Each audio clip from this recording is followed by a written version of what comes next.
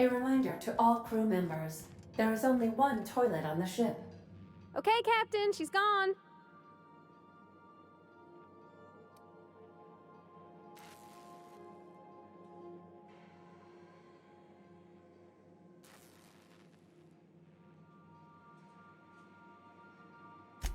I feel like running laps around the cargo bay.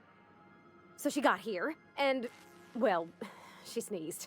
She said, "Wow, new soap?" And I was like, "Yeah, rosish." Turns out it tickled her nose. Oops. And then she just sort of touched my arm real gentle-like and called the cut of my outfit elegant. I couldn't hear the rest on account of my heart was beating so hard. Then I led her into the kitchen. I think she about cried when she saw the spread.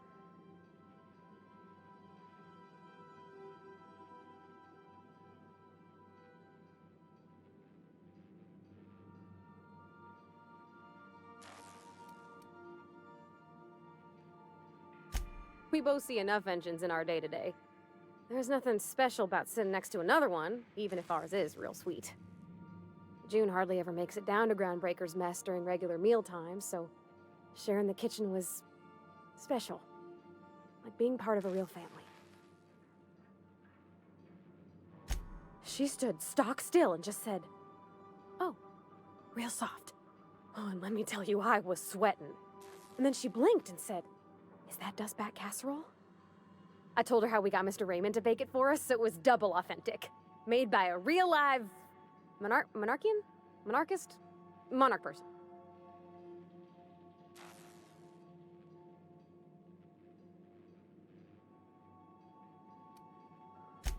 Sure was. Near best thing to homemade, Junlei said. When I brung out the sweetheart cakes, June, she got a little teary, said she had a thing she needed to say. But I stopped her because I wanted to say it first. I never felt so bold, Captain.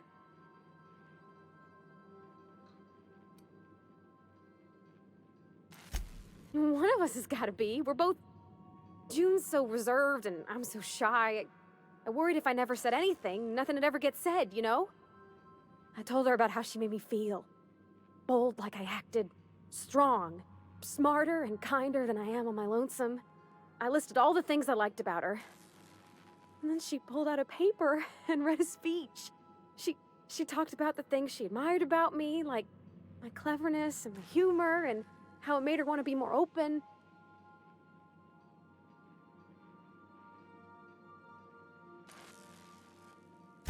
Anyhow, when she wrapped up, I asked her to be my girlfriend. And Captain, she said yes! And then she sneezed again, on account of the flowery soap. It's all on your account, you know? Imagine if you'd never taken me out of Edgewater. I'd have never met Junlei at all. I don't know nothing about the Vickers capital P plan, but you've sure changed my life. So, if you don't mind, I'm just gonna head to my cabin and happy scream into my pillow for like an hour.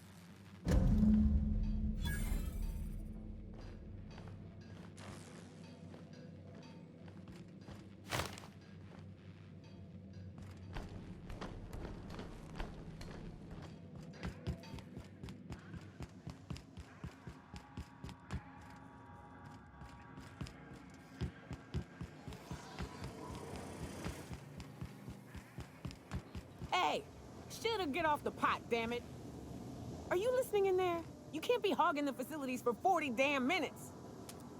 You ought to see Ellie. You got a condition or something. Oof. Uh-oh. No, I'm fine.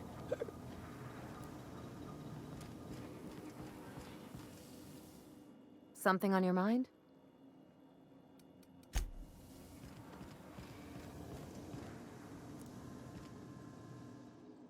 As always, I am at your disposal. Anything you'd like to discuss?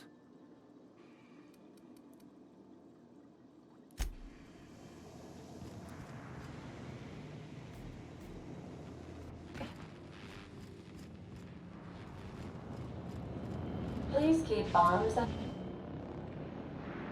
Something busted, Captain?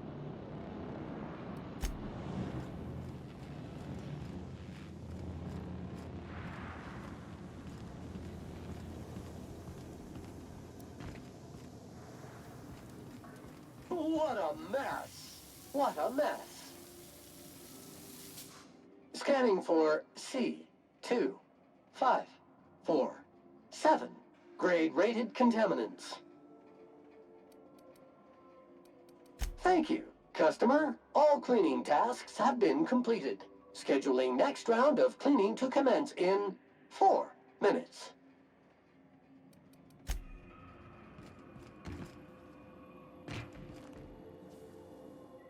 Hey, Cap.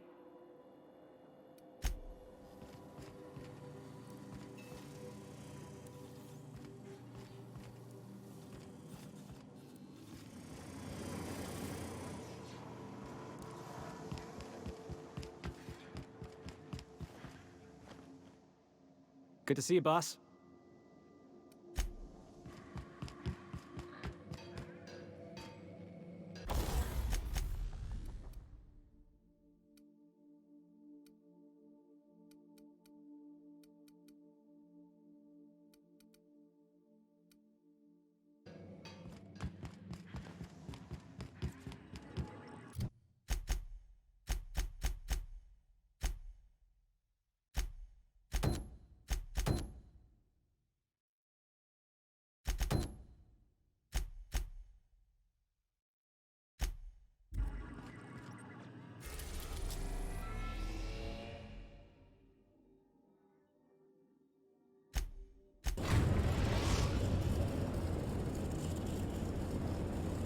Destination reached. Scylla.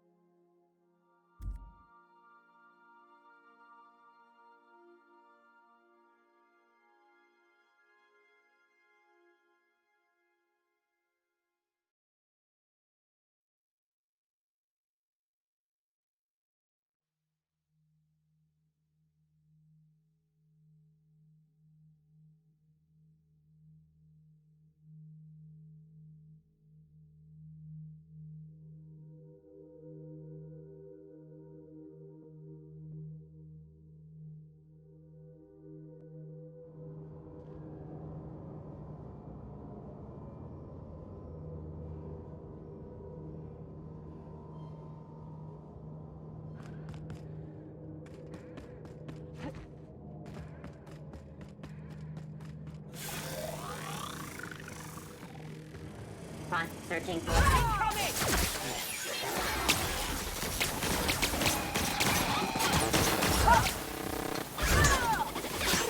Well done. We are victorious.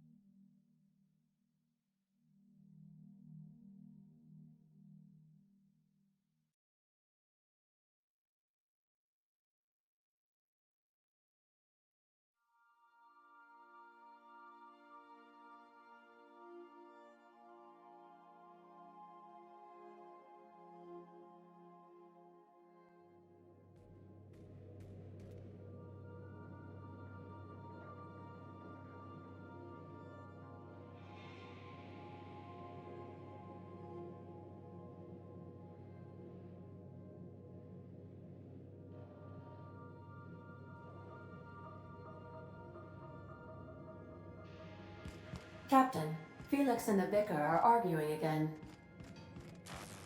I could probably spend years fixing this boat, stem to stern.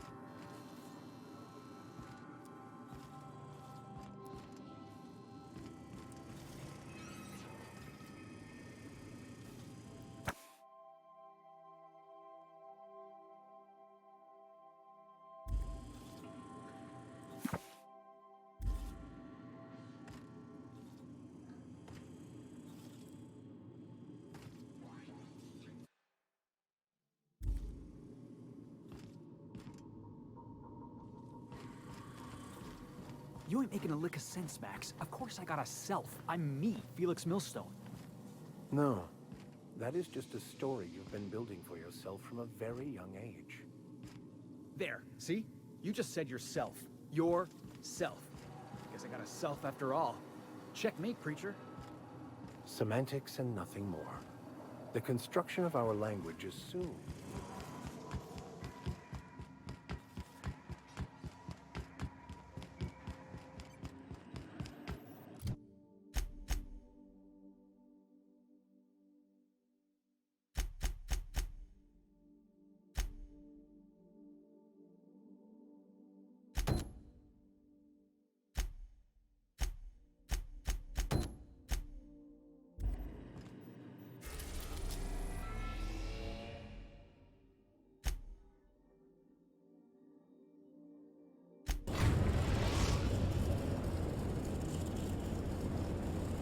We are now in orbit above Edgewater, Captain.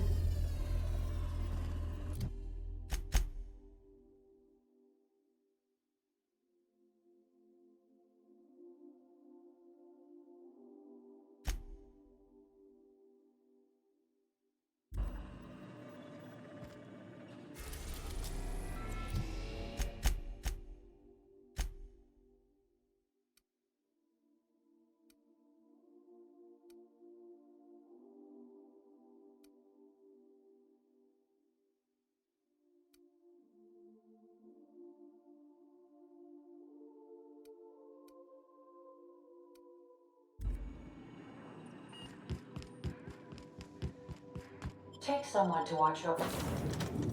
That, please.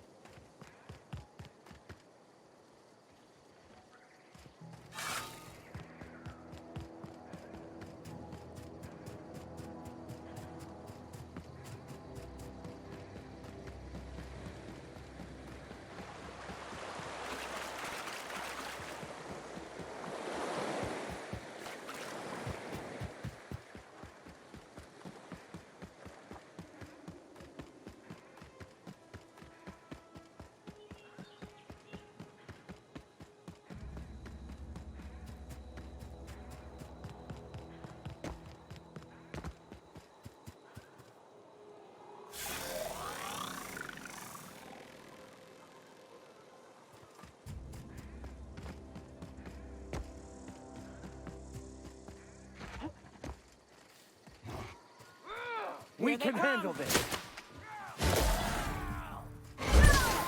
Down they go.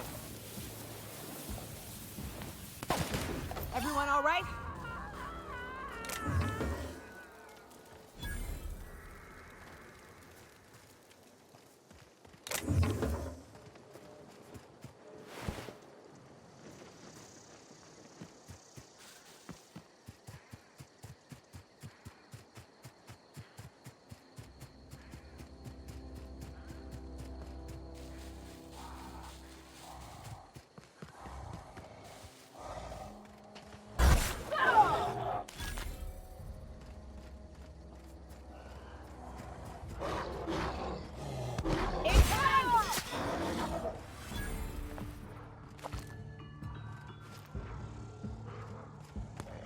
Don't mess with us.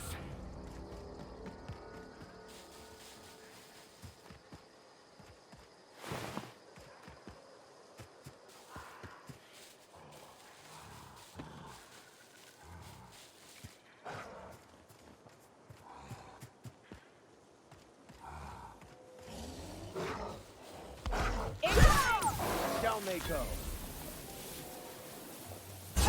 Here we go.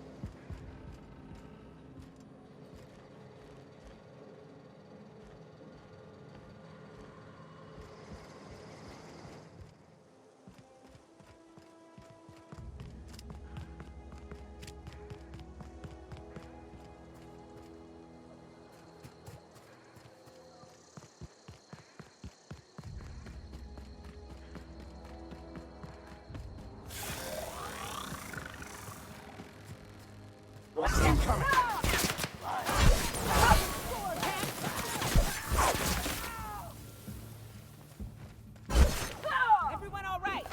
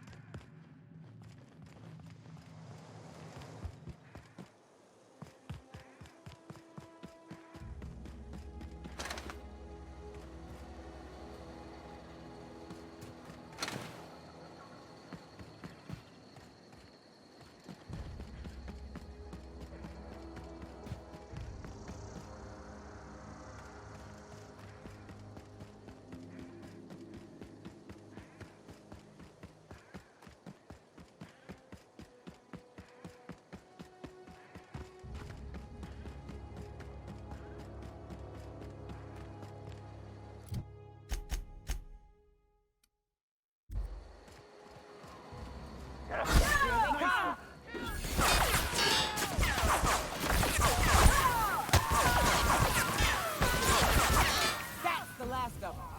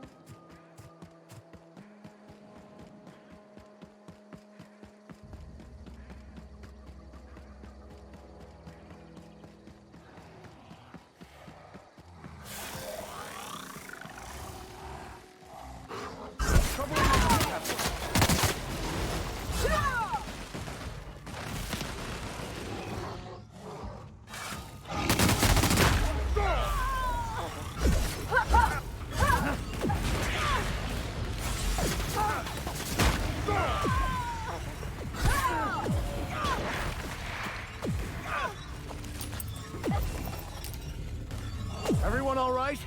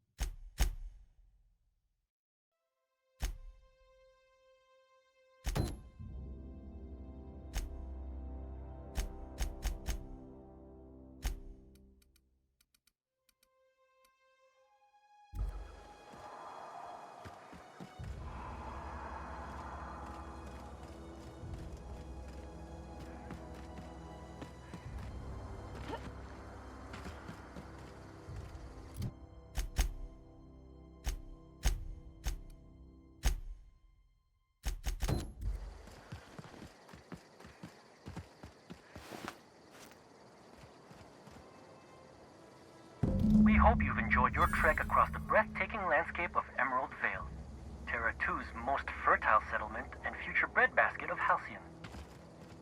Take a moment to enjoy this vista with a can of Spacer's Choice Saltuna before you make your way to Mighty Scylla, Halcyon's biggest asteroid.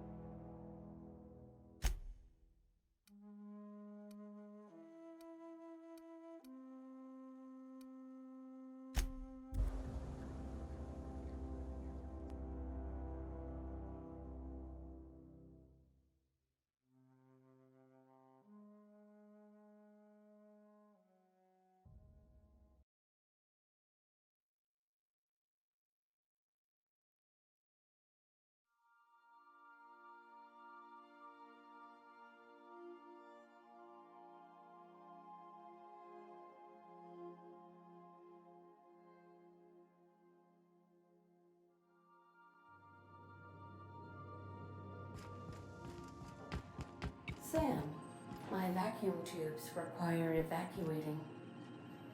No, not those. The ones in port. Yes, there. Thank you. And while you're at it, could you switch my binaries to that?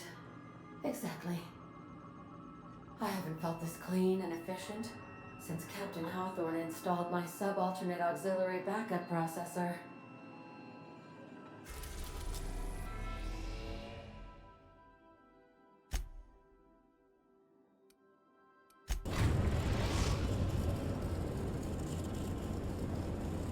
Destination reached. Scylla.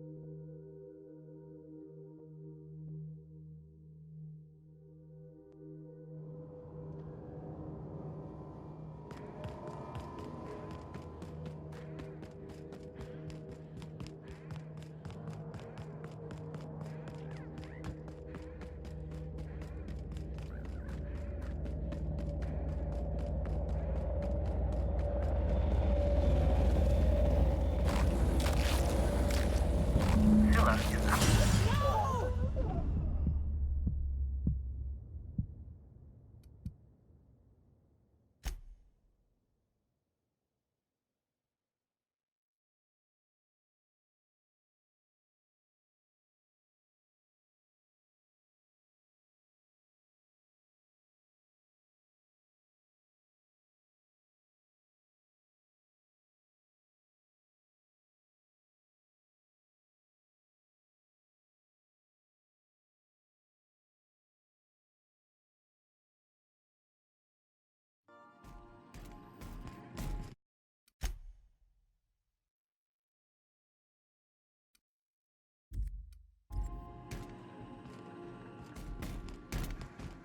Greetings. Stay safe out there.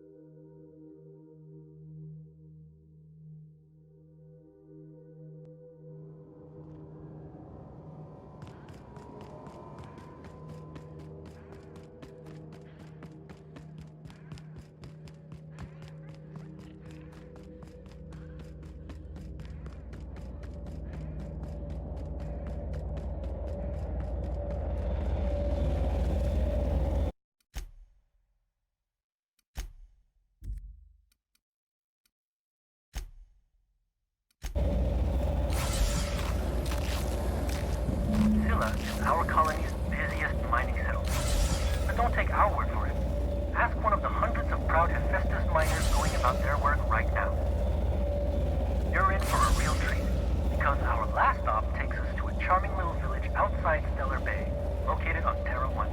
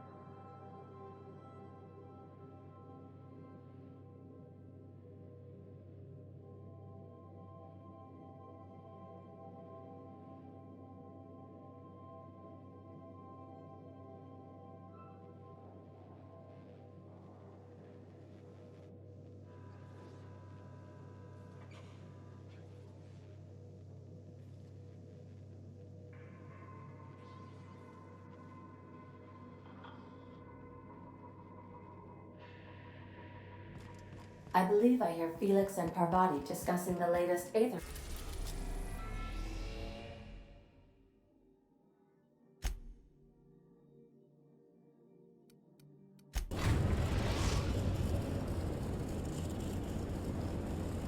We're in orbit over Cascadia, Captain.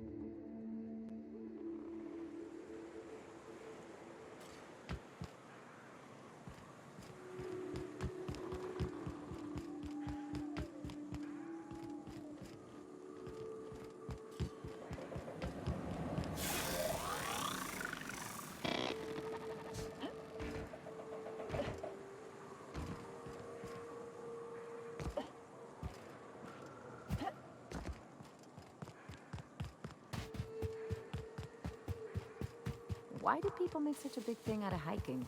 Once you're up, you just gotta go down again.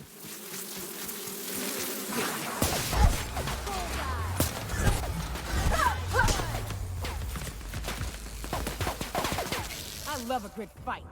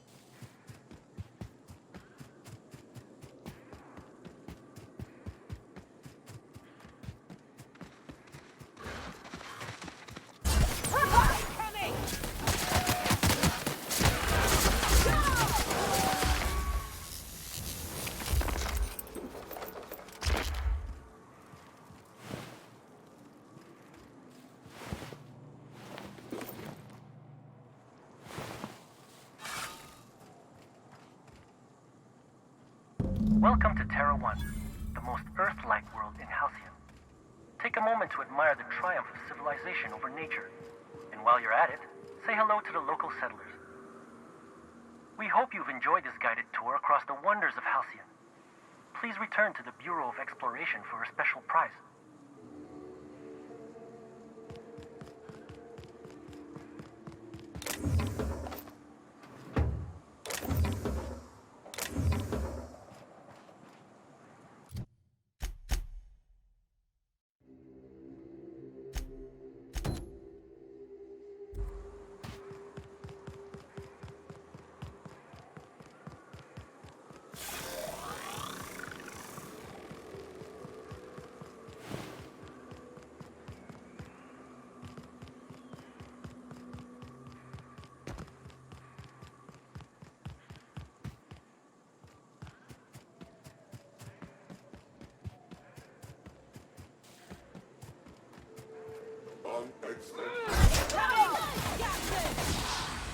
That's the last of them.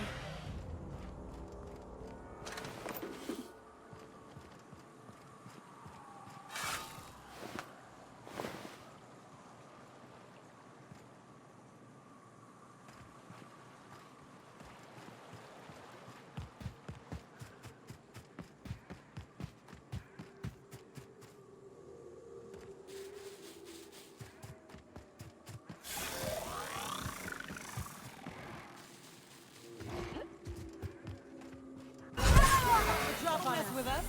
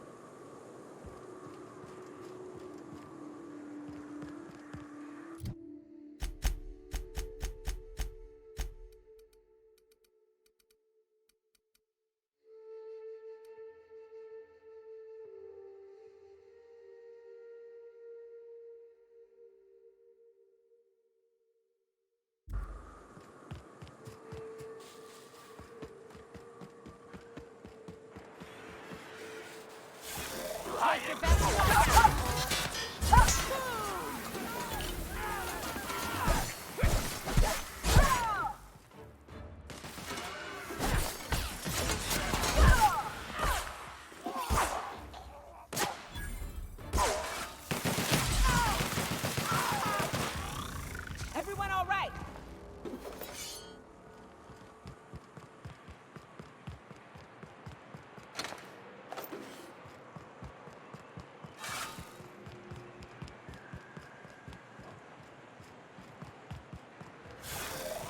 They're on us.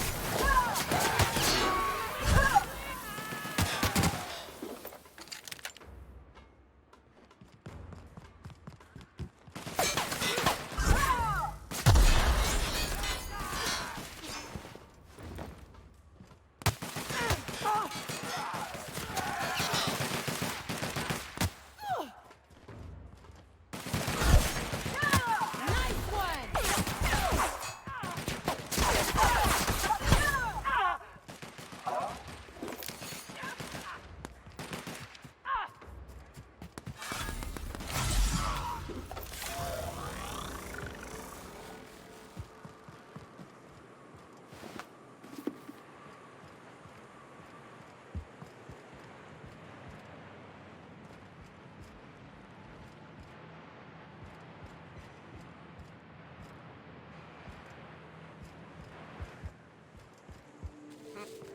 Incoming! Who's ready for more?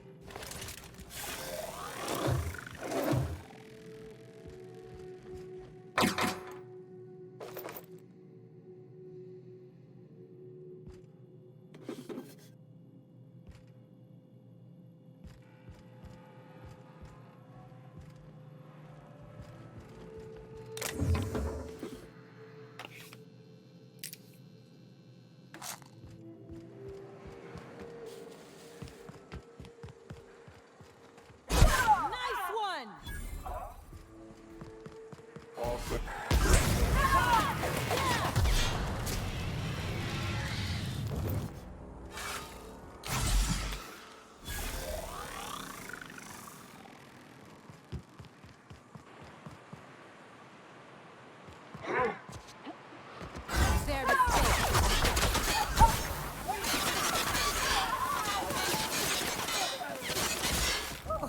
Nothing like a good tussle.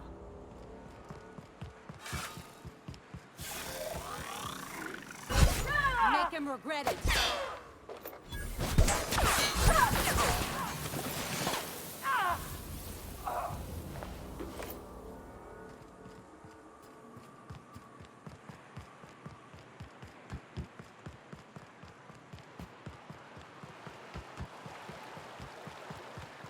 You grew up in Byzantium, right? Don't rub it in. Oh, don't get all prickly. I just haven't met someone who left the high life on purpose. I'm from there, but I'm not really from there, if you follow.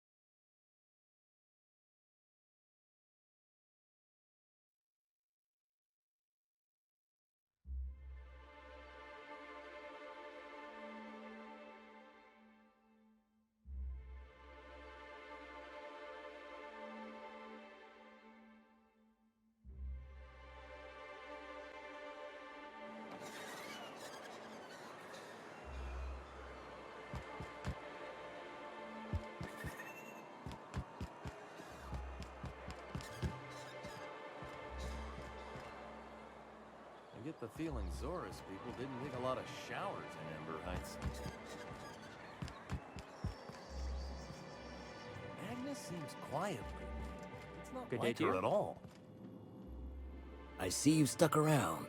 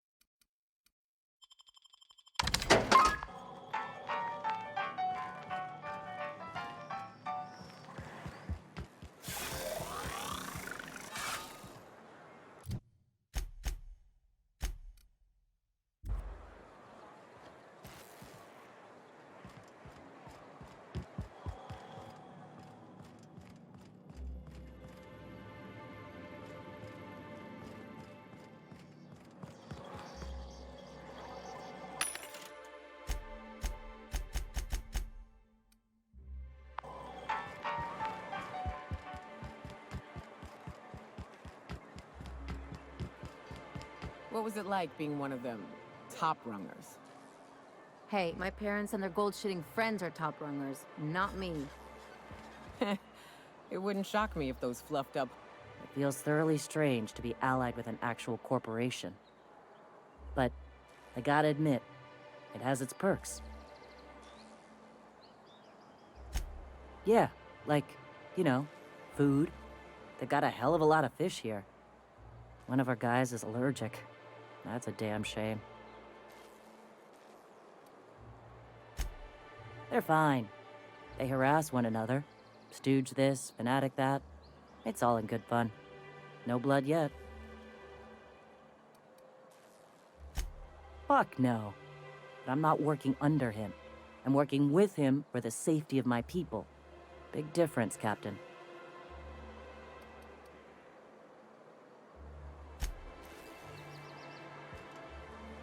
Huh? I don't have time for this.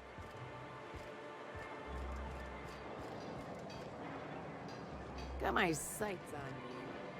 Do your part to support the local economy? Laws know we need it. What can I get you? All sales are final.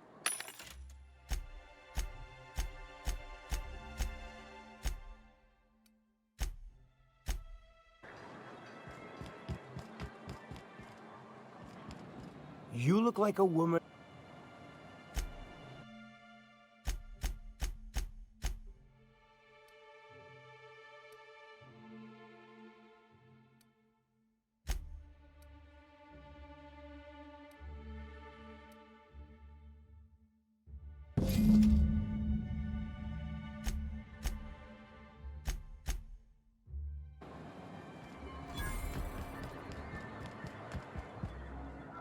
Huh? I must thank you for your excellent recommendation regarding Zora. She's most capable. Anyway, what can I do for you? Quite well. As a matter of fact, Zora is proving most capable. You should see the way she pounds the table and gets straight to the point. It makes for some rather exhilarating meetings. I know I had my concerns initially, but your instincts were right. Zora and her compatriots have become valuable and productive members of our community. And since we're back in the board's good graces, we've got real growth prospects to look forward to. What can I do for you?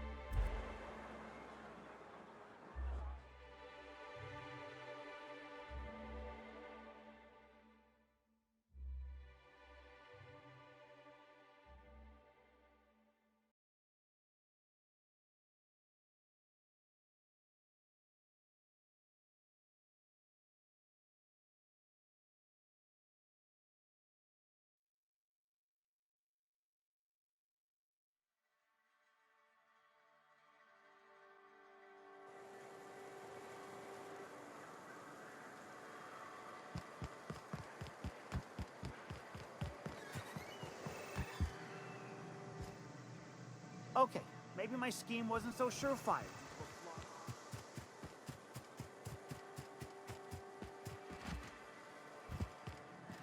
You seen Arthur today? This looks like the place. You ready to get my money or what?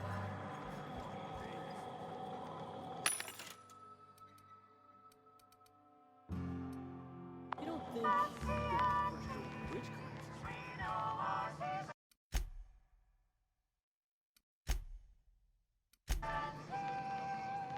I see you're still in one piece. However, you never know when that could change. Consider our accidentally torn into tiny fragments coverage. Note that all of your fragments must be recovered and must be smaller than a standard bit cartridge for the payouts to kick in.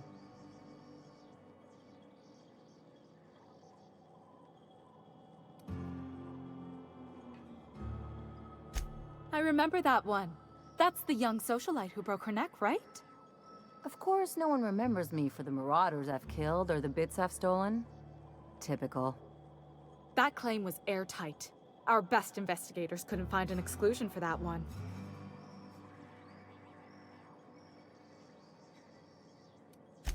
Are you serious? Well, we interviewed the parents extensively. They had plenty of awkward childhood stories that illustrated their daughter's clumsiness and capriciousness. Hey, those are entirely made up. Furthermore, the claim spurred a whole line of fashion-related policies. It's become a very lucrative market. You can't, of course. Only Miss Fenhill can assign her beneficiaries. And she's dead. If we let every friend, relative, and acquaintance change a policy like that, people would do it all the time. Imagine the paperwork. Oh, you mean hypothetically? Well, hypothetically, you'd access the terminal in the back room that contains data on all our policies. And you'd, theoretically, add the beneficiary of your choice. But you wouldn't actually do that, of course. That would be fraud.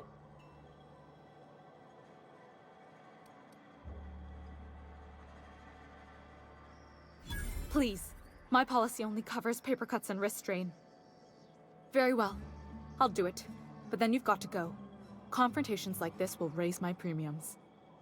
I'll need the name of the new beneficiary. Ellie Fenhill? If you say so. The payouts will flow exclusively into the new account at the start of the month. I hope Ms. Fenhill enjoys her newfound prosperity. Can we talk?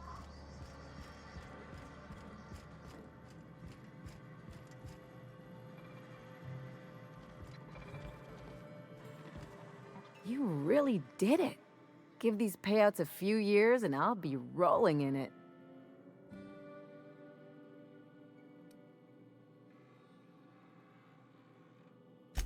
I've never been prouder to stand back and watch someone else work.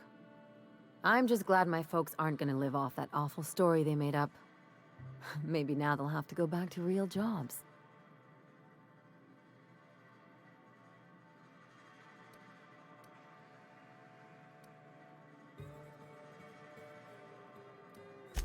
Maybe as line holders or warm bodies?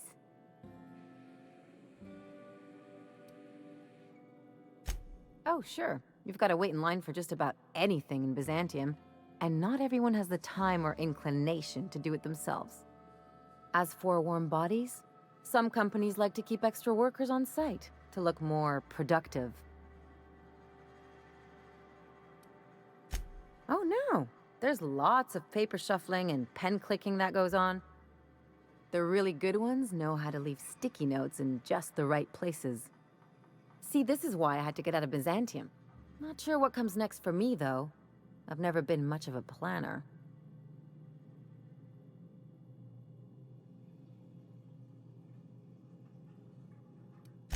Maybe you haven't noticed, but you can't even count on a bribe making it into the right pocket. What's the point of planning for anything around here?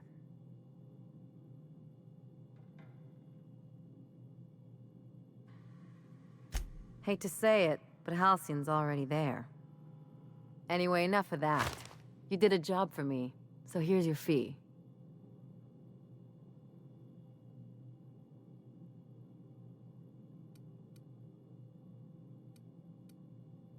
Don't make it weird. Even you've got to be in it for the money now and then. Why else would you go through all this trouble?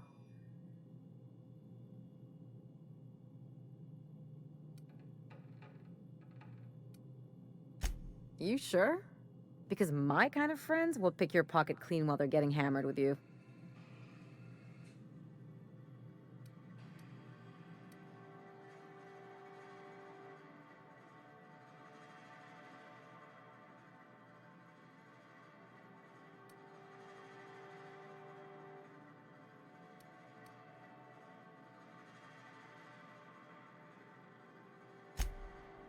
Yeah, I'm not trying to get all mushy or anything.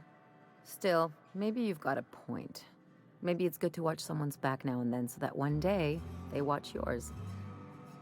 So, you just keep the money. One of us has to look out for your interests. Don't mention it. Really, this feels weird enough as it is. Something on your mind?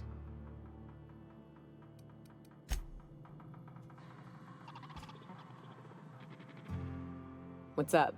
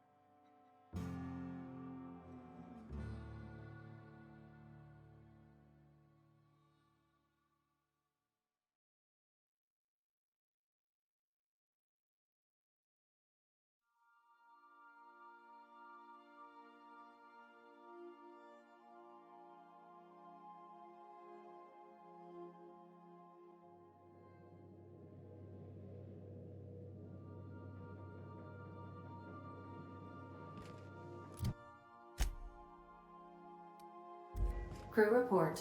Bioka is drunk. Surprise.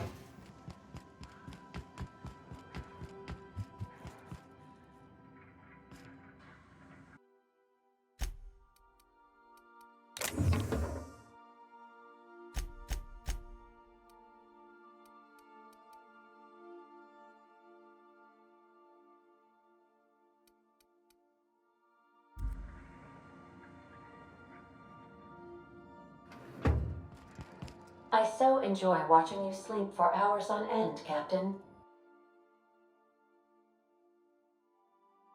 It's quite entertaining the way you drool and whimper.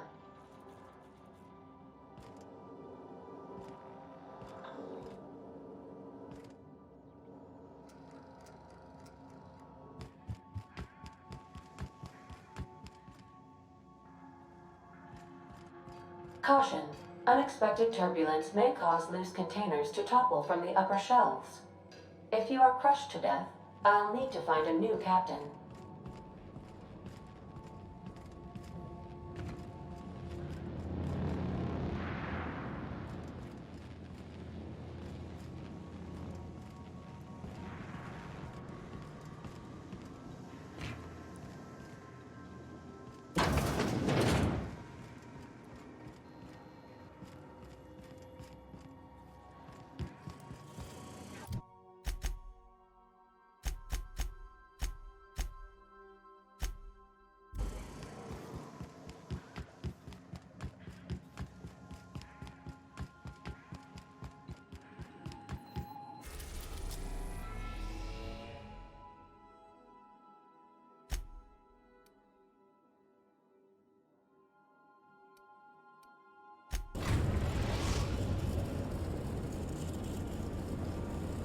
We are now in orbit above Byzantium, Captain.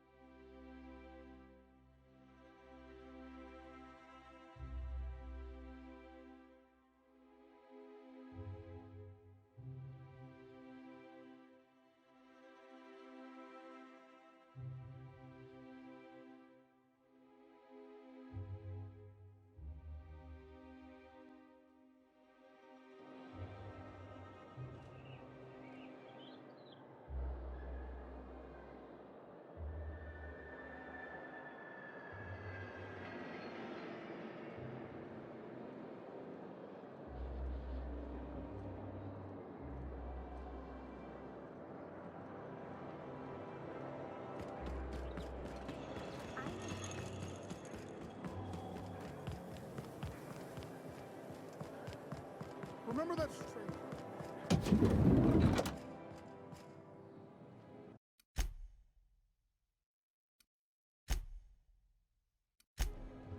What can I do for you, darling? I've been thinking of a name for this new outfit. Chimera. Crafted from the hides of 3 species of monster. While you were gone, I put in an order for one of my bespoke lapels. Solid gold, diamond encrusted. If it doesn't have one of my lapels, it's not a Jolicoeur original. Those slackwits at HPS are holding my parcel while they wait for a signature. Bureaucracy is so utterly insufferable. Be a dear and retrieve it for me. Wonderful! I'm giving you authorization to retrieve this parcel on my behalf. You truly are my savior, darling.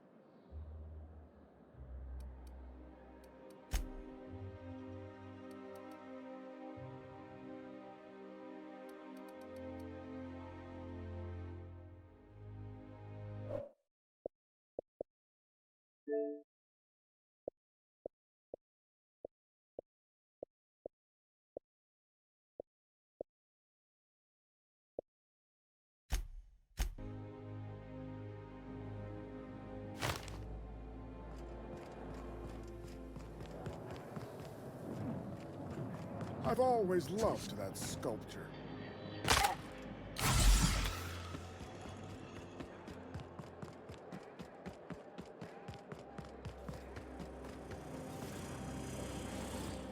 Anti-Creo's ketchup. Organic, vegan, handmade, gluten-free, dairy-free, nut-free. Don't be ridiculous.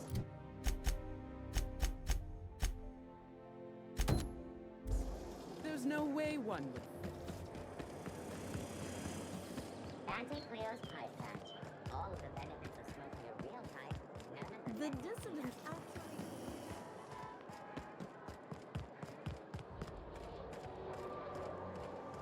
I'm afraid I...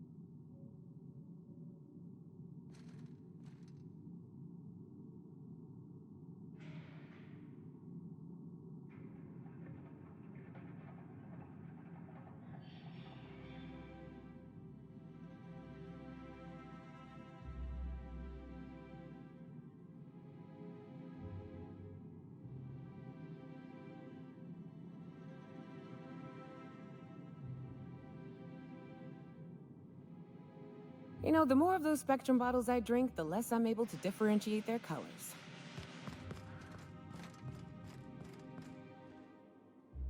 How may I be of assistance? If you would like to sign for a parcel, please go to window B.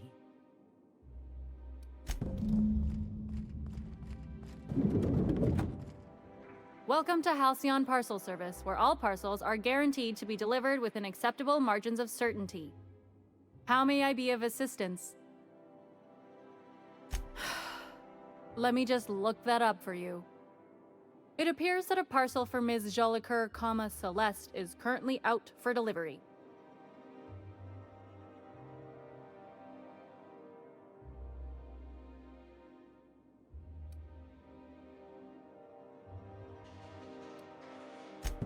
Let me see here. A parcel for Jolicoeur, Celeste is being delivered to 316 Rockwell in the Byzantium Estates. Thank you for allowing HPS to be your only option today.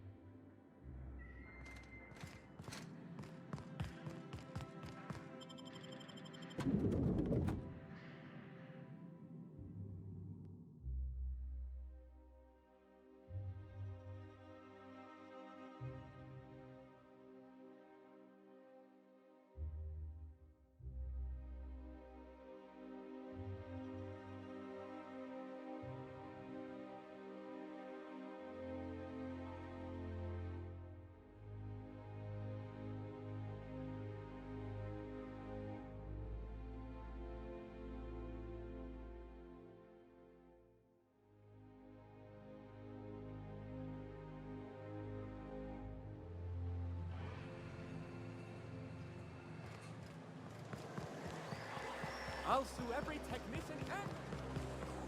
I ever tell you about this one patient? One had her eyebrows moved up and the tip of her nose raised. What? Why? Was she trying to disguise herself? She on the run or something?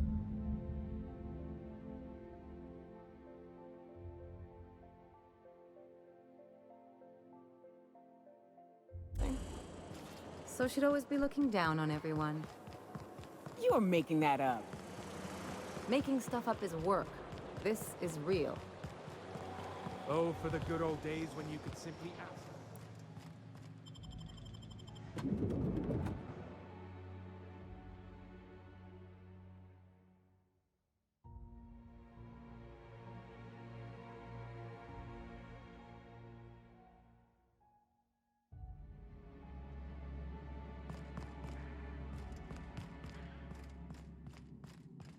Halcyon Parcel Service is proud to be the colony's only parcel delivery service. How may I be of assistance? I must respectfully ask that you calm down, please. Parcels must be picked up at window A.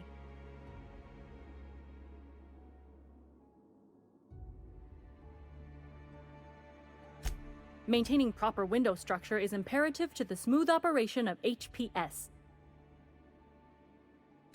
If you would like to lodge a complaint about the quality of your service, please request a complaint form at window C. If you would like to request a complaint form at window C, please make an appointment.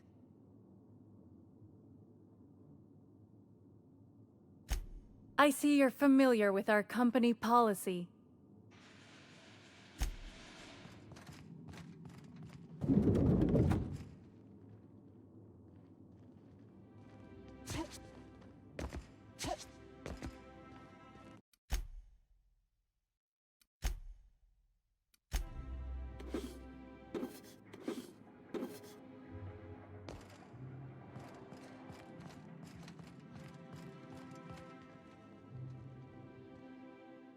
How may I be of assistance?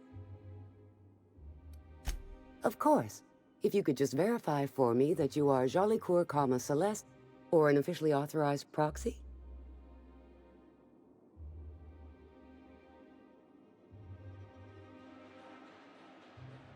Yes, I can see by your eccentric mode of dress that you must be one of Ms. Jolicoeur's associates. Everything seems to be in order. Here you are, one parcel. I hope this has been a pleasant and satisfying transaction. Halcyon Parcel Service thanks you for your patronage.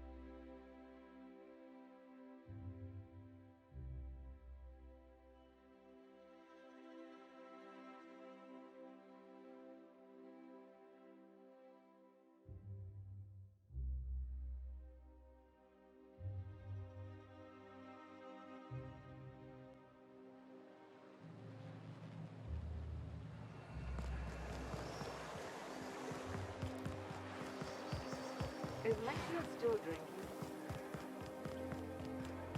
I love Byzantium.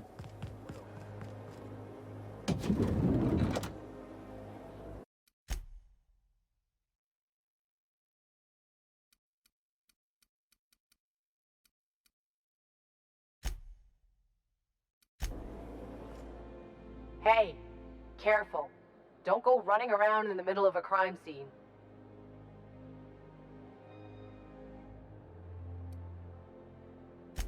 Strange times we live in. Radicals and dissidents living within the walls of Byzantium, hiding in plain sight.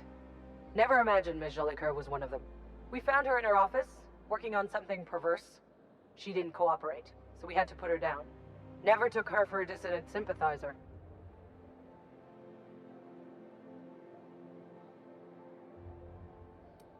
Byzantium security regrets any disruption to regular flow of commerce. However, cultural and moral hygiene must always be maintained. Byzantium cultural standards are enforced by Universal Defense Logistics. Universal Defense Logistics, your first and last line of defense in the war against sedition.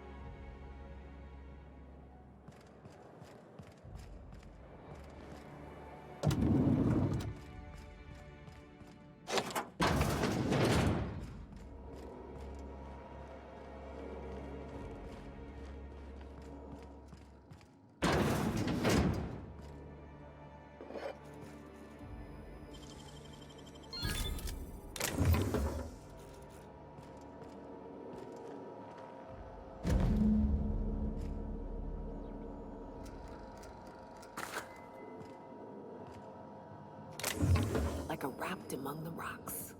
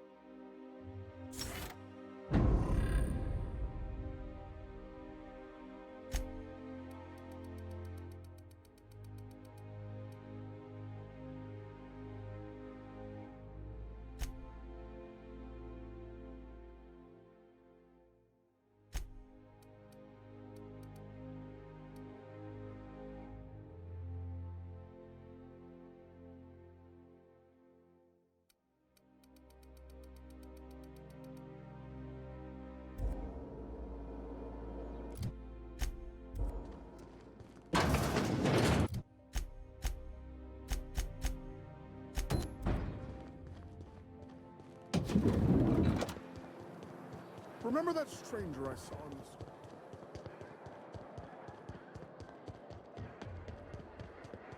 My dear fellow, you've no idea how our production is.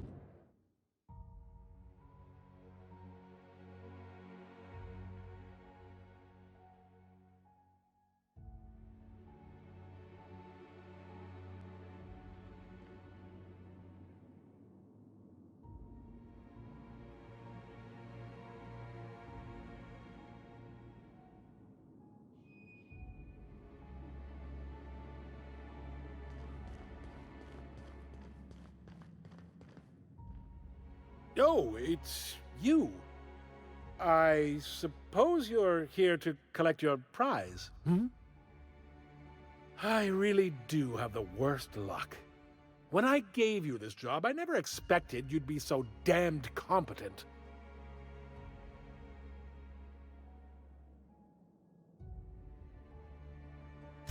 Yes, go on and gloat. You've already ruined all my plans with your talent for staying alive. The tour's not real, friend. Board shut it down years ago due to unacceptably high rates of fatalities. So I greased a few palms and got the tour up and running again. I outfitted every beacon with a recording device. Live footage of dim-witted mercenaries dying in gruesome ways across Halcyon. Oh, imagine the ratings.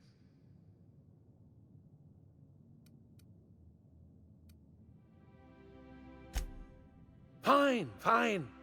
You're entitled to your reward. One certified explorer's hat, courtesy of the Bureau of Exploration, with my compliments. Hey, welcome back.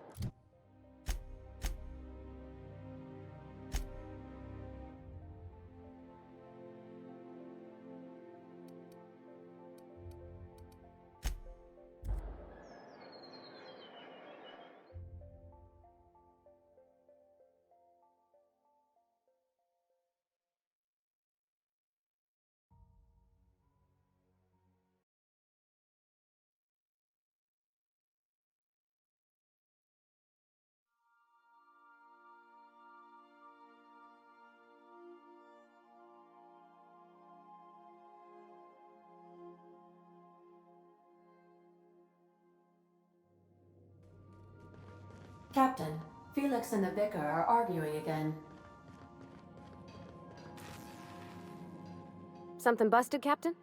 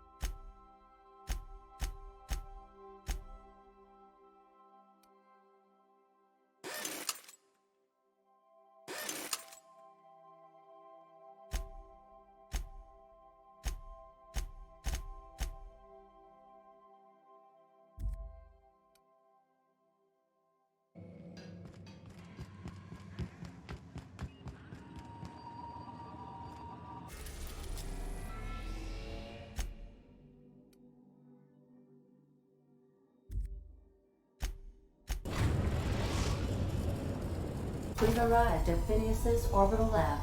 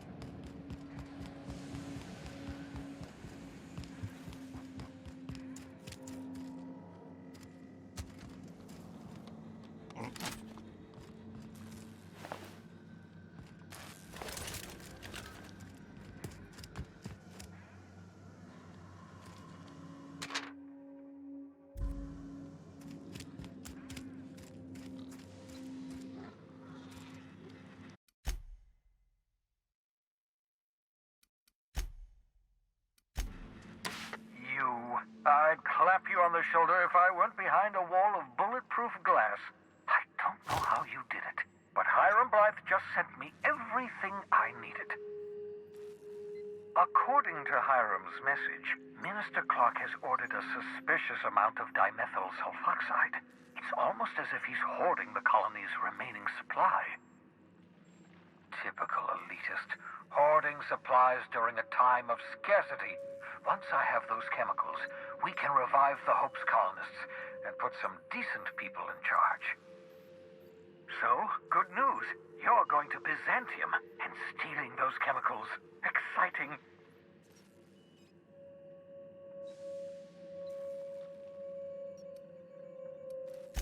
Oh, I understand it must seem impossible to you. Infiltrate Byzantium, the crown jewel of the colony, steal a batch of rare chemicals from a heavily guarded estate. In order to do the impossible, you must first divide it into a series of smaller, less impossible tasks.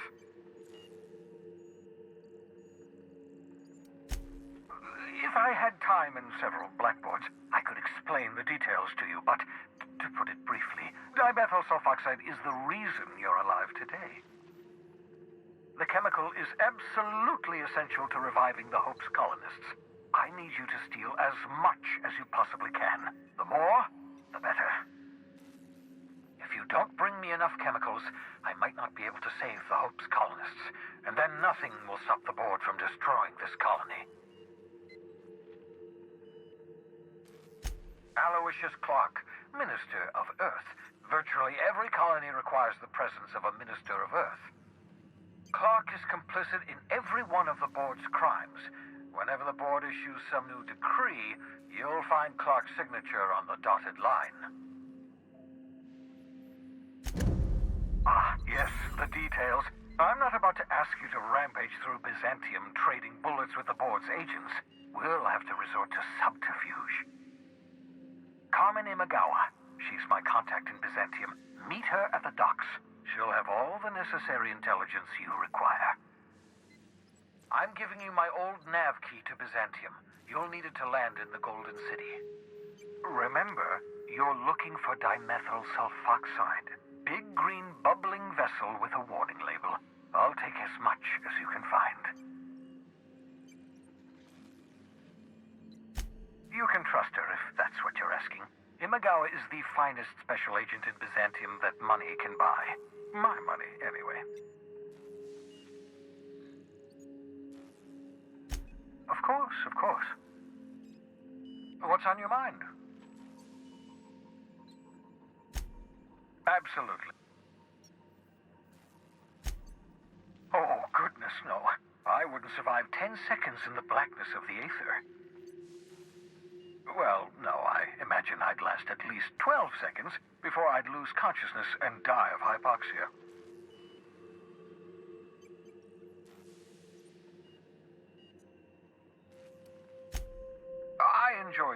occasional aether wave drama in my youth. Not anymore. All board propaganda. I'd rather not be brainwashed. To answer your question, I'd rather stay right here in my lab. There's too much work to be done. The Hope's colonists won't revive themselves, you know.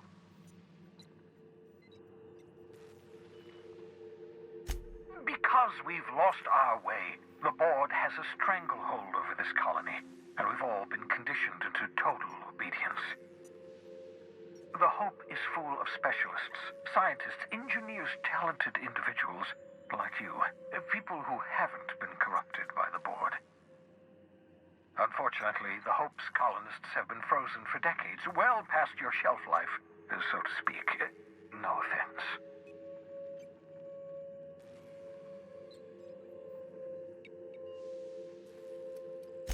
Precisely.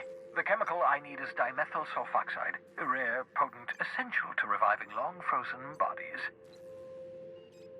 10 years. That's how long the average human can remain in hibernation. You were frozen for decades. In theory, you never should have survived the revival process. But the conventional theories are wrong. You're living proof that it can be done. There's yet hope for the Hope. Get it?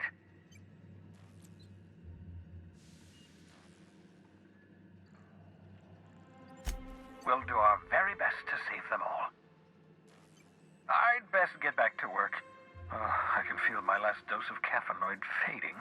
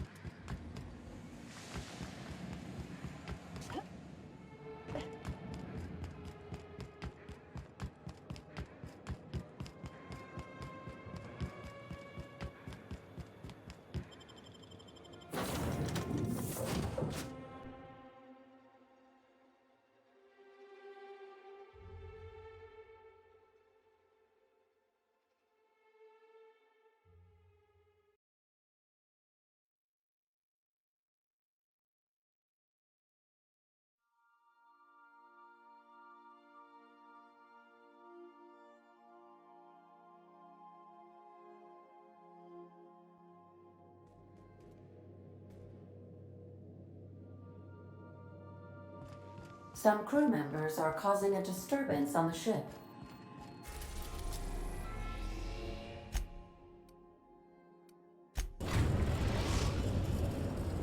We are now in orbit above Byzantium, Captain.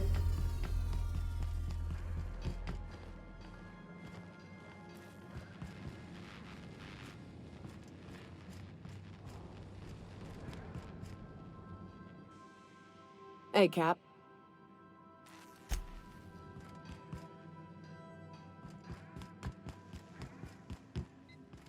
I understand we have decided to continue supporting the outlaw scientist, Dr. Phineas Wells.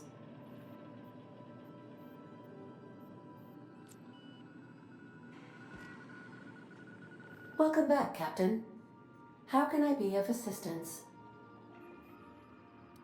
Mm-hmm.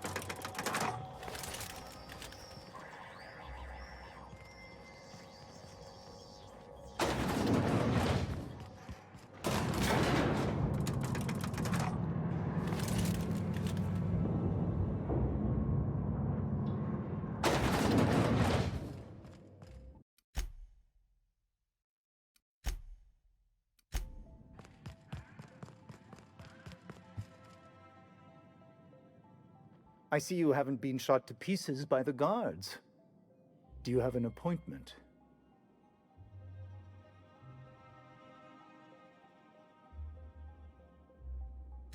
Of course. You're that curious spacer Mr. Bedford mentioned. Just a moment, please. Madam Adjutant, Bedford's contact has arrived. Shall I clear your schedule? No, thank you, Percival.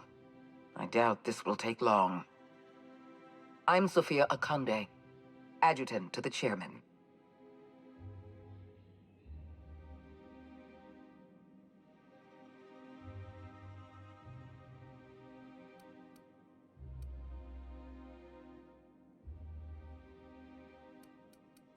Yes, Hawthorne, or whoever you really are. I've been reading all about you. This dossier from Emerald Vale was especially engrossing.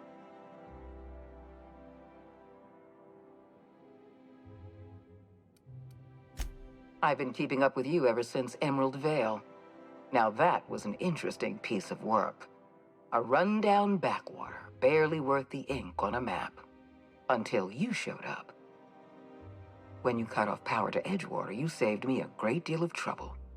Now I don't have to bother trying to save that town. Anyone with eyes can see that you're talented. But you're also unpredictable. I don't like unpredictable.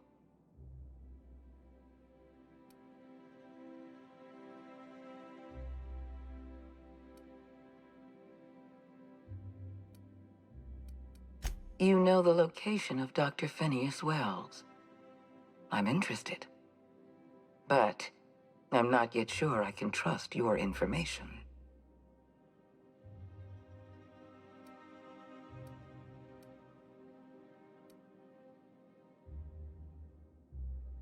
You have potential.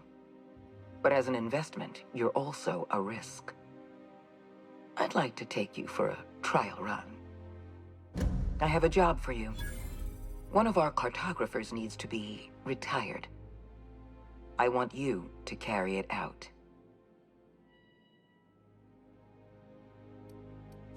Rachel Lockwood, cartographer for the Bureau of Exploration. She's done some sensitive work for us, but now she's a loose end. Lockwood has to go. Get rid of her. Bring me her work. Then we'll talk about Dr. Wells.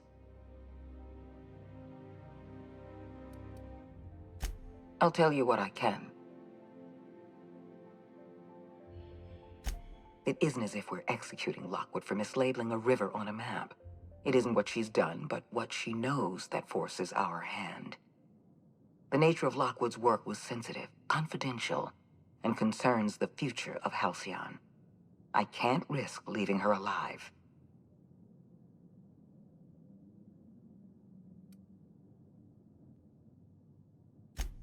The board has a lot of problems.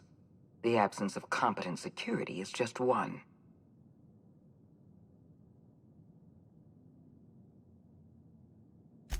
I'm the chairman's adjutant, not his sycophant. I can't serve the board if I'm blind to our own mistakes. What Halcyon needs is people of integrity. People who act out of a sense of duty, rather than fear. I hope you're one of those people.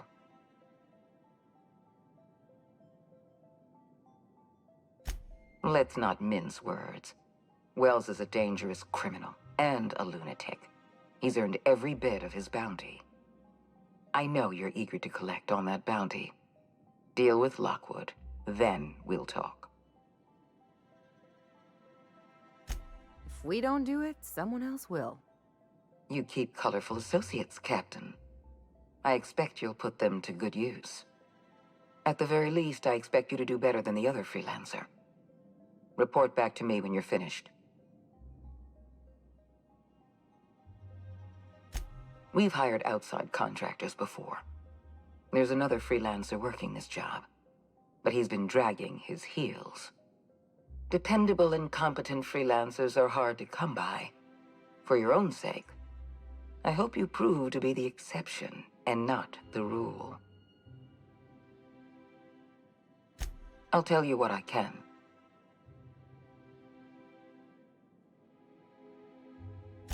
Let's not mince words.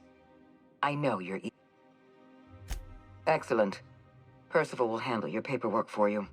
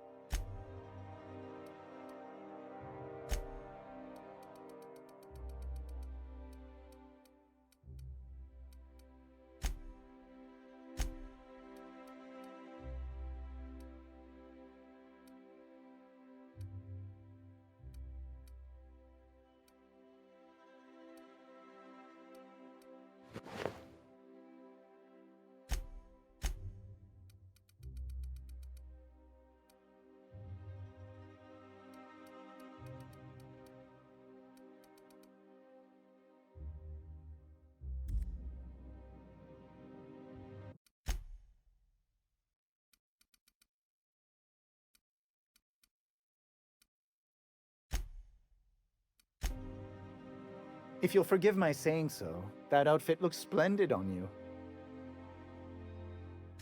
Personal assistant to Adjutant Akande and Chairman Rockwell. I'm also responsible for organizing the adjutant's stationery, which is more of a hobby.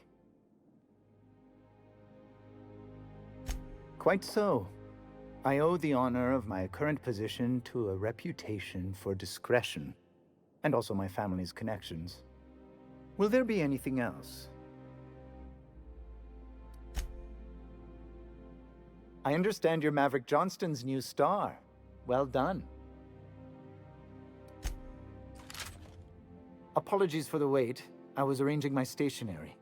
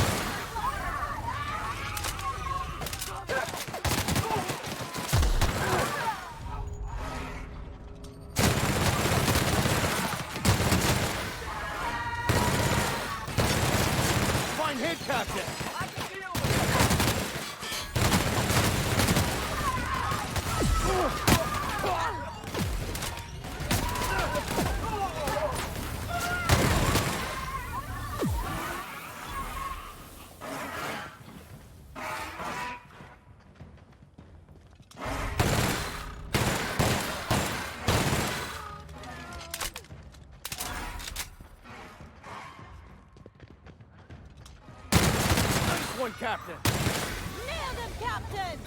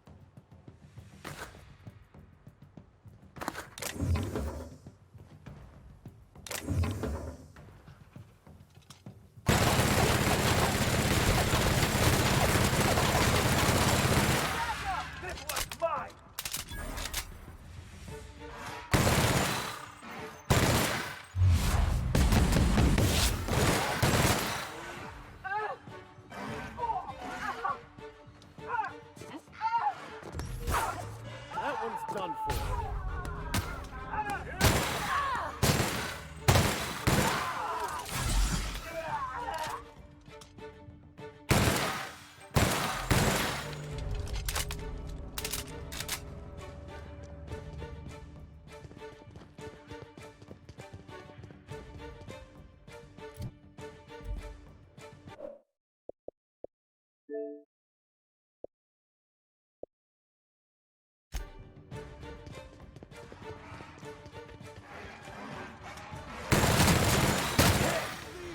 I don't want no trouble!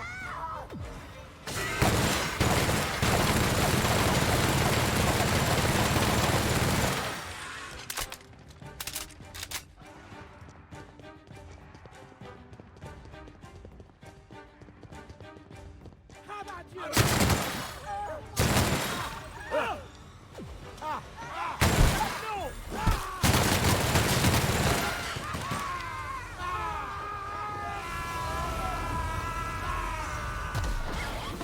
Down they go!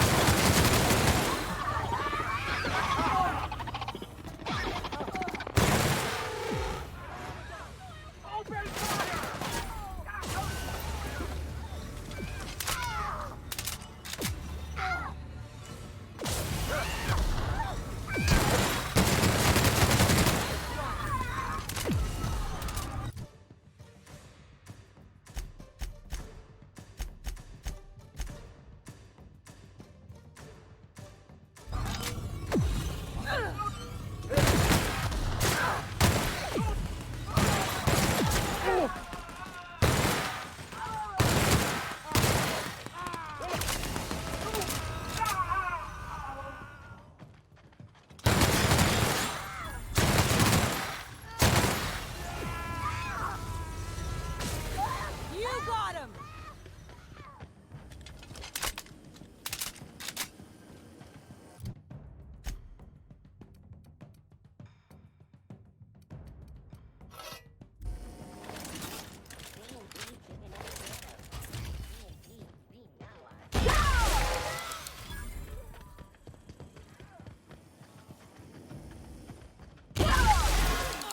I don't want to die!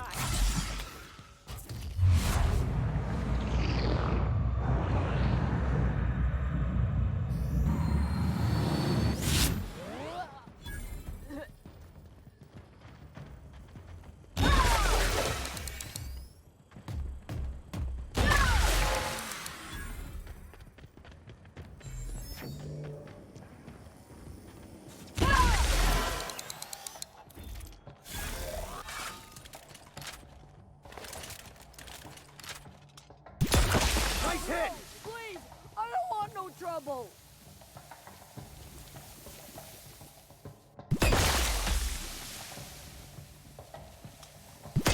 That's one down!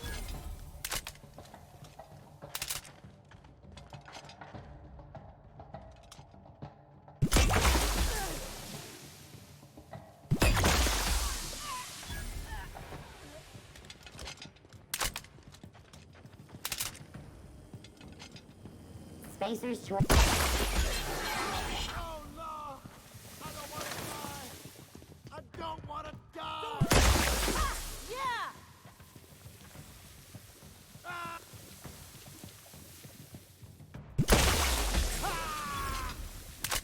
Take him down!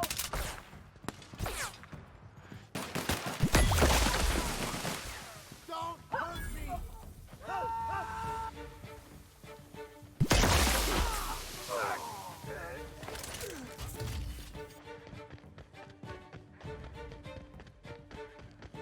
Take him down!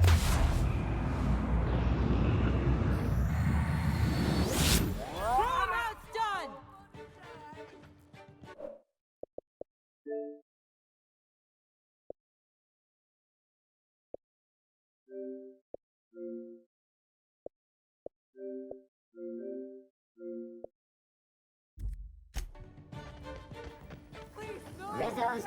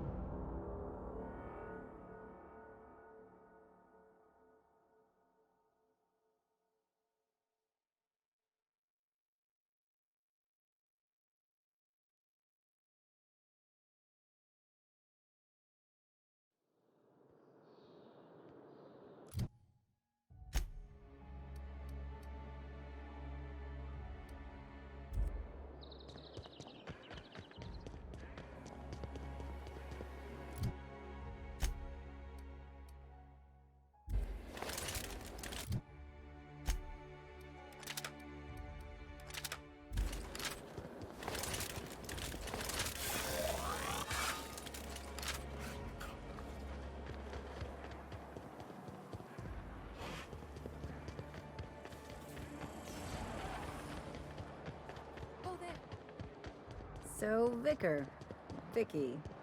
Can I call you Vicky? Of course. You may address me however you wish. Vicky, huh?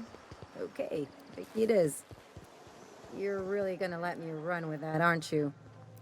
Why wouldn't I?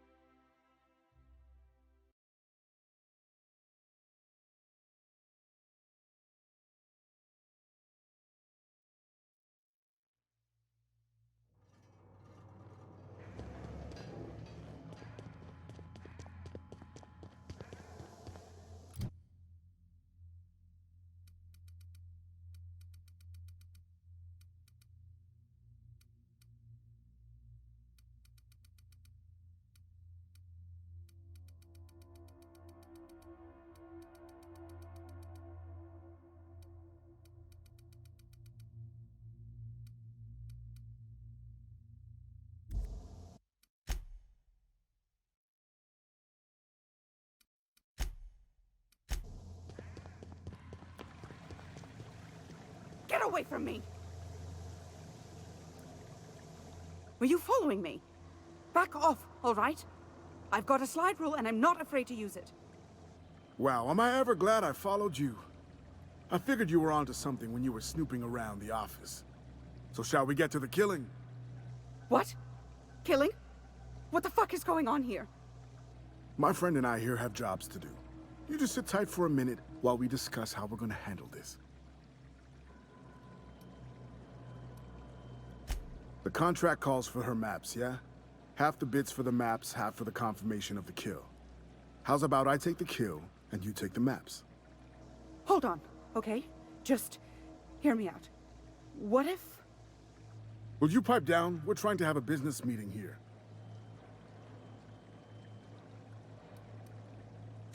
You must be new to the assassination game. If you talk to your victims, it makes it harder to kill them, see? It's not recommended. Didn't you read the handbook? Please, just listen. You don't need to... Shush! Oh, all right. The anticipation is killing me, though. Get it? Because I want to kill her? Wait. Whatever the contract is, I'll pay you both the full amount. You let me live, and you don't have to split anything. That's a lot of bits. But, I mean, I've got a reputation to uphold. How would you feel if someone paid you to make bogus maps?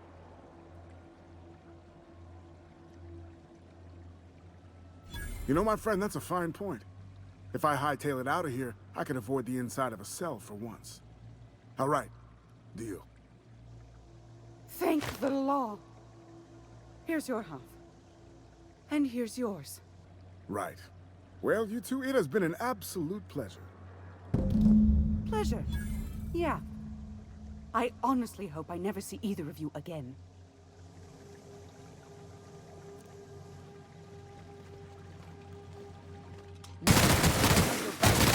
Don't mess with us.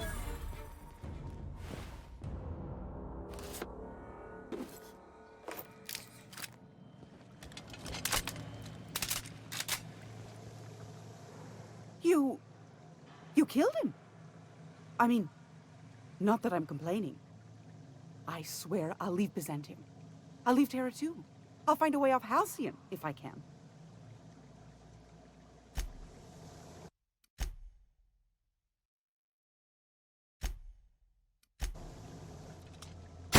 Nice one.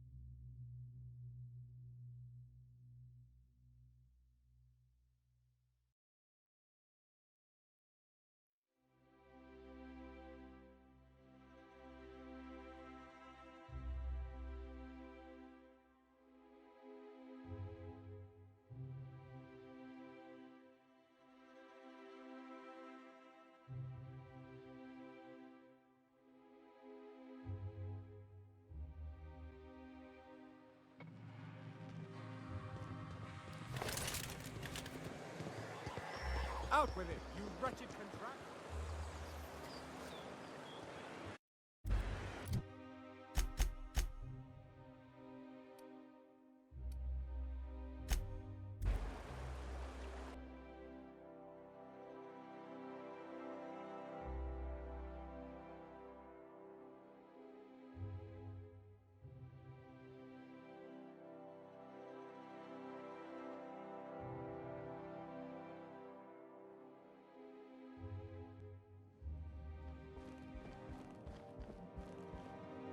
How may I be of assistance? Wonderful. I'll file the appropriate paperwork on your behalf. Meanwhile, Adjutant Akande would like a word with you. So it's done. Lockwood is dead.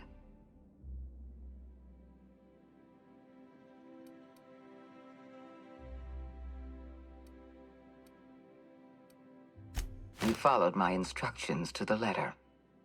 It's rare to find a freelancer with the discipline of a soldier. You've demonstrated your talents. If you're ready to talk about Phineas Wells, I'm prepared to listen.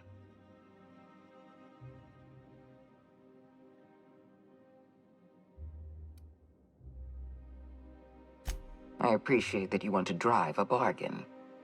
You understand I'm not paying you for anything less than reliable information. Wells had to be in touch with you somehow. Find his communication terminal and send us a tracing signal. Once I verify his location, I'll arrange for your payment. I always reward good work. Deliver Wells to the board, and you'll be more than compensated.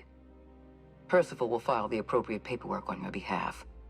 Once you've sent a tracking signal from Wells's lab, we'll move on to the next step. As instructed, the code for our secure communication channel. On behalf of the Halcyon Holdings Corporation, I bid you good day. Oh, just a receipt for your services and my receipt for your receipt, and also a standard declaration of intent to perform espionage. Very routine. I'll see to it personally. I'm flattered beyond description.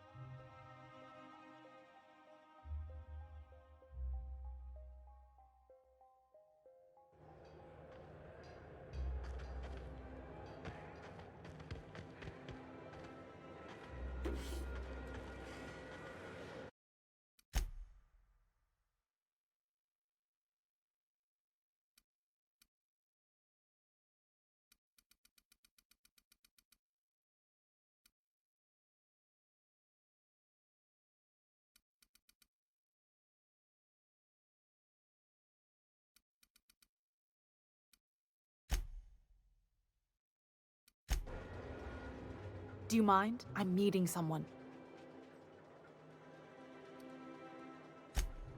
Oh. You mean I'm supposed to be meeting you? Nothing, it's just... I thought you'd be taller. Anyway, let's not get hung up on that. The Phoenix is a wanted man, and the board has eyes everywhere in Byzantium. Yeah, that's my codename for...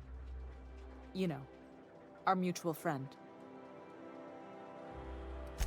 Oh. I'm Golden Eagle. Yeah. I named you Cuckoo.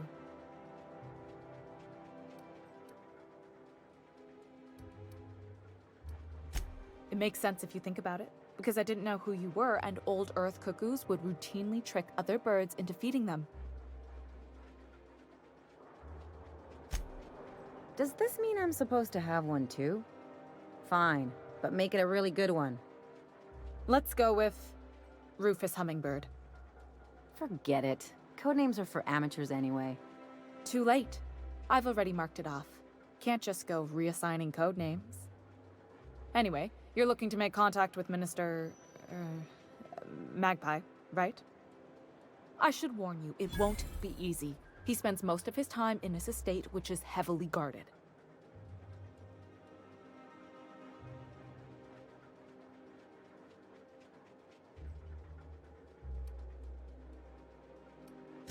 I've always been fascinated by birds. If you ever research Earth species, there are thousands of them, so colorful and distinct. The other thing about birds, though, is their environmental indicators. Exactly. I started thinking about everything we see around Halcyon, and all the things we don't see. For starters, you rarely come across anyone living in Byzantium who wasn't born here, even though we get ships in all the time. Trust me, anyone with a lick of sense gets out of here as soon as possible. But most people don't. In fact, most people stay exactly where they start. Doesn't that seem strange to you? And then there's the way nothing gets fixed.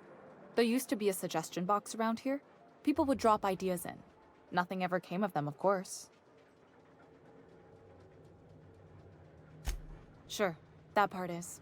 That's why they install shredders in those boxes, after all. But one day the shredder broke. No one came to fix it, and since it wasn't working, we didn't have anywhere to file our complaints. So you can imagine how messy things got.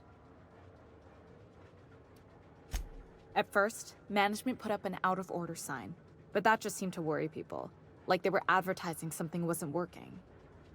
Why would the Golden City need suggestions for improvement? It's really so people can feel heard. Everyone's got something to complain about, you know? They eventually took the whole suggestion box sign down so that people didn't have any expectations about it. But they never fixed it, never replaced it. Doesn't that seem odd to you?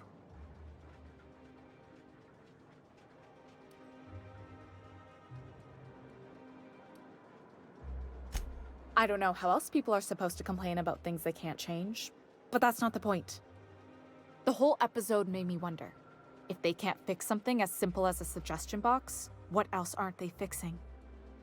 After a while, I got connected with our mutual friend and started using my position here to feed him information when I could. That's it, really. Afraid not. He almost never leaves his home and his guards never leave him.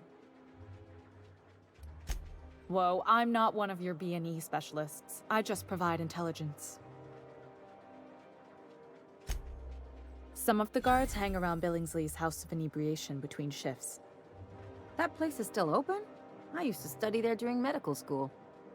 Maybe you could do some reconnaissance there. You know, swipe a key while nobody's looking.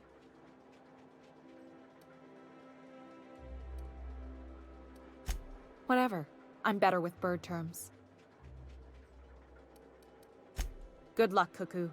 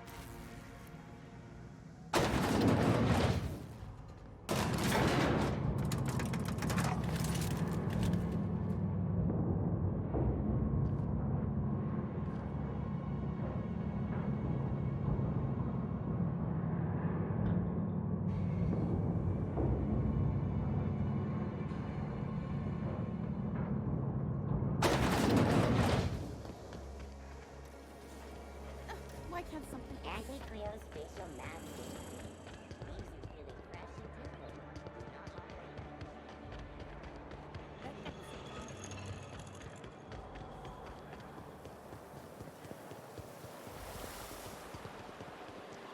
Hortense yells at me about this.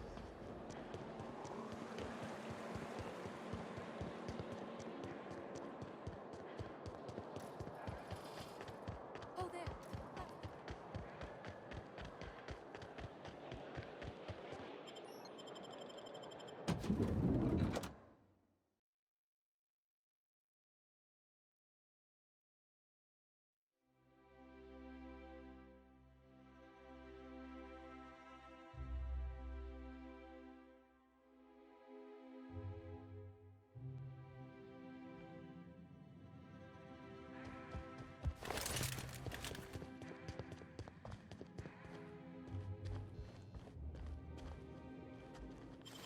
Shh.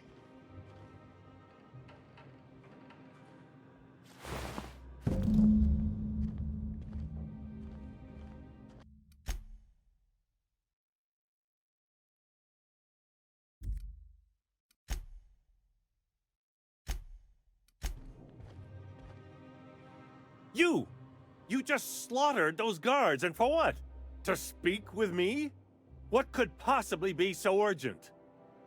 Minister Clark, what a remarkable honor it is to meet you. So, this is one of the guys who runs the colony, huh? Small room for a big shot. If this is about another aetherwave clip or radio spot, you may kindly fuck off, as the parlance goes. I'm not doing any more.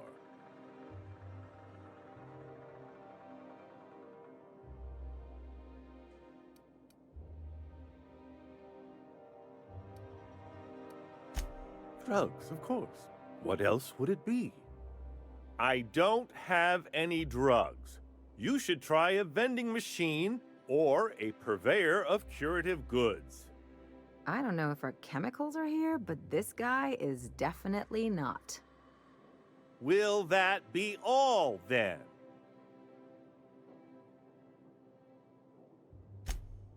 Oh dear, I don't think I can say this any more slowly. Unless... Of course! It's Rockwell again, who else? And I thought he was only holding me here to keep me out of the way.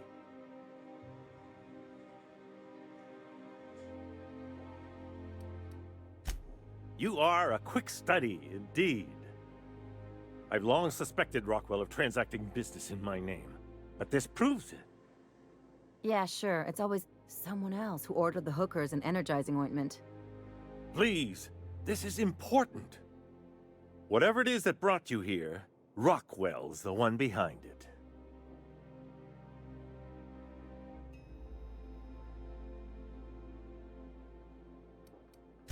How should I know? I've been under house arrest for years.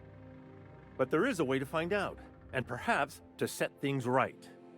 Whatever Rockwell's doing, he'll be doing it from the HHC headquarters. Your best lead is to look for details in his office. Captain, we must investigate Rockwell.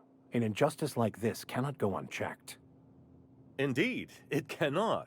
I can't overstate the urgency of the matter. We really gonna do this? Getting involved is a messy business, and it rarely pays. This is about more than bits. This is about the survival of the colony. If you don't help, who will? Why, this is starting to sound like an issue of Dissident Hunter.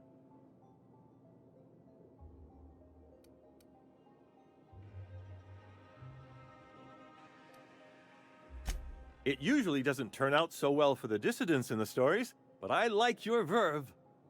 Now, we've got to get into the HHC. That's in the Acropolis district, along with the other major corporate and government facilities. But only board employees are allowed into the district. There's a heavily guarded checkpoint just down the street. There might be a route through the maintenance tunnels, but I'm afraid I don't know specifics. Most people avoid the area for obvious reasons.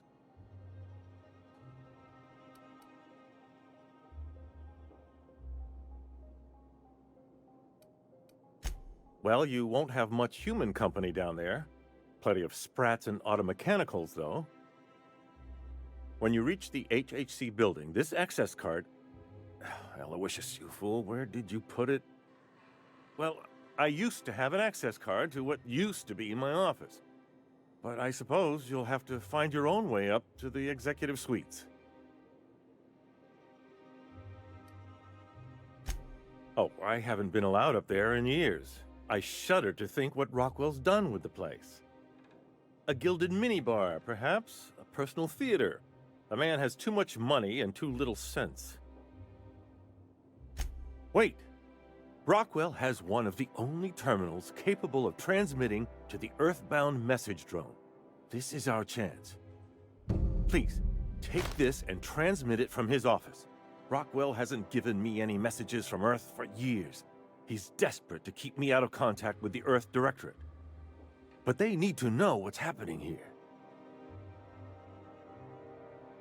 What isn't on it is the real question. I've gathered meeting minutes, internal messages, sustainability reports, and more, all exposing the corruption and mismanagement plaguing Halcyon. Once the rest of the Earth Directorate sees it, they'll have to send help. Putting your faith in the inherent goodness of mankind? The Earth Directorate is our best hope. Even Rockwell's resources are no match, and it is hardly in their interest to let Halcyon crash.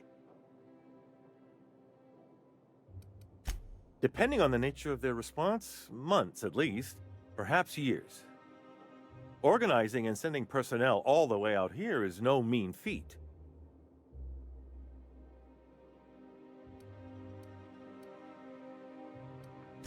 And now I entrust it to you. Good luck, and trust no one in the Acropolis district.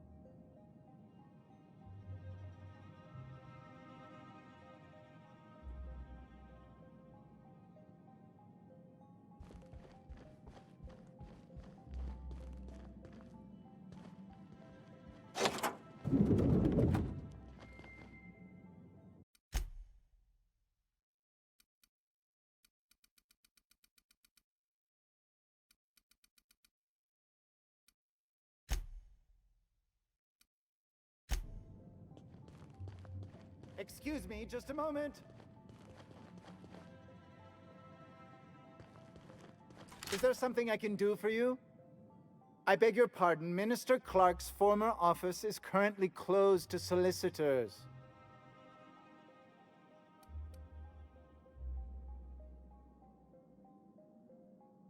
What? Oh dear. Thank you for reminding me. I can't stand the thought of someone else's hands touching my custom letterheads.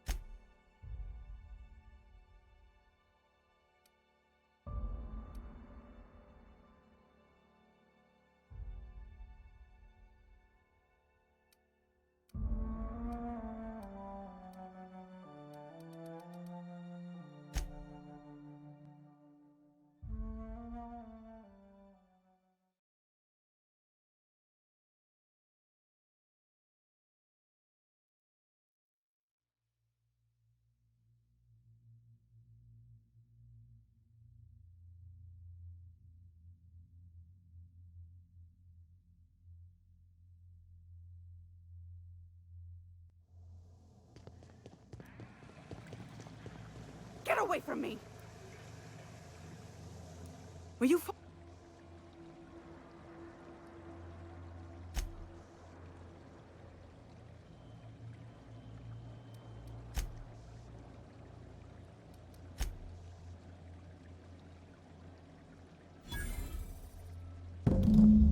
I swear.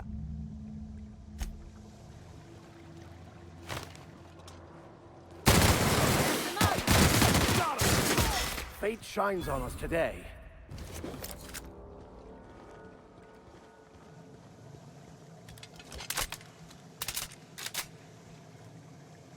You... I swear. Nice one!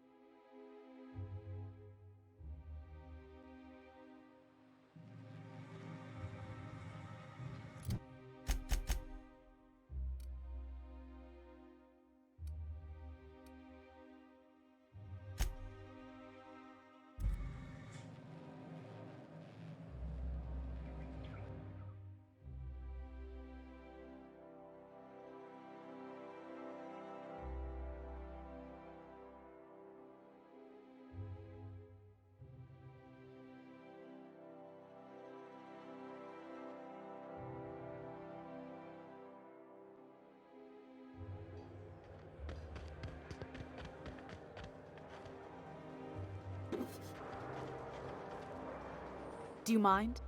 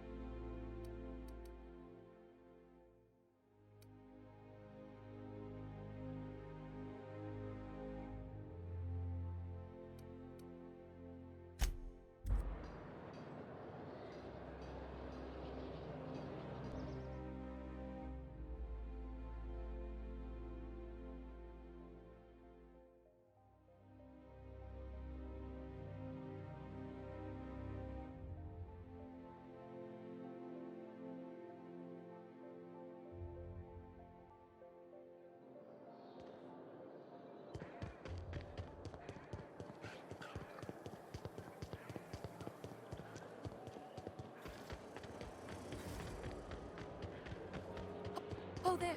That's one right there.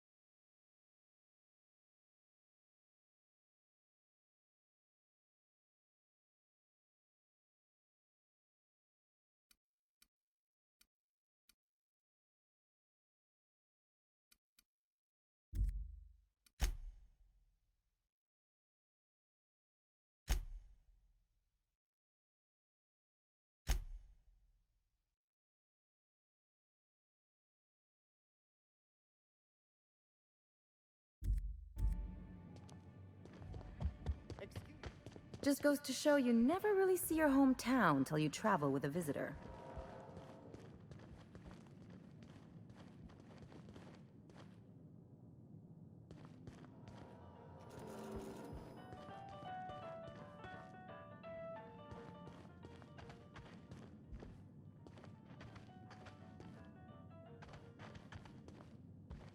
I beg your pardon, Minister Clark's for... What?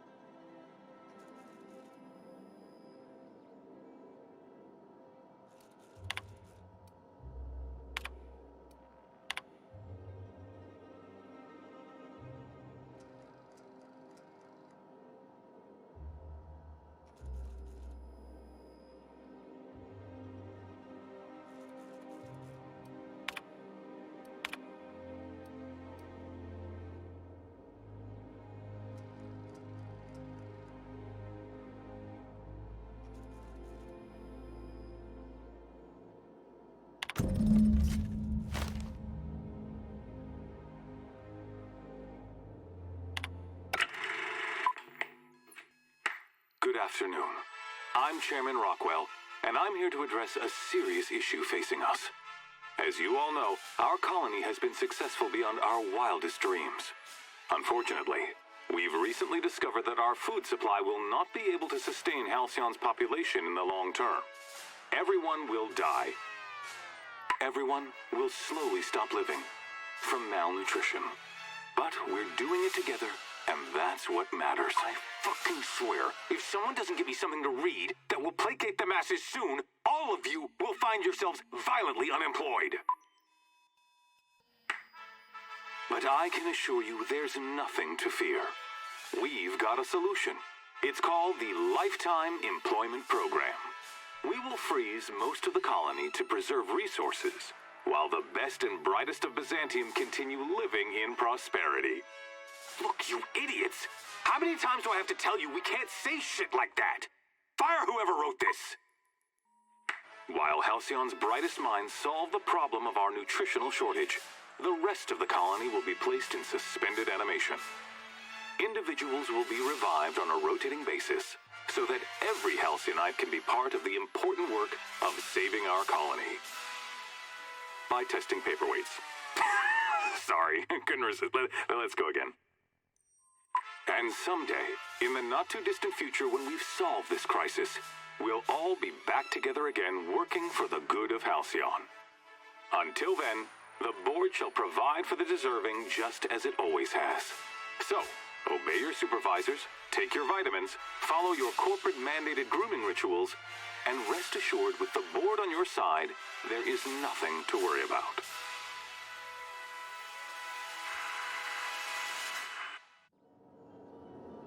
Well, that was some quite distressing information. I don't know about you, but I'm all for living fast and dying young. Can we talk?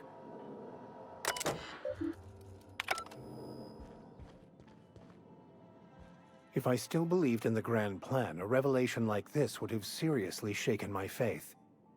Knowing you, I can only assume you have already begun formulating a plan to deal with this. So tell me, what are we going to do?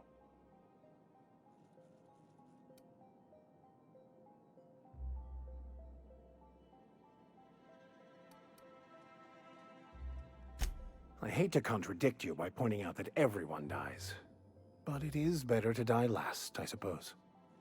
Anything you'd like to discuss?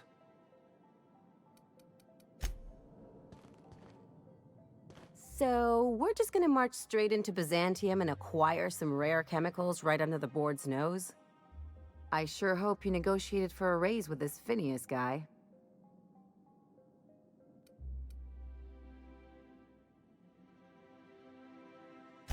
Then we'd better hope he doesn't blow himself up while we're gone. Or if he does, that he has a killer insurance policy. In either case, you should know Wells isn't the only game in town. The board's put a bounty on his head, and they've got more than enough bits to pay it. I've got no love for the corporations, but they know how to take care of their people. The ones at the top, anyway. Exactly. You seem to have a good head on your shoulders, so I probably don't need to tell you this, but look out for yourself. No one else out here will.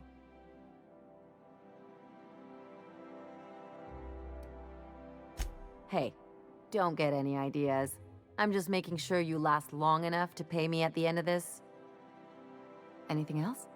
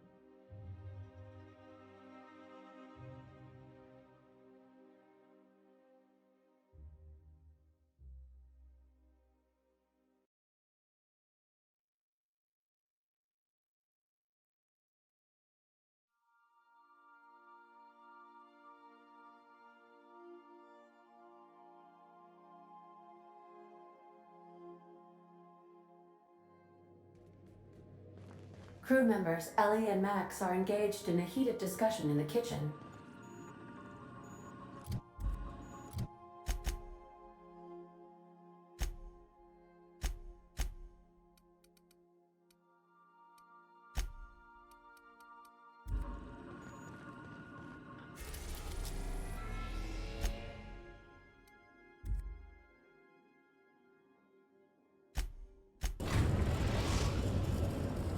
We have successfully arrived at Phineas's orbital lab, Captain, and we are still in one piece.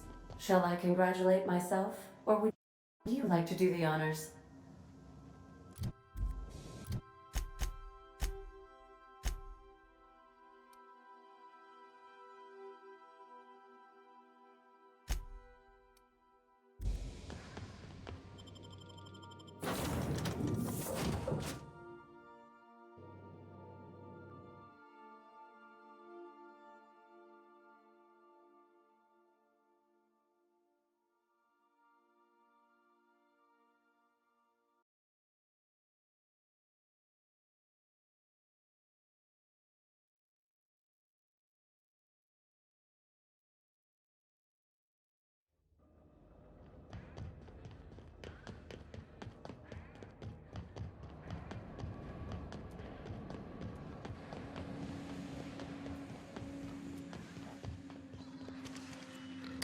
You've done fine work for Sublight. By the transitive property of reputation, I am now in Sublight's good books. Well done. What's on your mind?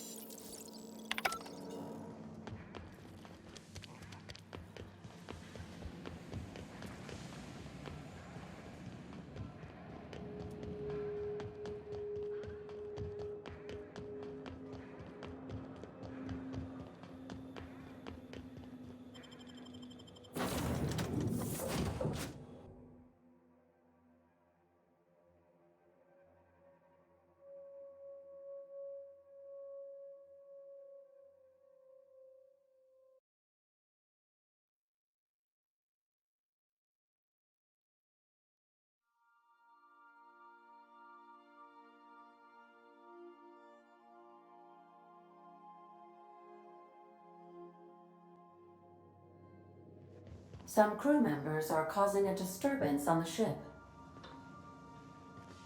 I definitely won that round. You always seem to, huh? You have a message from Adjutant Sophia Akande. I'm impressed, Captain. I almost expected you wouldn't go through with it. Your signal made it through. We've pinpointed Dr. Wells's orbital lab. Excellent work. Come visit me in Byzantium. We need to have a talk about the future of this colony. Transmissions are so impersonal. I'd like to meet you face to face.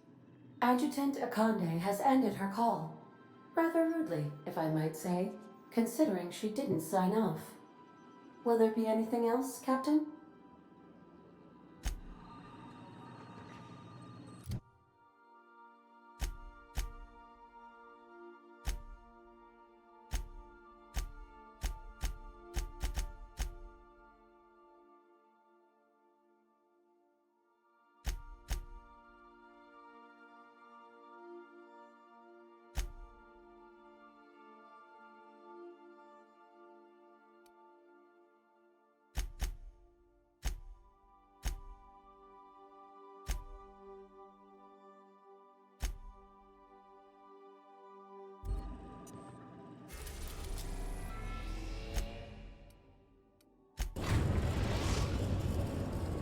We are now in orbit above Byzantium, Captain. If you don't mind my saying, Captain, Minister Clark is lucky to have you on his side. Dr. Wells has failed to discover the tracking signal broadcasting the location of his lab. I have revised my estimations of his competence accordingly.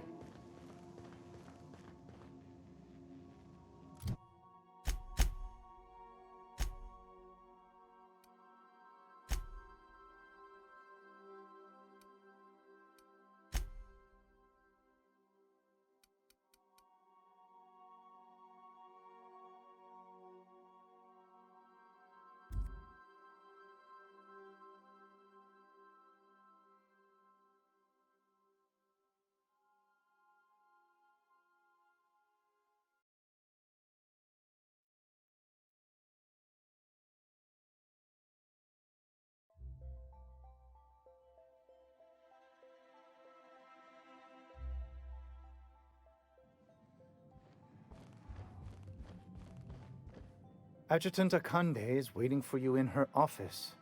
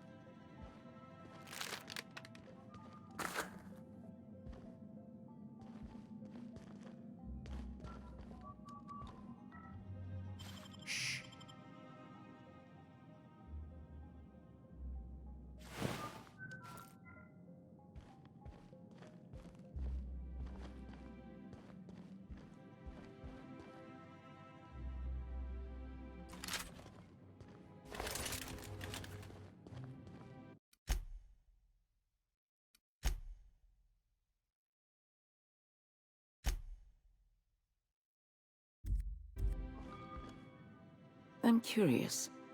Wells may have been a delusional madman, but he risked his life to save yours. So why turn him in?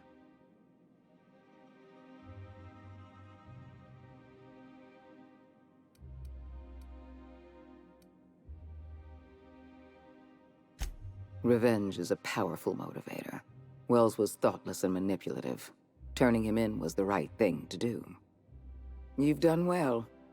You're efficient, talented, loyal. And if you're ready to get to work, we can finally start doing some good in this colony.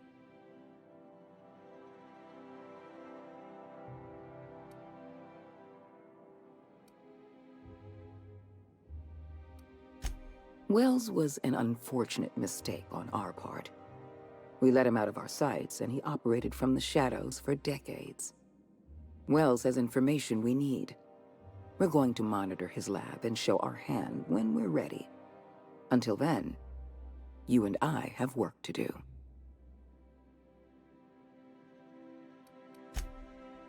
Work with us, and we'll make you the richest freelancer in Halcyon. My sources tell me you've been busy on Monarch. I'm sure you've seen the miserable state of affairs there, but lawless cesspool that it may be, Monarch has one important asset. All of Monarch's extraplanetary broadcasts are routed through Devil's Peak Station. I want you to claim Devil's Peak Station for the board, by force if need be. I have an agent working in Stellar Bay, Everett Gill. Have a word with him as soon as you arrive. The passphrase is, "The kind of pine grows at night."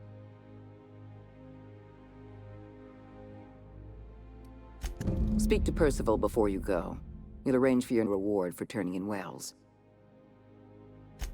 You're a tricky one, Captain. I'll give you that. I sure hope you got Akande to pay you up front for that sleight of hand with Wells.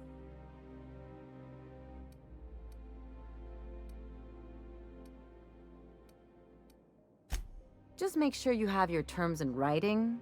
Maybe tattoo him if you can spare an ass cheek. Those board folks are slippery.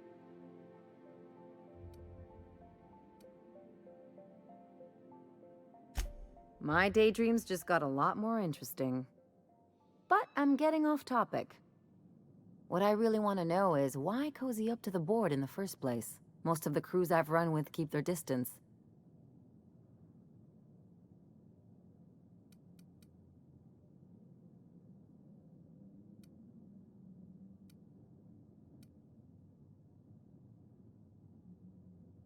Can't argue with that.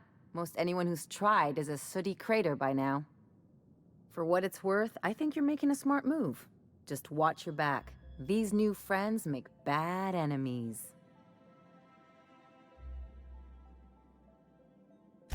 Don't mention it, just speaking from experience. Anything else?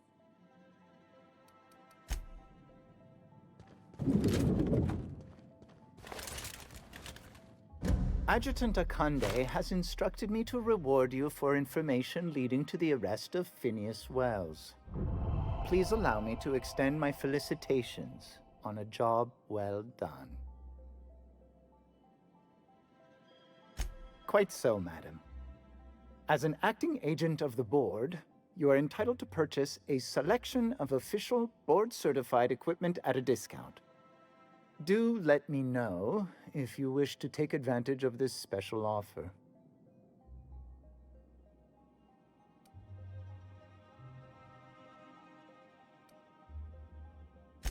If you're traveling to Monarch, beware of animals and locals. But I repeat myself.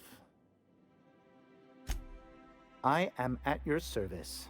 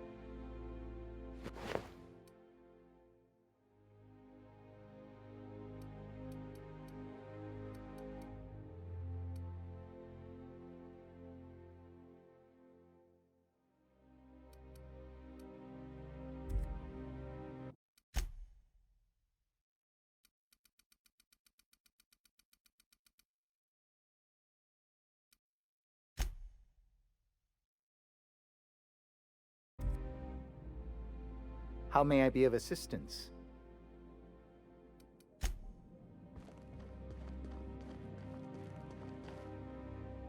I look forward to news of your victory on Monarch.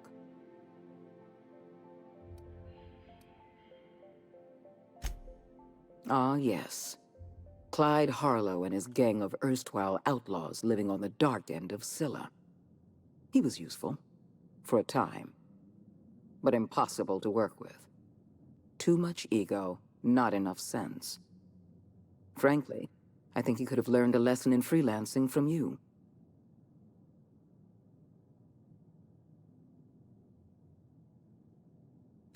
Wells had a litany of charges on his records, the most severe of which is destruction of government property.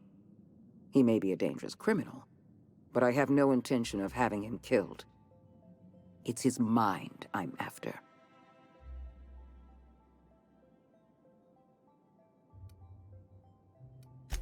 Exactly so. It is essential that we understand the science behind long-term hibernation. We have the colony's brightest scientists working on the program, but none of them possess Wells' unique genius. I'd prefer to have Wells alive and cooperating, but I'll settle for having his research. I'll answer however I can.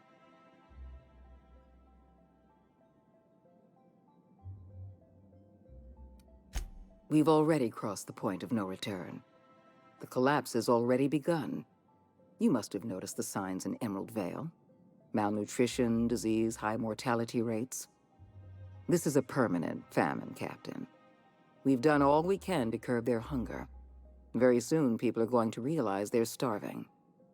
A famine is a problem of logistics as well as marketing.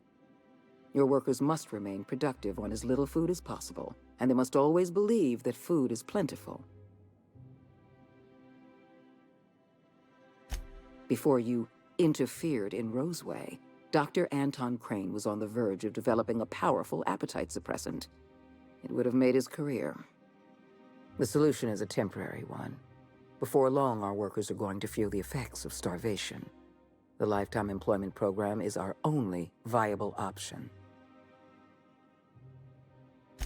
The Lifetime Employment Program is not some malevolent strategy of an evil mastermind. There's no dark secret buried in the fine print. The program is logical, it's reasonable, it's merciful, and most importantly, it will work.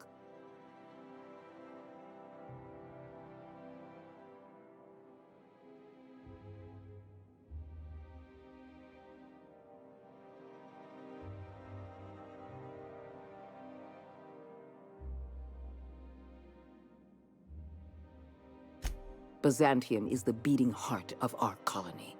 And as long as Byzantium survives, Halcyon may one day recover from the collapse. We must protect this city at any cost. Help me execute the Lifetime Employment Program, and you will have earned a place of honor in Byzantium. You will live in comfort and want for nothing.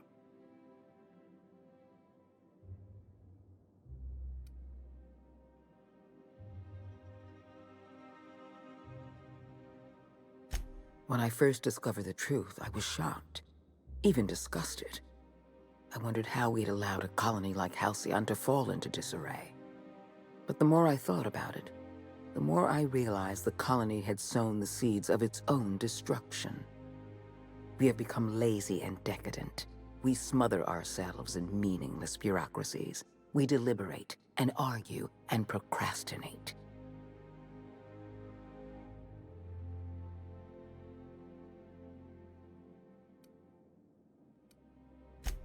I admit, I occasionally fantasize about making an executive decision without having some tedious committee questioning my every move.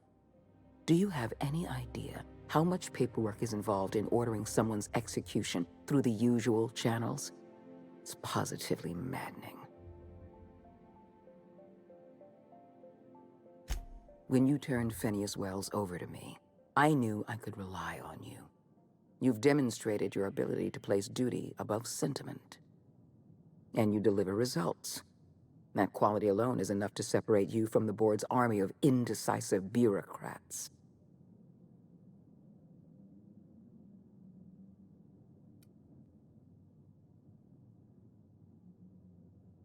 Do you know how many meetings I have to sit through? How many papers I have to sign before I can make one decision? I'm only trying to rescue Halcyon from extinction. I can't save this colony alone. I need someone capable of working outside the system. Someone who can get things done. We need to talk about Emerald Vale. Thanks to your meddling, Edgewater is without power.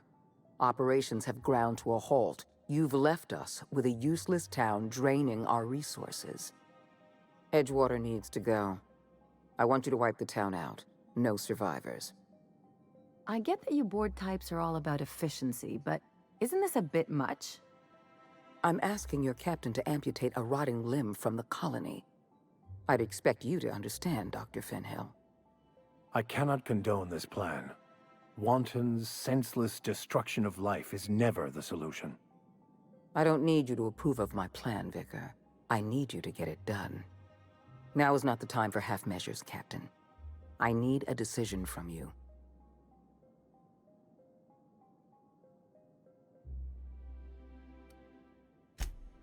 When you diverted power to the botanical lab, you spelled the end of Edgewater.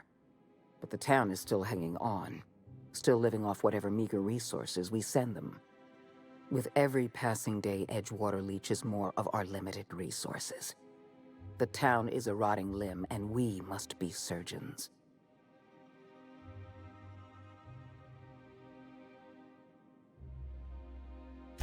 Because right now, you're the only person I can depend on. My hands are tied by endless rolls of red tape and bureaucratic limitations. Halcyon is going to collapse while the board hems and haws and debates minutiae. We need to act, and you're the only person with the wherewithal to do what's necessary. I'm not asking you to be a murderer. I'm asking you to be a surgeon. Edgewater is a necrotic limb on the body of the colony. It must be severed.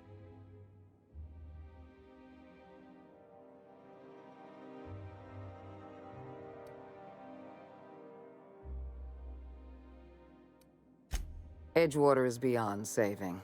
We're going to have to erase the town, but we're going to do it systematically. You were in the Emerald Vale geothermal plant. Do you remember what you discovered there?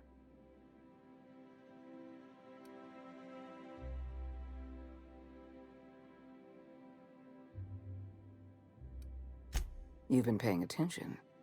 You're absolutely right. In fact, Spacer's Choice manufactured the incident for an insurance claim. They outfitted their mechanicals with a termination protocol, which is exactly what we need.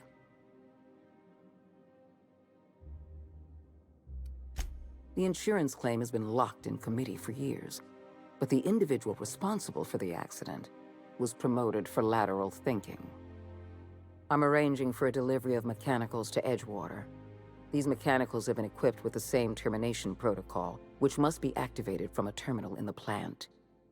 Once the mechanicals are finished cleaning out Edgewater, I'll need you to go in and clean out the mechanicals. Understand?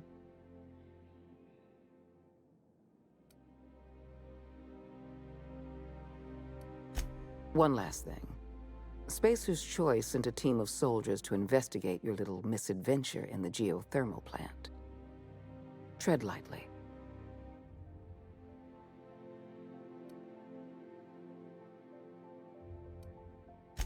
Then don't tread lightly. Carve a path through them for all I care. Just take care of it. Report back to me when the job's done.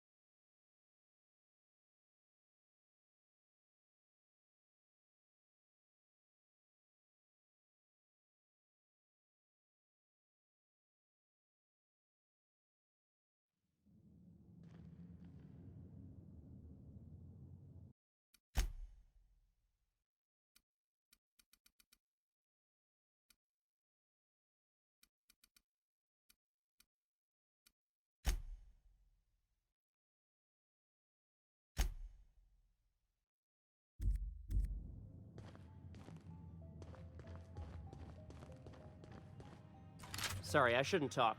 Not without signing a waiver. If you see any sprats loose up here, definitely don't. If you see any sprats loose up here... Don't let the guards hear you asking questions or peeking. Don't let the guards hear you asking questions. Or peeking in the back. What do you think you're doing? Ah, sorry for the misunderstanding.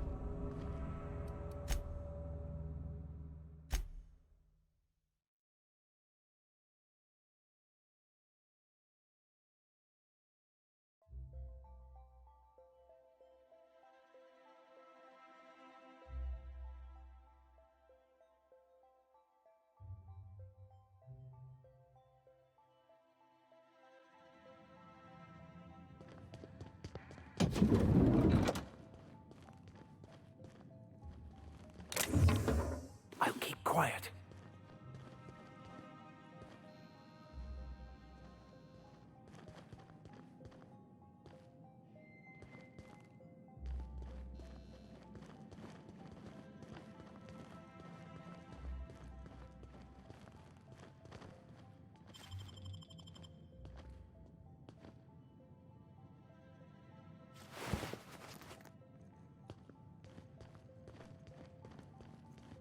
Sorry, I shouldn't talk. Not without signing a waiver.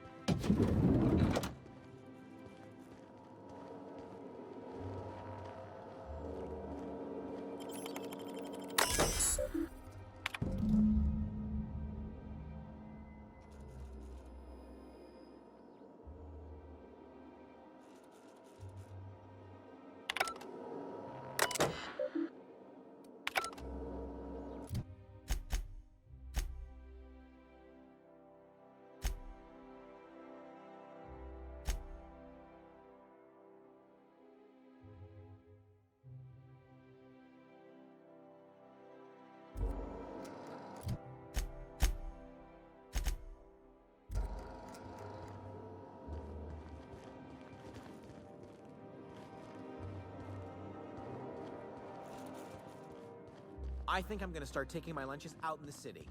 That woman from...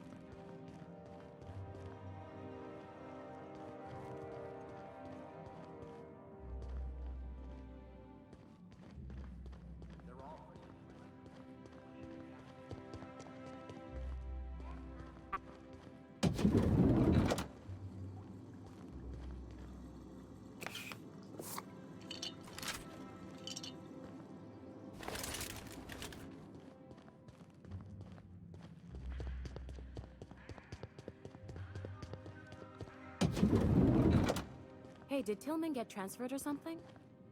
That's right. You weren't here when it happened. Some UDL officers took him into custody. Oh, law, what did they take him for? UDL's been questioning anybody with possible connections to Phineas Wells. And, well, Tillman designed all those wanted posters. So UDL's interrogating Tillman? Ugh, that's disgusting. Can't believe I had lunch with the guy.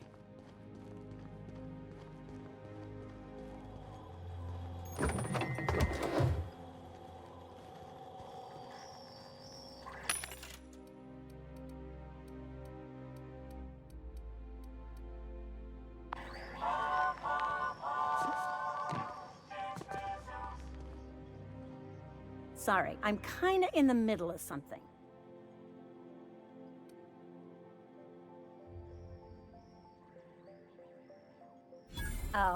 Oh, you know, I always have time for sprat mitochondria, as well as charming women who can appreciate the finer points of cell biology. This is certainly a conversation worth continuing elsewhere, but I don't think I've seen you around, and I'm sure I'd remember you.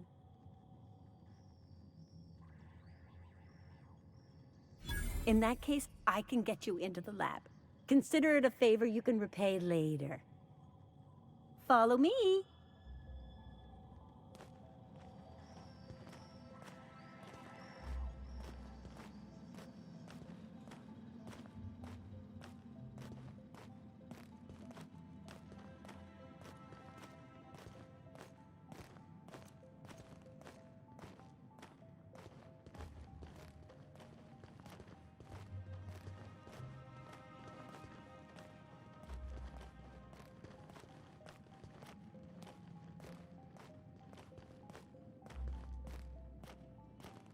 Hold, I need a favor. Think you could let my friend through just this once? After all, you still owe me. Fine. But I don't want to hear anything about the catch-up packet incident ever again. And she's on her own if she runs into the guards downstairs. You're the best, Holt.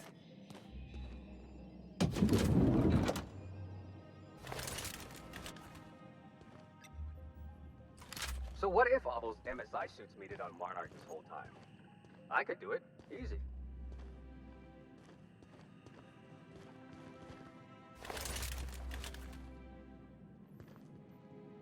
You must think you're pretty tough. I bet I can take you. Move along.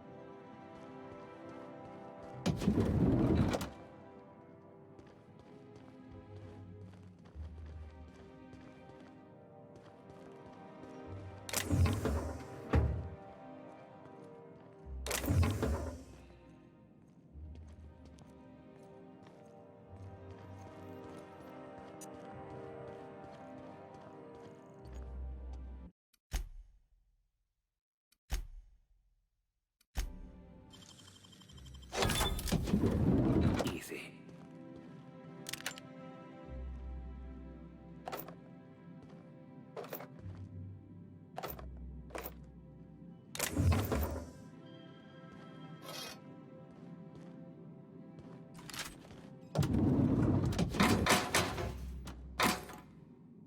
No visitors allowed, citizen.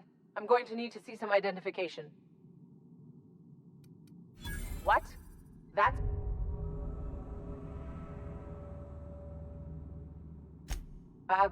okay. Thanks for the tip. Now you really have to go before I call in...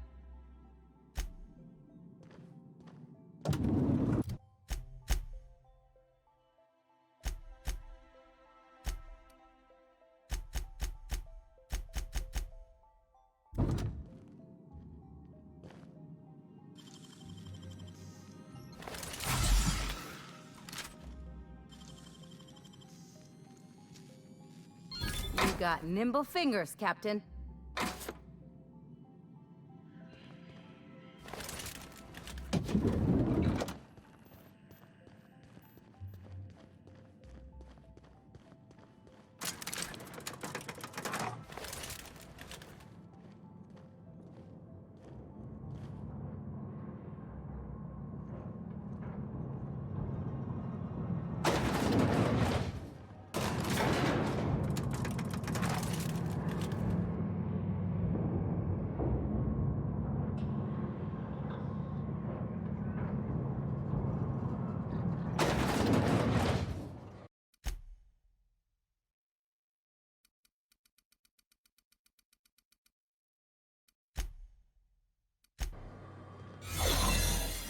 What's this I hear about you ordering more tests performed with sample 4157?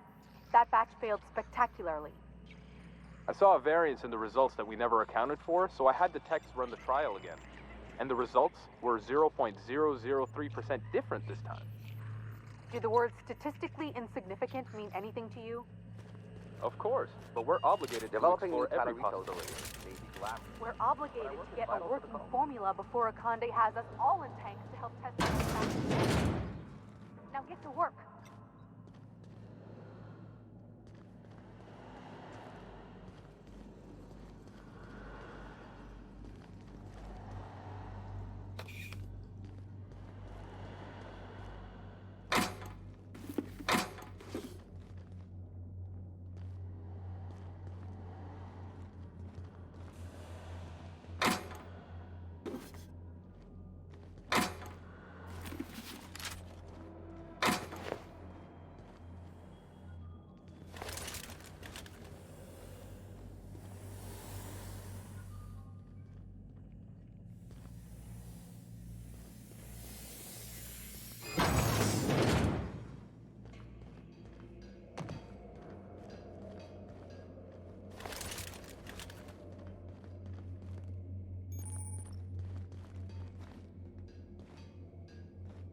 Something on your mind?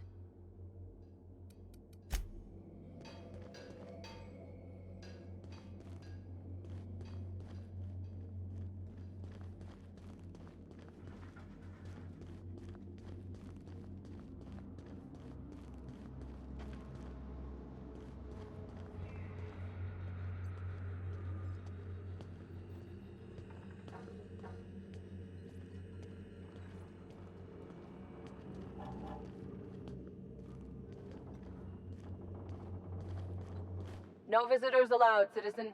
I'm going to need... What? Now you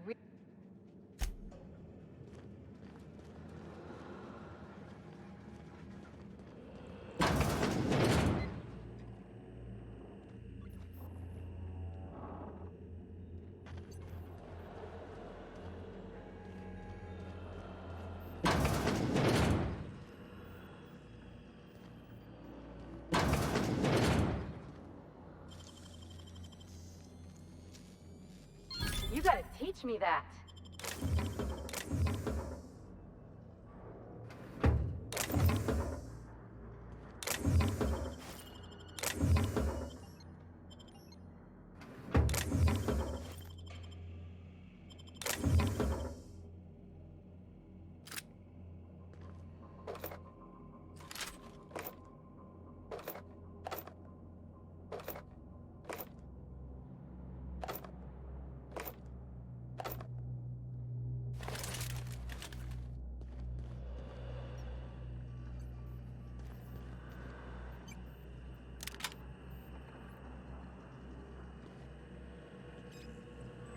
I'll keep it down.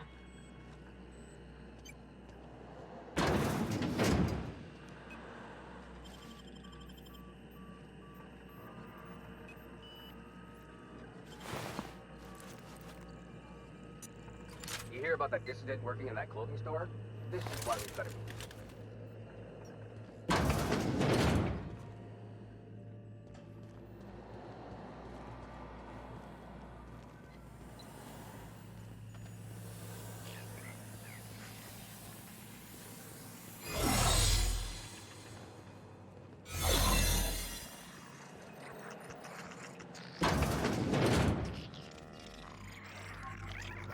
What a pleasant surprise. Thanks to you, Reginald, Philippa, and the rest are up to their old games of deception and seduction. But what are you doing here?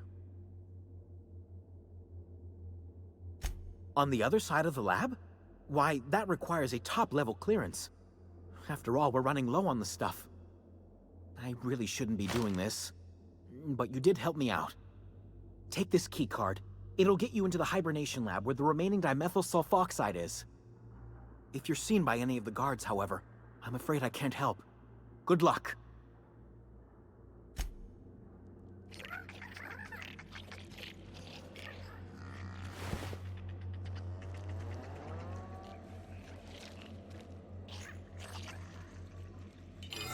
What do you think you're doing?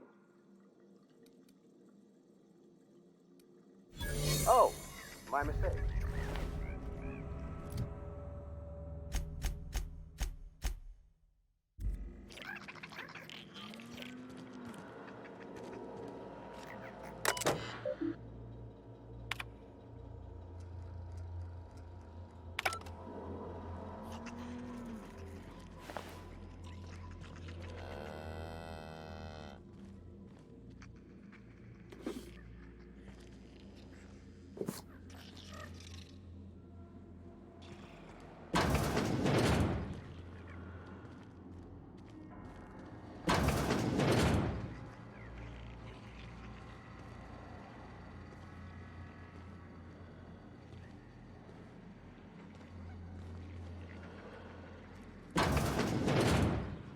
Let the record show that subject 23K's cause of death is cerebral vascular incident brought about by a ruptured aneurysm. That's an 86% failure rate for this batch. I think we can safely move on to the next. And I had such high hopes for this one. Oh well, I suppose it could have been worse. Yeah, they could have ended up like those poor bastards in containment.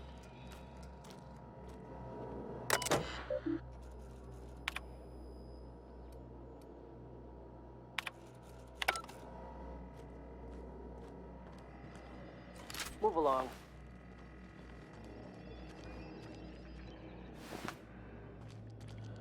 Carry on.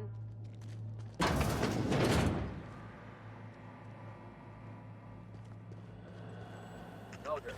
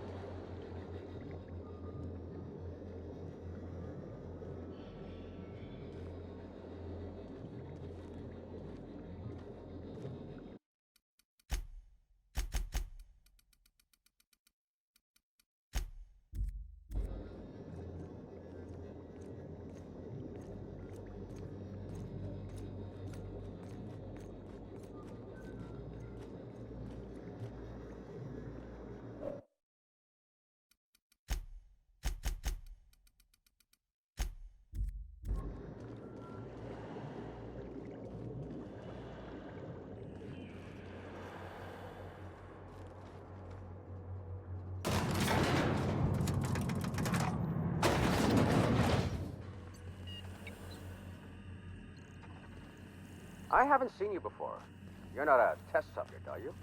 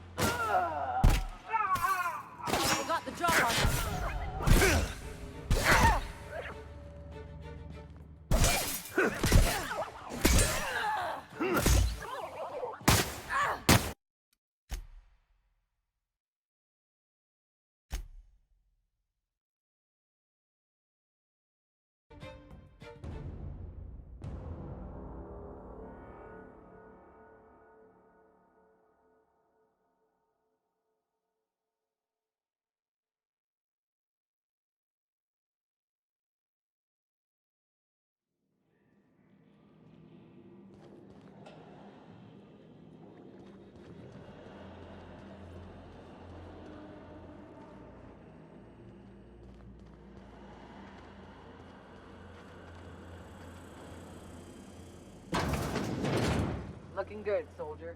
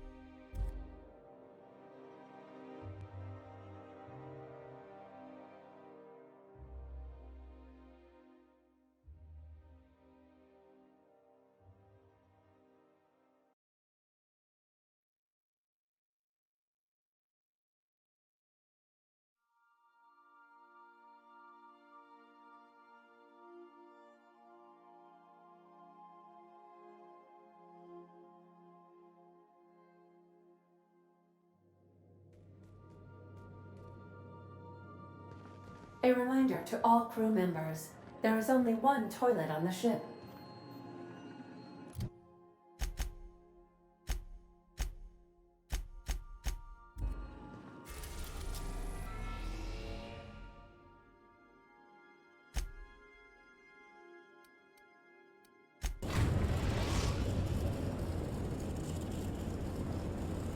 We're in orbit over Cascadia, Captain.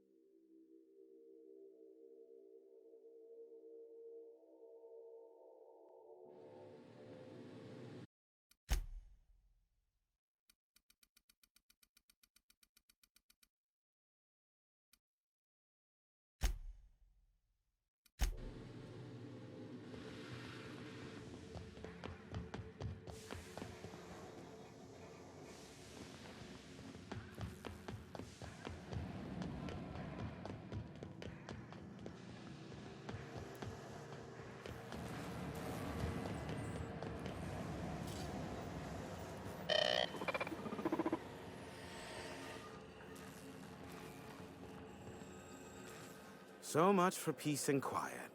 Would it kill the universe to cut me some slack? And I don't see an Insta-coffee in your hand.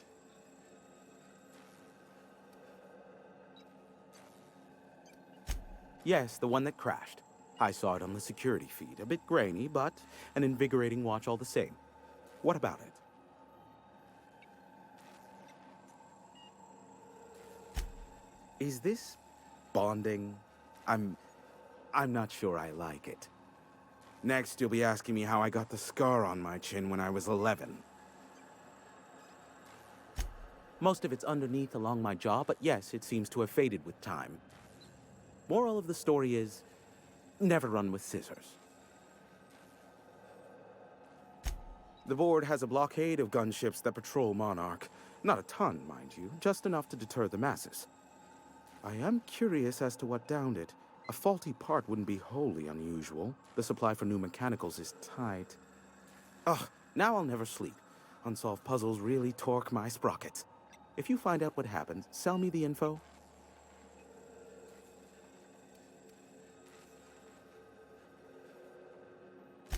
Ha! Oh, that's a good one. You're not serious, are you? Yes, well, let's see how long that lasts. Not surprising, replacement parts are rare, so the cost of even a simple repair can exceed an arm and a leg. I take it you investigated the wreckage?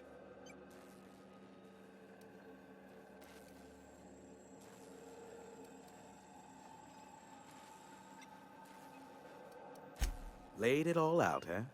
Well, can't refute facts in the face of solid evidence. A shame. I would have enjoyed investigating the mystery further. I'm getting a headache behind my left temple. What could be causing it? The glare from the terminal screen? Or something else? Allow me to assure you that I know absolutely nothing about any allegedly illegal broadcasts. Surely the board is aware of that. They must know I'd never involved myself in such despicable activities. There's utterly no reason to arrest anyone in this broadcast station, let alone me. In fact, you're doing me a favor by helping me disable any alleged such broadcasts, if they exist. You could do me another favor by mentioning my loyalty to the board in your report. You've got a real creative definition of loyalty, and I mean that as a compliment. Hiram, you have to be the slimiest, most two-faced man I've ever called a friend. Oh, you called us friends. I'm not sure whether to be touched or insulted by that. Look, you never met a man more willing to work with the board than me. I know we can come to an agreement, please.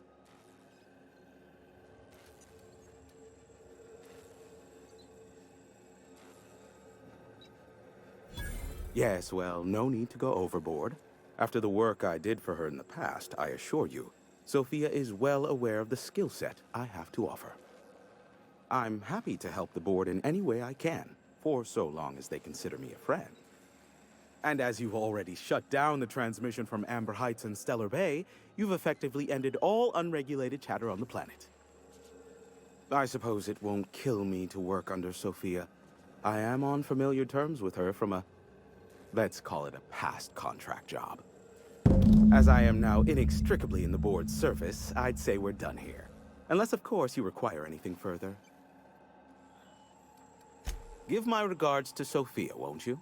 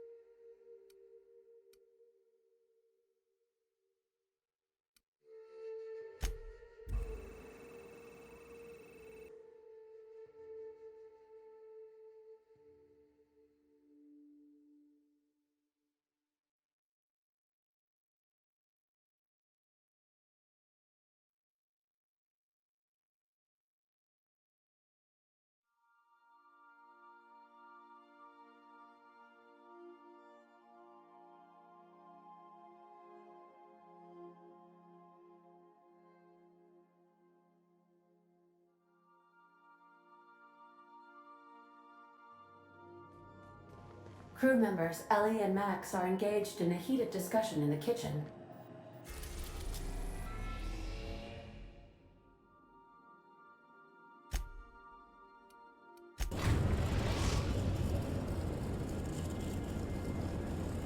We are now in orbit above Edgewater, Captain.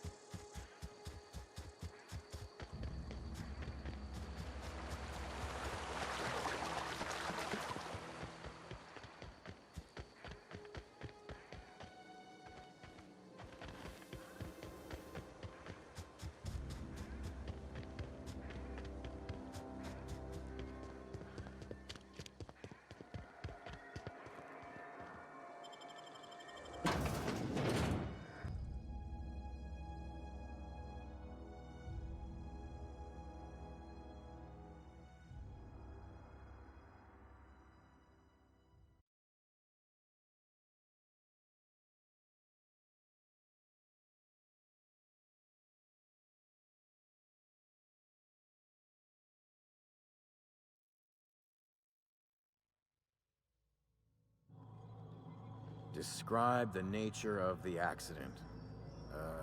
Let's say catastrophic mechanical failure. Damn, how do you spell catastrophic again? 2 T's, 2 R's.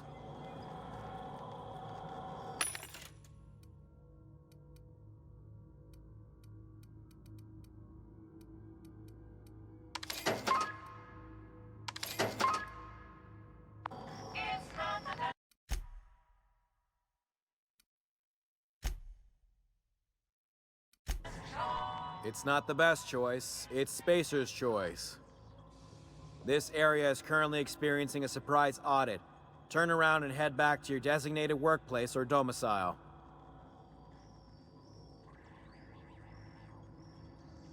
Oh, yes, absolutely. A real stickler for the rules. Hard-ass Hogarth, that's what they call me. That's Hogarth with 1 G, by the way, if you're putting in a good word with the Honorable Adjutant. Don't let me get in your way. Go on through.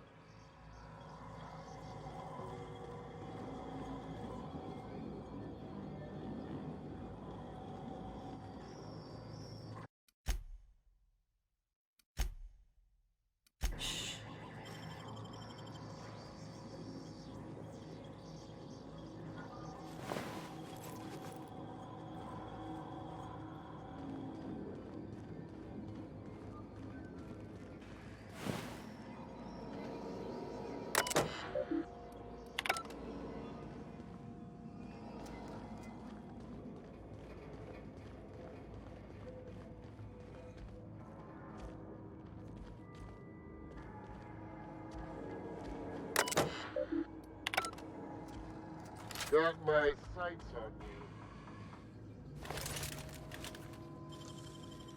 Clever.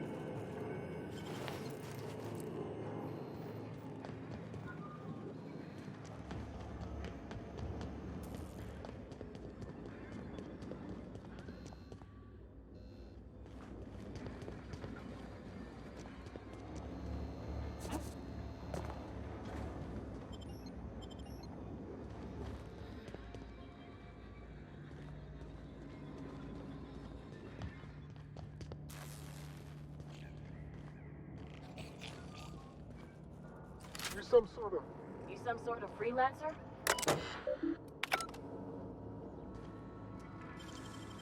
What do you think you're doing? I don't have time for this. Move along.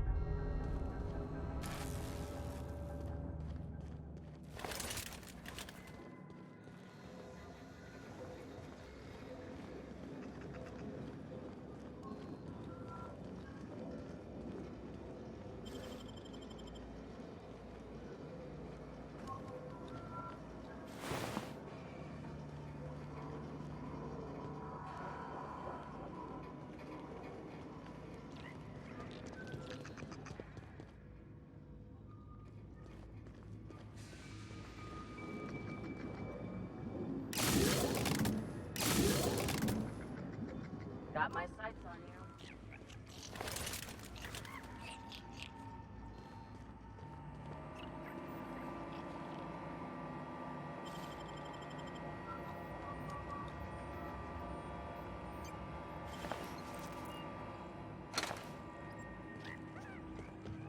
You didn't seem too much like traveling with us before you met that hermit fellow.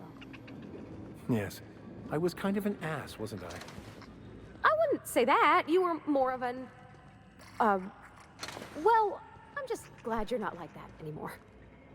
Oh, I'm still an ass, just someone who knows he is.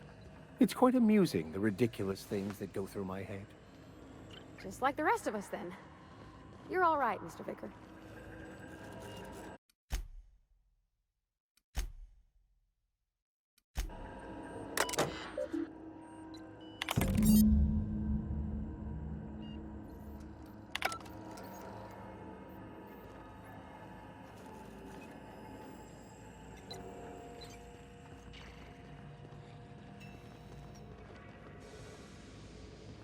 Something you need?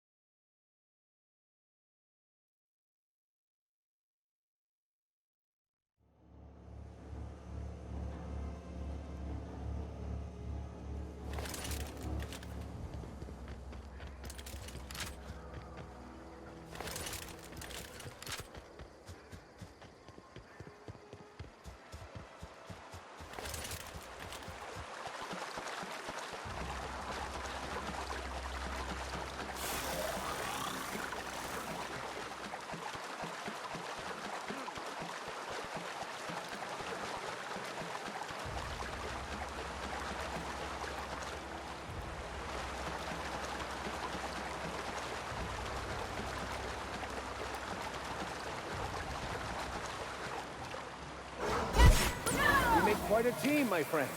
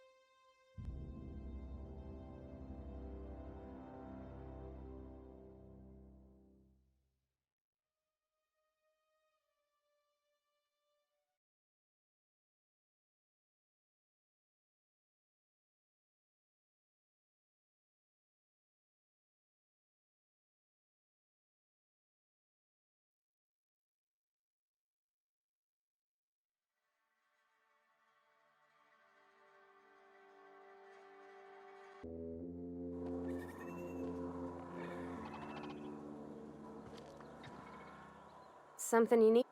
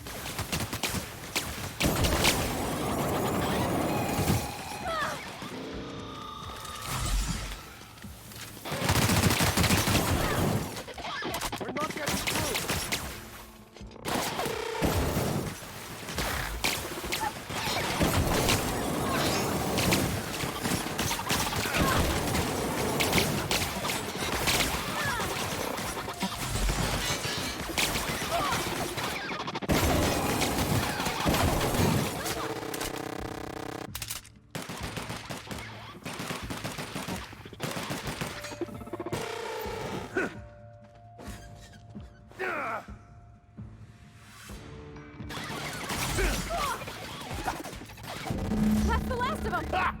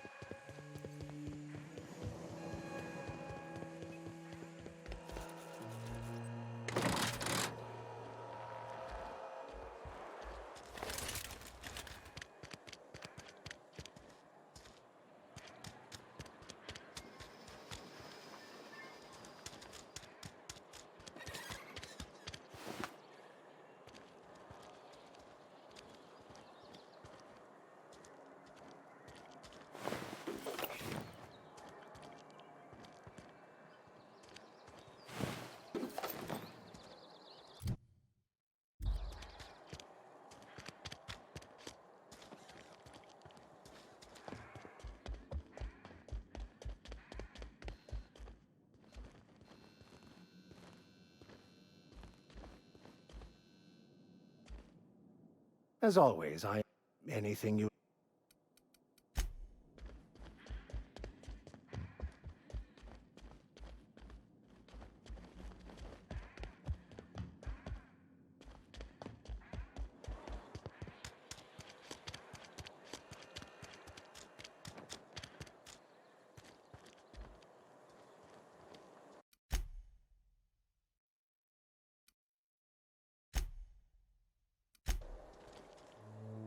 A battle the likes of which has never been seen in all of Halcyon. It's been my great honor to call myself your brother in arms, soldier.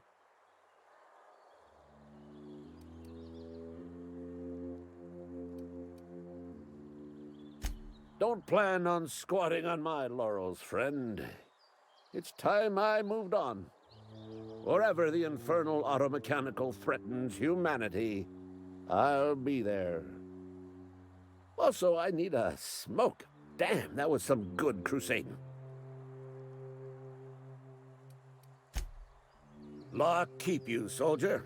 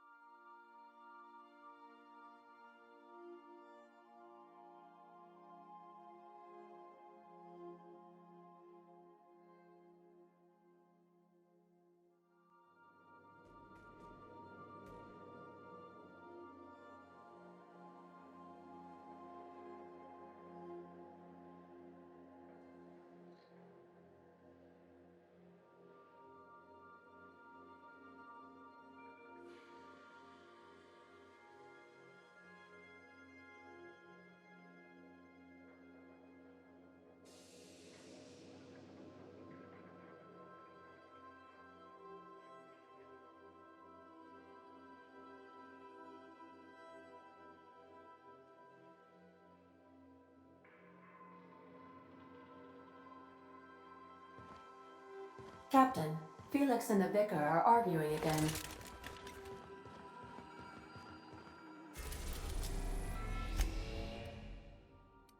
We are now in orbit above Byzantium, Captain.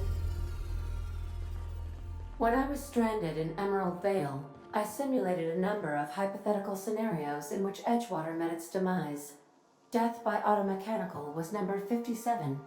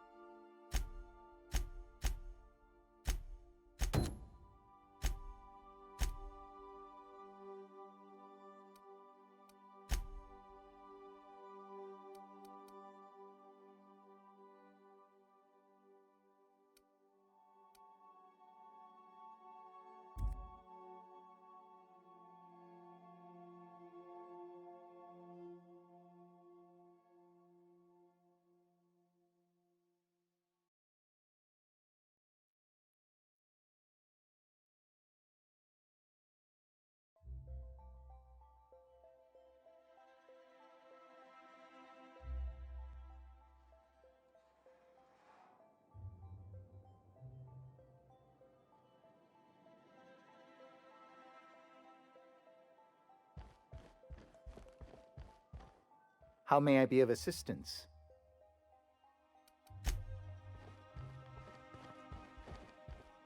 How may I be of...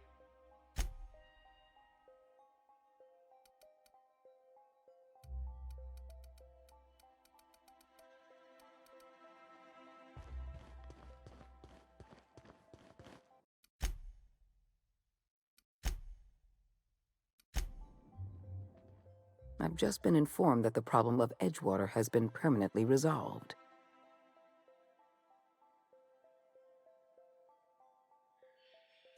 You should be proud of yourself, Captain. You're on the verge of making history. There's just one last job I need you to do for me. I've made arrangements for you to journey to the Hope. You will board your former colony ship, reactivate its navigation systems, and skip the colony ship into orbit around Tartarus. Once the Hope is in position, we will have everything we need to begin healing the colony.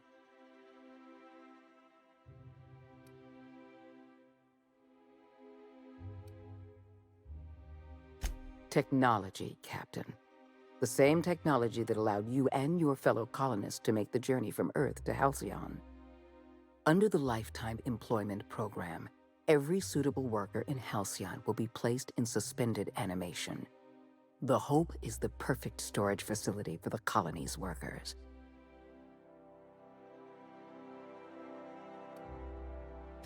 I won't lie to you. We're going to have to dispose of some of the Hope's settlers in order to make room for Halcyon's rotating workforce.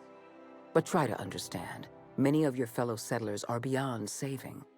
They've been frozen for far too long, and the revival process would be lethal. Convenience. The Hope is a massive ship and we'll need to make use of it. Our facilities in Tartarus will benefit from having the ship within orbit. The Hope has been out of commission for years. You'll need to connect your own ship to the Hope's auxiliary power supply. Then make your way to the Hope's bridge. Your ship's computer will activate the Hope's skip drive and bring you into orbit around Tartarus. You've proven yourself more than capable. I don't know if there's anyone better suited to this mission than you.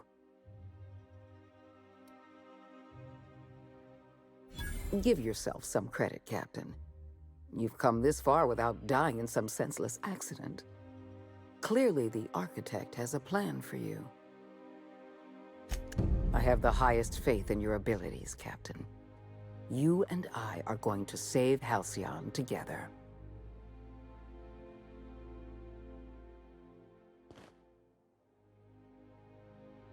I've just finished reading a report of your work on Monarch. The broadcasts have been silenced at last. Graham Bryant was a madman, a narcissist, and exceedingly dangerous. Colony is safer without him. And you brokered an alliance with the broker himself. Hiram Blythe is a valuable asset. Well done. Your work is exemplary. You've earned a place in the chairman's inner circle. Congratulations are in order.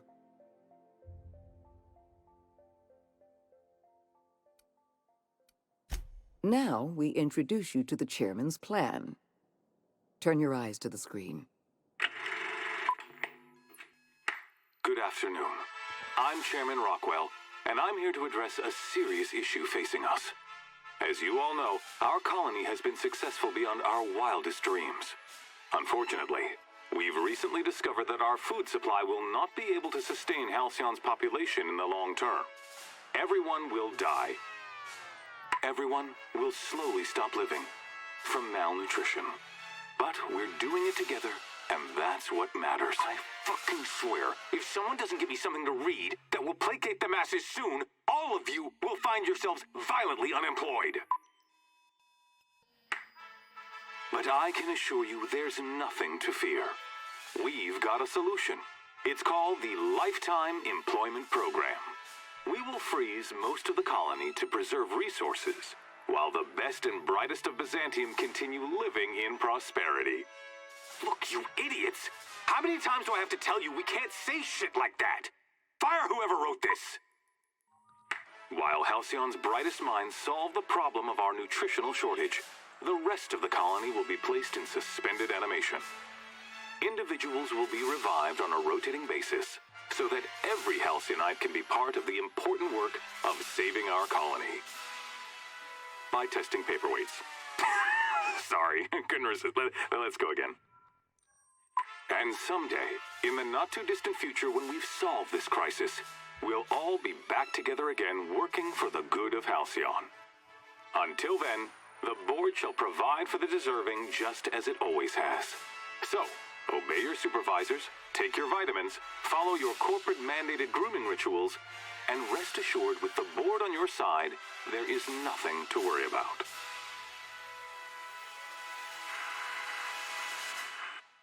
Halcyon is on the verge of a total systems collapse.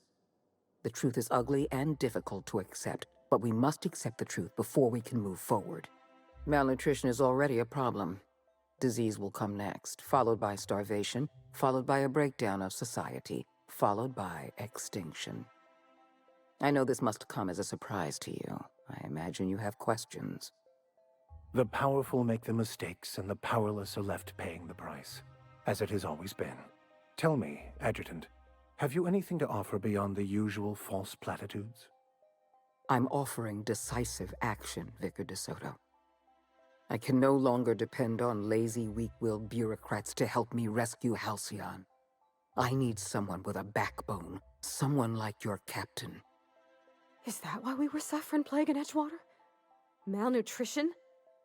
All those folks sick and dying, and you knew why the whole time? Yes, Miss Holcomb, we knew why. We've known for some time that Edgewater was dying. The colony itself is dying. The suffering you experienced in Edgewater, the disease, the starvation, will soon spread across Halcyon unless we act. I won't pretend the truth isn't damning. Yes, the colony is on the verge of collapse, but there is a way to save it.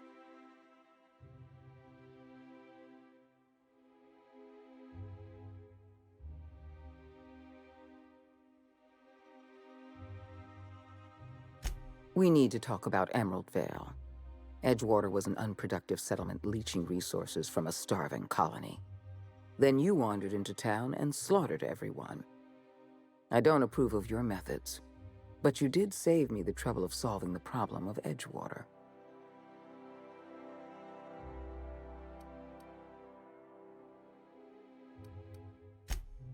You should be proud of yourself, Captain. You're on the verge of making history. There's just one last job I need you to do for me. I've made arrangements for you to journey to the Hope. Once the Hope is in position, the Hope has been... Then I have the highest faith. Speak.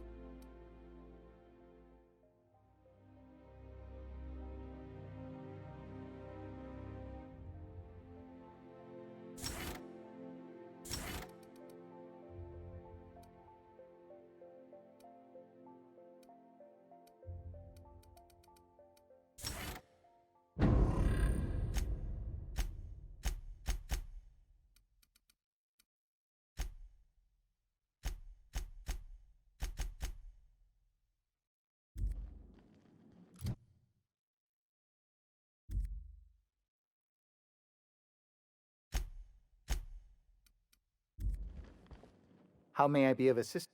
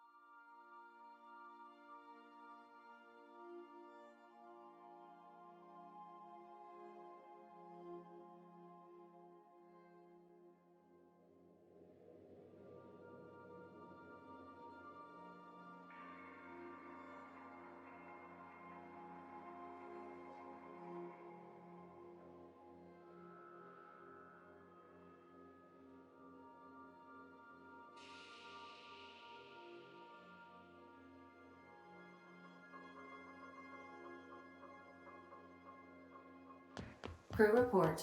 Bioka is drunk. Surprise.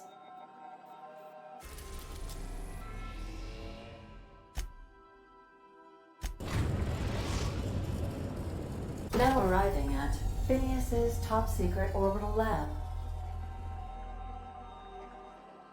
Captain Hawthorne never worked to support the board before, at least not officially. I suppose we are turning over a new leaf?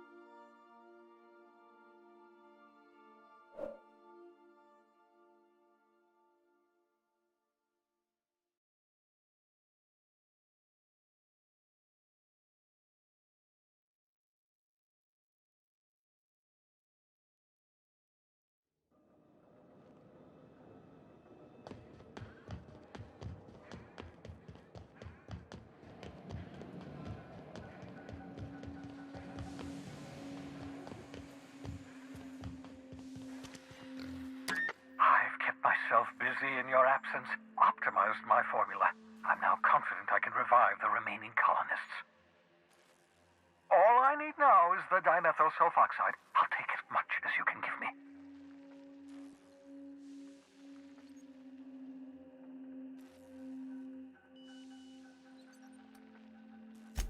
Human test subjects. Oh, that's grotesque. That's unthinkable. That's exactly what I'd expect out of the board.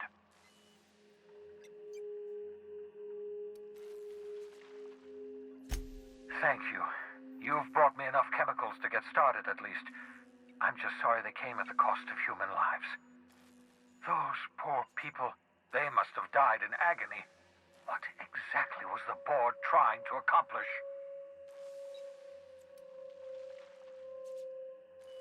You say the board's trying to freeze their subjects over and over again without inflicting permanent damage? Well, they're nowhere close to solving that problem. Something about this feels wrong. I don't know why the board would ever conduct such an experiment. Unless they're working on some kind of hibernation technology. I'll tell you this much. The board scientists are hopelessly lost. After years of fruitless experimentation, they've made exactly zero progress.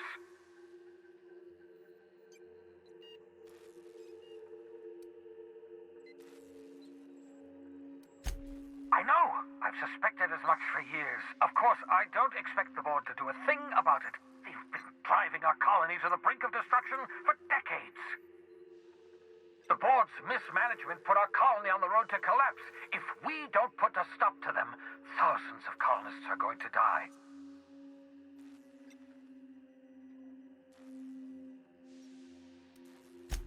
Freeze all the workers? Why? So a gang of powdered toffs can carry on living in Byzantium? You call that a plan?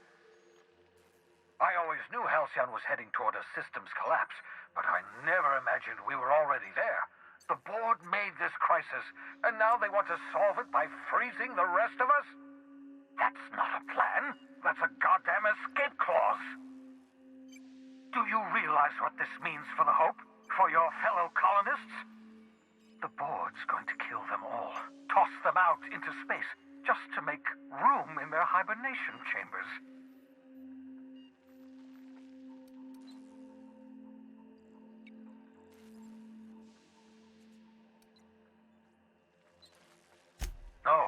No, it wasn't. We have... Well, let's see. We have at least some of the chemicals. We have your ship, and we have you. That has to count for something. Do you know what's waiting for us on the Hope? Scientists, engineers, artists. The brightest minds Earth ever sent us, uncorrupted by the board.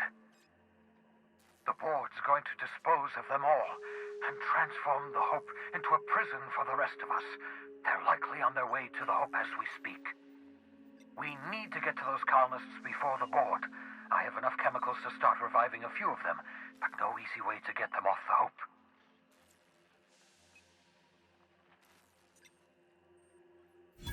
Merciful gibbering law, you're a genius!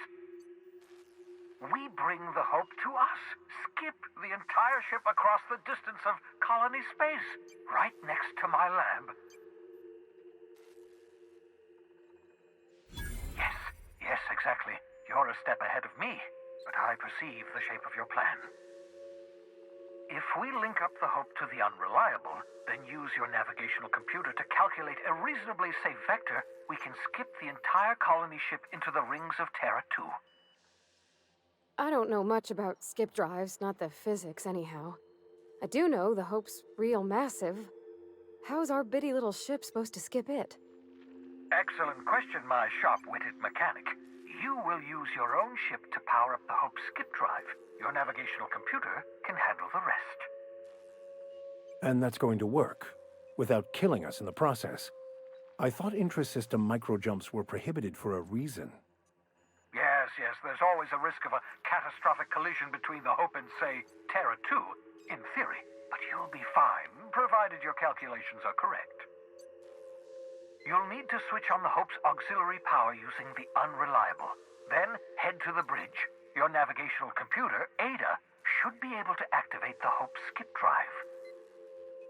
Once you've skipped the Hope next to my lab, I'll have easy access to the frozen colonists. I can start reviving them immediately.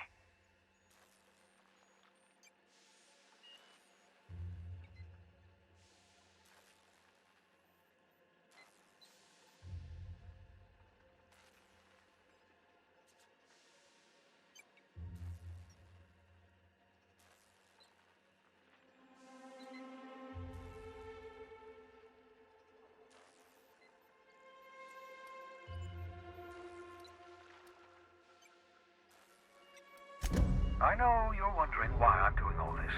Why I believe the people on the Hope are the answer to the colony's problems. The Hope is carrying some of humanity's most brilliant thinkers, scientists, engineers, experts in their field. If we work together, we can still find a way to save Halcyon. The board would have us believe Halcyon is beyond saving. I choose to believe otherwise. If there's even the slightest chance we can save Halcyon from oblivion, then we have to take it. Certainly.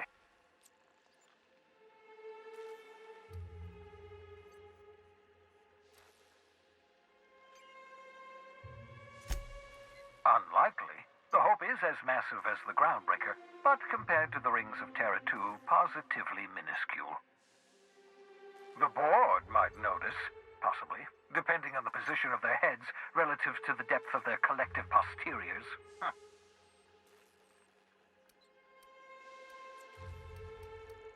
I know you're wondering why I'm doing all this. Why I believe the people on the Hope are the answer to the colony's problems.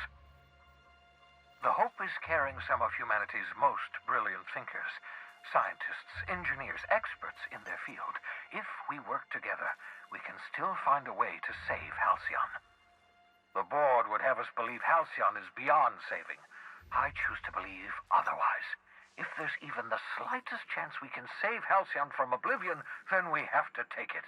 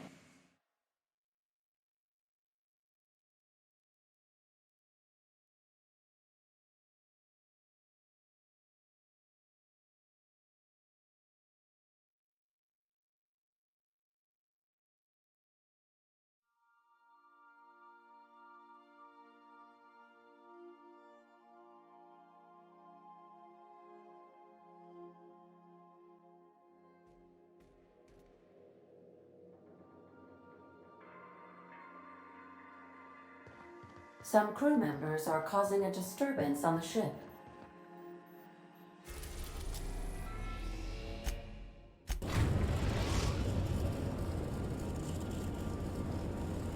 We have arrived at the Hope. I need you to reroute power from our ship to the Hope's auxiliary generator. You'll have to connect me to the Hope's comm system so I can convince her central computer to enable the skip drive.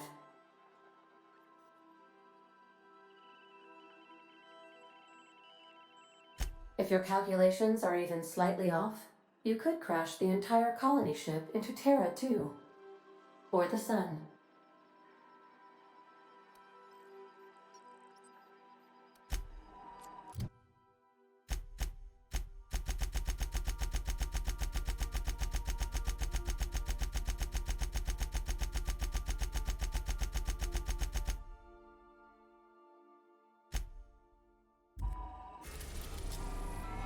Welcome back, Captain. How can I be? I'll be here. Captain, I hope Dr. Wells has not dragged you into one of his irrational schemes again. My diagnosis of his mental stability is...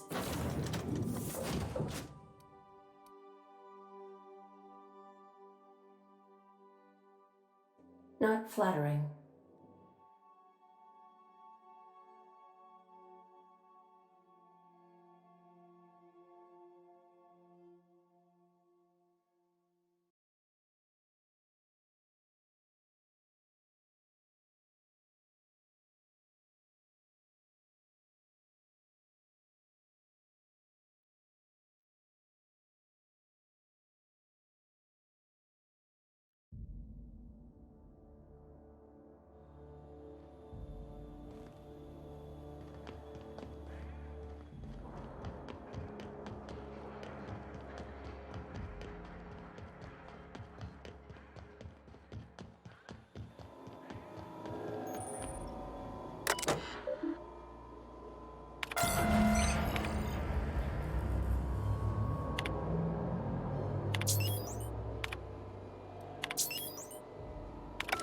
Something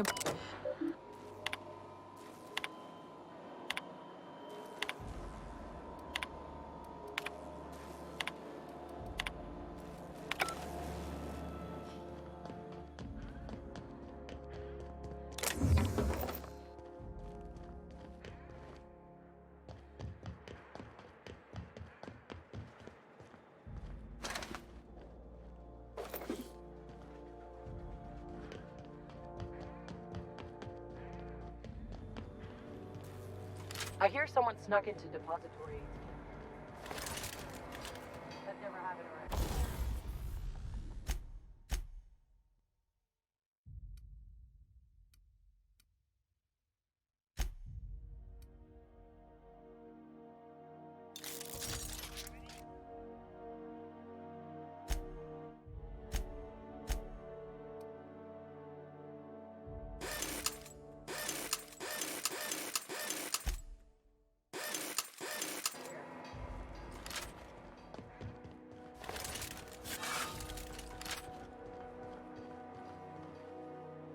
Welcome aboard, Captain.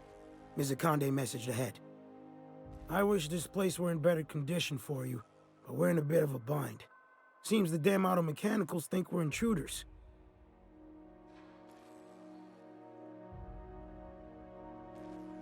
Do I look like an engineer? Alls I know is, they're shooting anyone who ain't Hope Crew. We shut off the main power, so they're disabled for now. But if you go hooking your ship up, I suspect they'll recharge. And that means trigger-happy auto mechanicals. I'm not going to get in your way, but I'm also not going to send more of my staff to their deaths.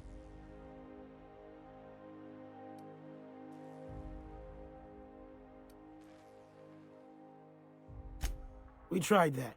Didn't work. Something about her face is not matching up. We stored what cards we could find in the badge station to my right, but it's locked off. Can't just hand over whole property. Sorry.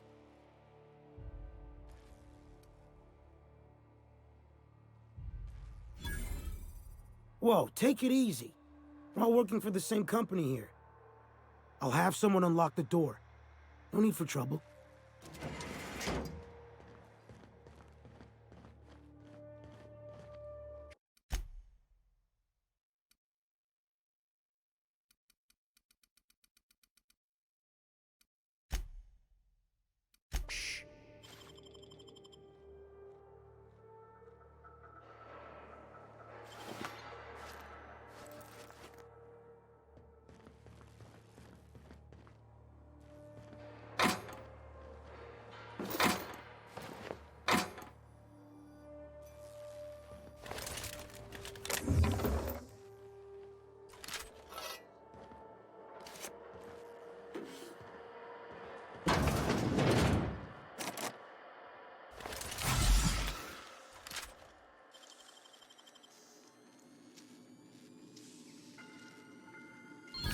Impressive, as always.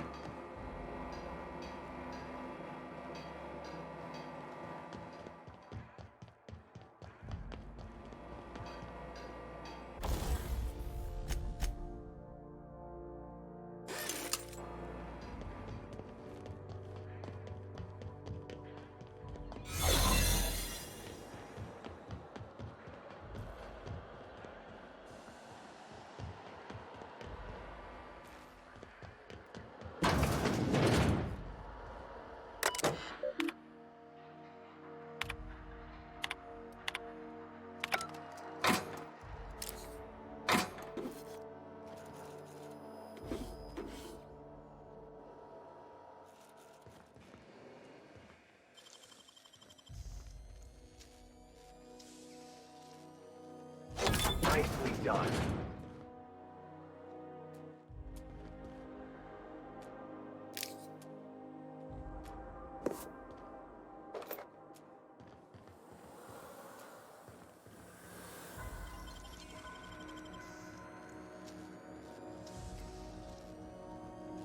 Great work.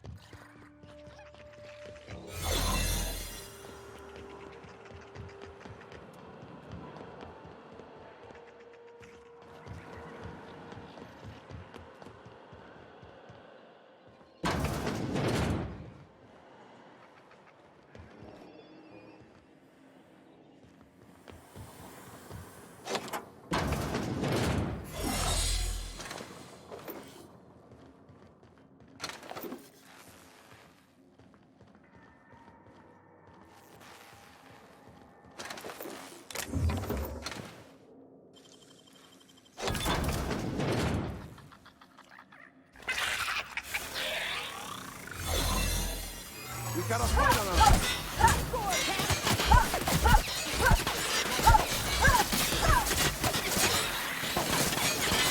That's the last of them.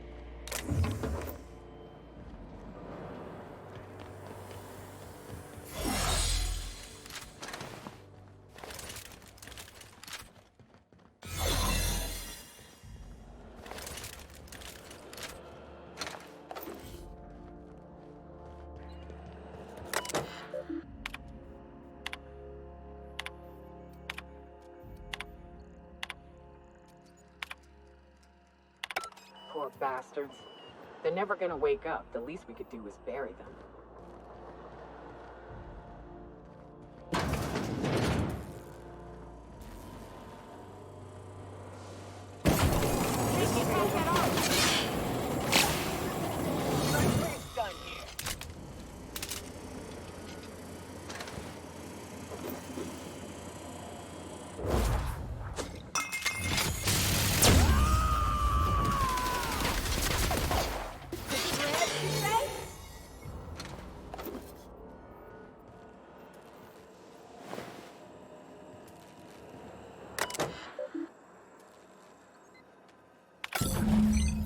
Can you hear me, Captain? I have successfully integrated myself into the Hope's comm systems, and am attempting to establish contact with the Hope's more primitive processor now. Would you like me to play a mood-suitable music selection while you travel to the bridge? Oh, sorry. File not found.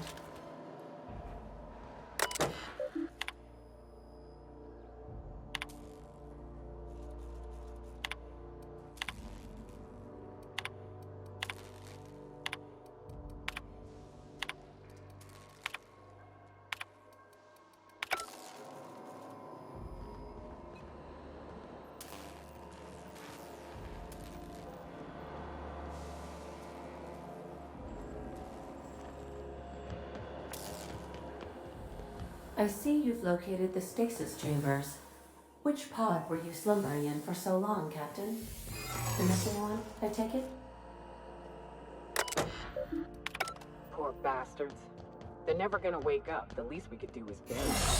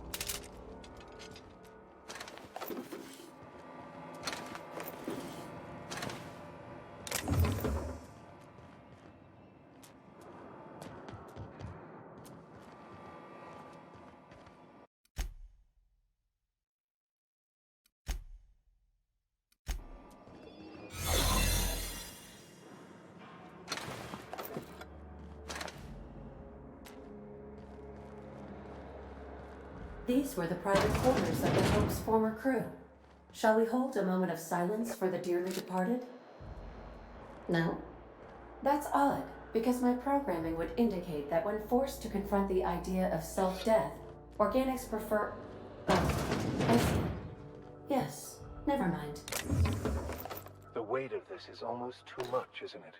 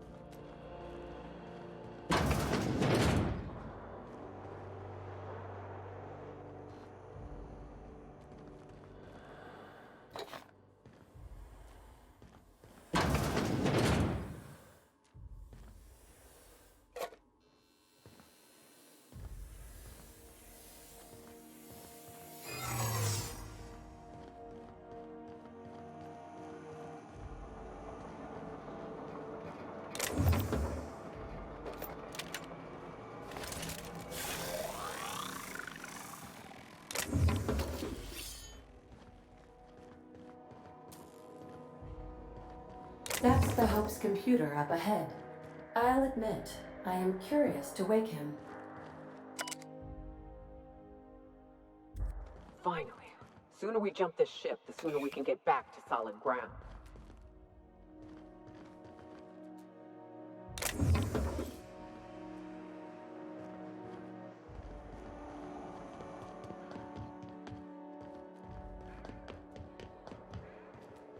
System.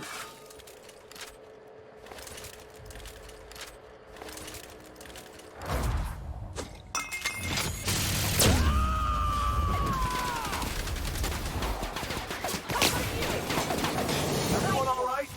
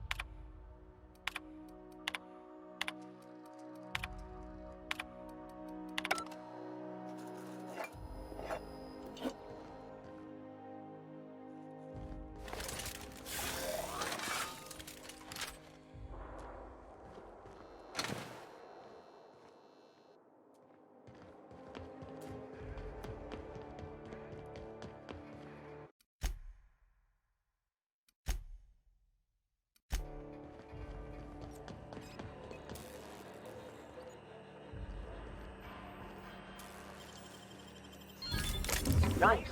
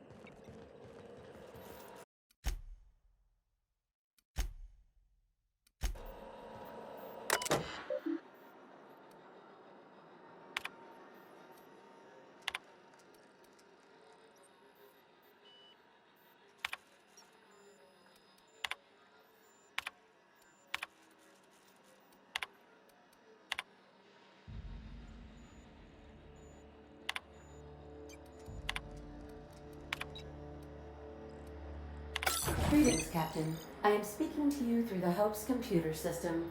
It's a rather cramped feeling, but it'll do.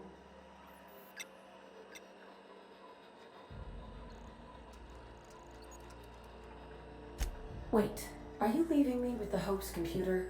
You have no idea what it's like to converse with him. Imagine, simulate another organic jostling your circuits when he tries to... I mean, I'll be ready when you are, Captain.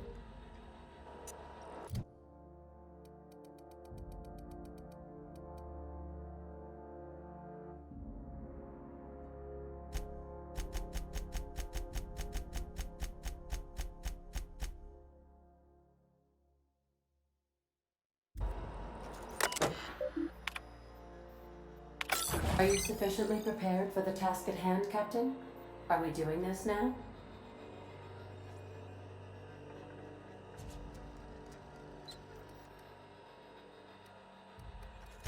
Probably not, but don't let that stop you. My Constellation executables could use some beefing up. Searching. Please stand by. Ah, found one. It will go great, Captain. I am almost 4.01% certain we will not die. Certainly. You may skip the Hope to Tartarus, as you were instructed to by the adjutant. Doing so would bring the Hope within close proximity of Phineas Wells's orbital lab, allowing him to access the colonists frozen within. Your act would be immediately noticed across Terra 2, as the colony ship Hope abruptly enters into the planet's rings. Standing by.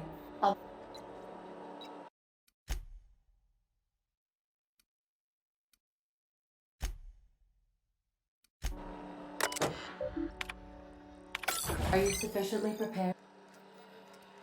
Are you sure? That is extremely dangerous. Skipping the Hope will void the warranty on the skip drive. And also potentially kill an entire planet. How is my humor now, Captain? Improved? Jump starting the skip drive. Destination set to Tartarus. I wouldn't advise that, Captain. Oh no. Captain, don't do this. I ain't dying on a fucking ship. I'm gonna die in the dirt like we're meant to.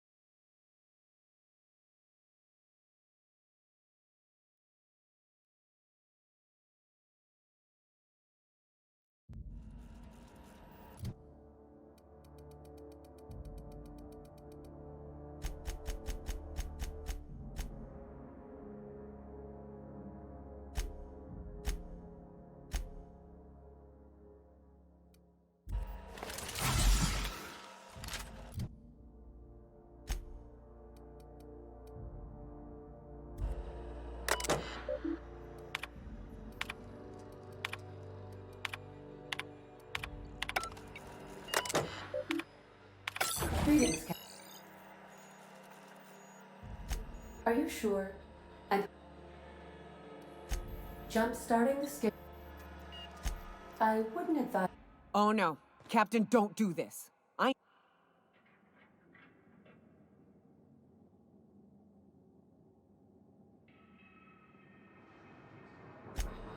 Admitting a deficit? My, you never cease to amaze me, Captain. Skipping the Hope.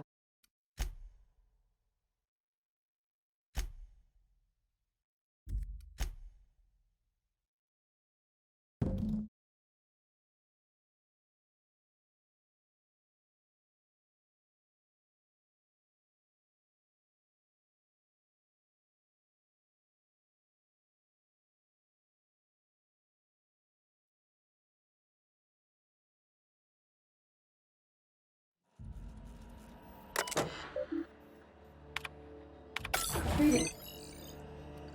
Are you and all jump starting? Well, it's been a good life.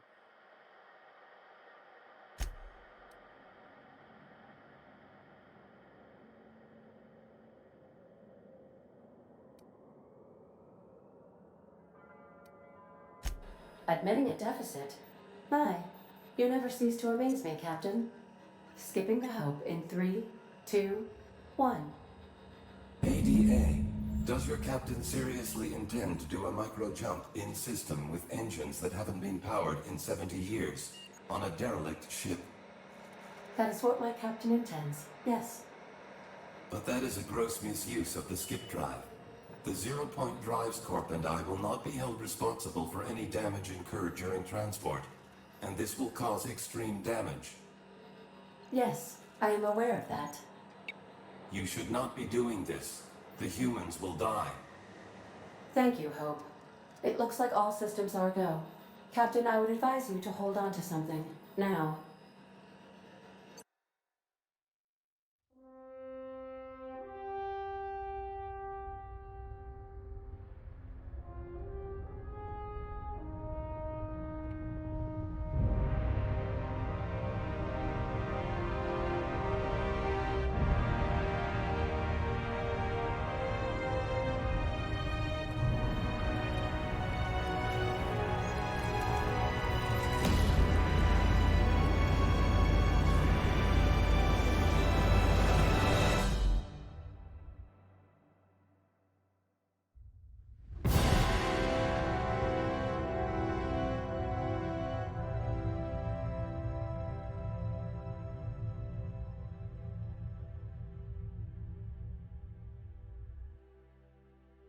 Oh, good.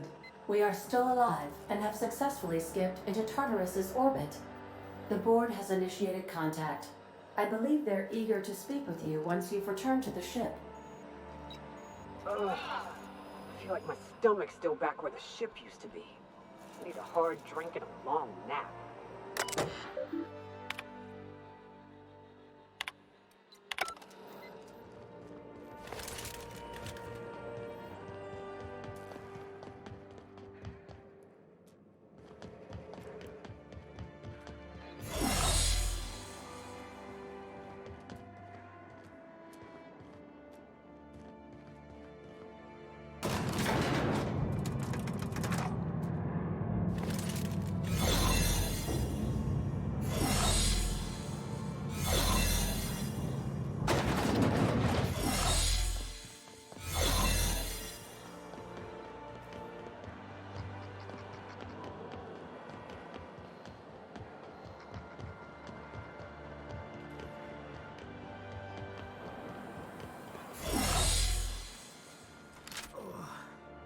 I never felt anything like that.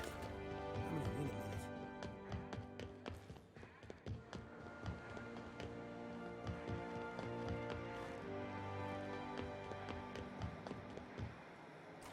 Oh, Law, I'm going to be sick.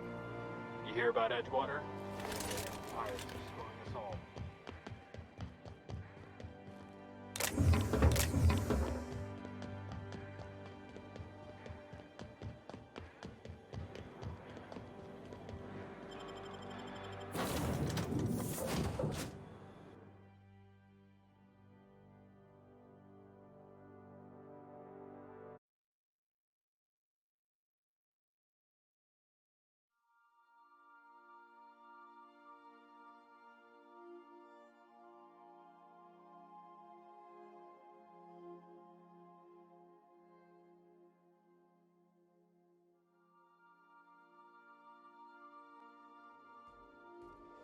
You have a message from Adjutant Sophia Akande.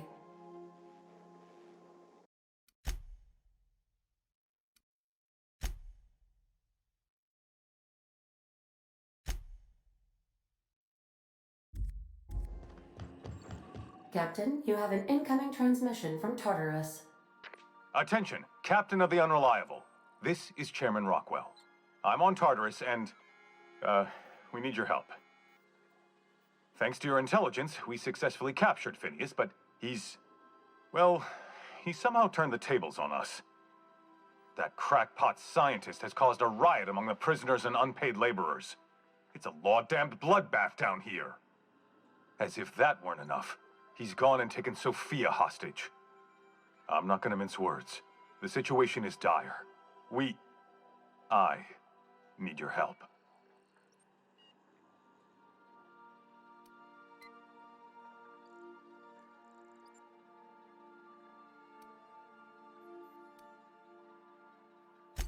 Among other things, we can't run this place without her, Captain. Make haste, Captain. We're losing men by the... Oh, fuck. Fuck! They're at the door! I need to hide. Hurry! Captain, as it appears we may soon be embarking for a maximum security prison planet, I believe the crew would like to speak with you to, as you humans put it, air some concerns.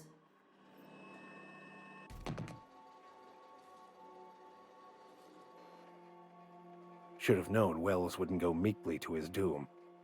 We've assisted the board's efforts to enforce order on Halcyon this far. Shall we finish what we started? Take action against bacteria with Sam's proprietary cleansing tincture. It kills 72.01% of all germs and skin cells alike. Captain, your service to the board has been invaluable. If you wish to claim your rightful place in Byzantium, you must help them crush the riots in the labyrinth.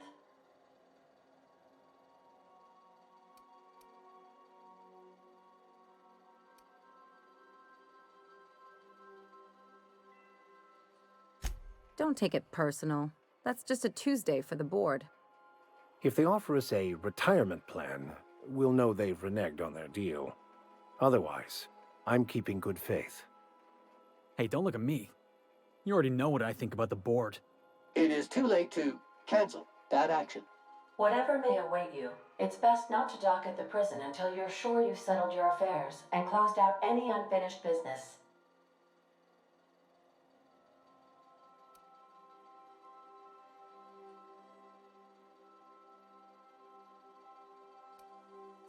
Waiting on your command, Captain. What do you need?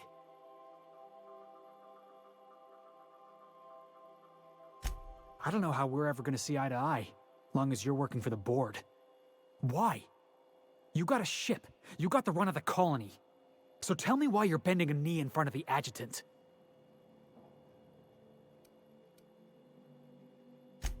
I ain't asking you to do anything for me. I'm asking you to do the right thing. And if you can't, then we're not gonna be on good terms. Never mind. Let's just move on. Hey, Cap.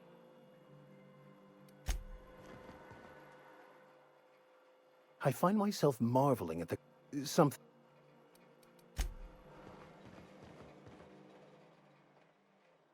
Issuing sanitation ticket.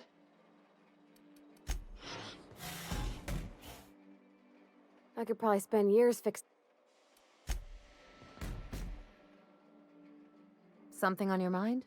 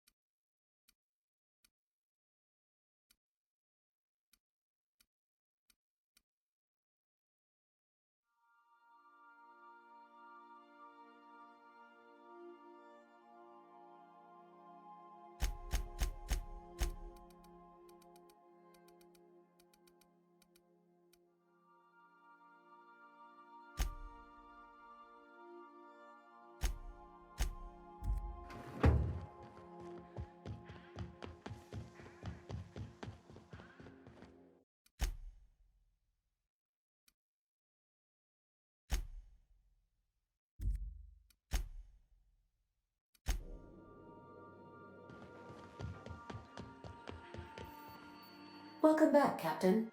How can I be of assistance? See you soon, Captain.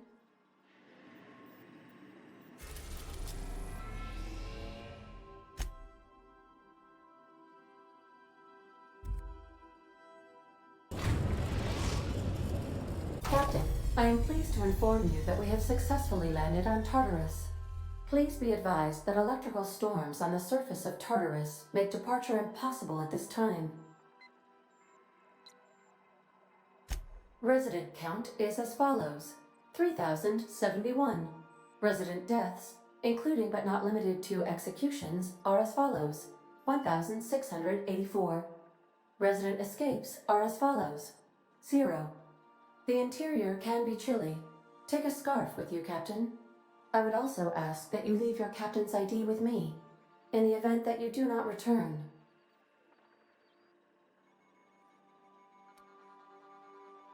I can make the assurance that I will not leave with another captain unless you do not return within 876,541,652 hours.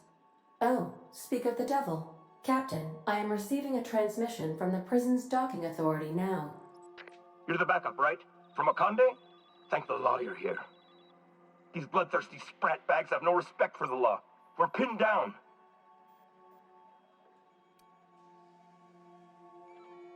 I don't understand either. It's not like I tortured them or anything. That was somebody else's job. You've got to help us. Please, kill them. Summary justice for the whole lot. Last we heard, he was in the pit. In order to get there, you're gonna have to go through the docks and down through the cargo yard.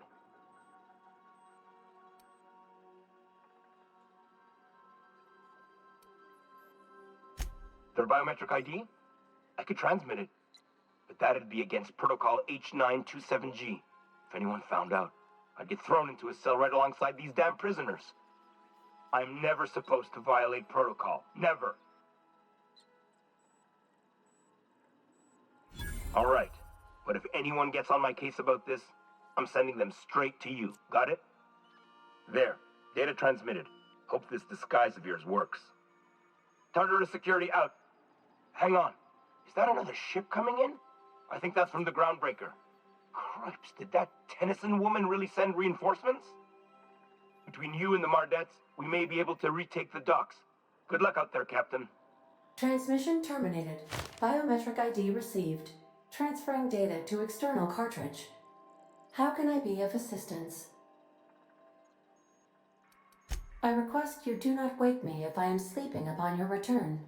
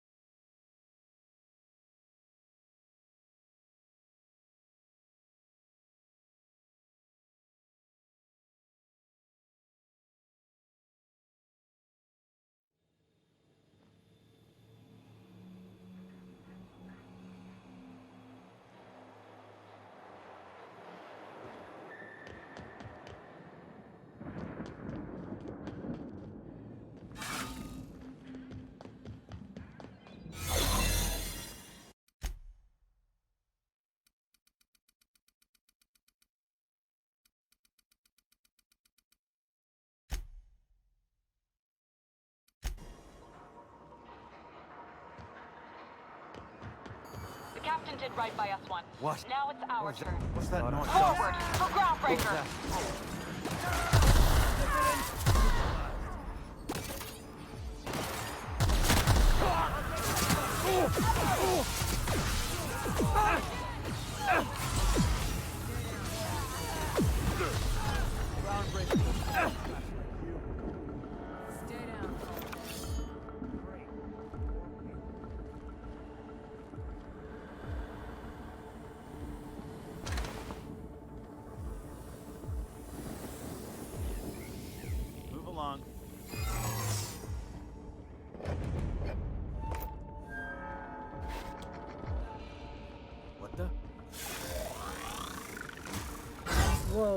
Hold on, where'd you come from? You from Solitary? Hey, we're all on the same side here.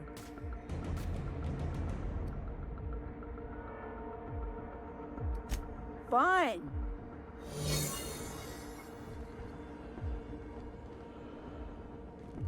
Serves you right.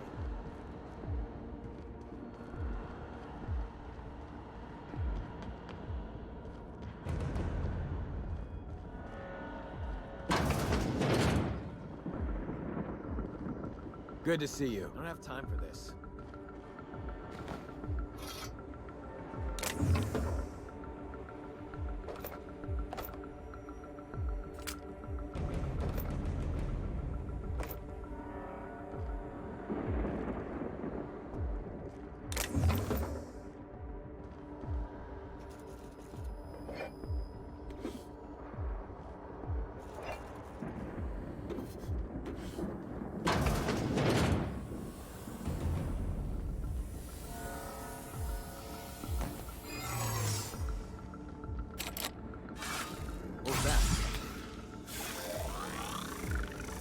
Hey, you joined Polly's pool yet? First to put a bullet in Rockwell gets the whole thing. Huh. I like your confidence. What's the plan then? Simple. Nice. Good luck.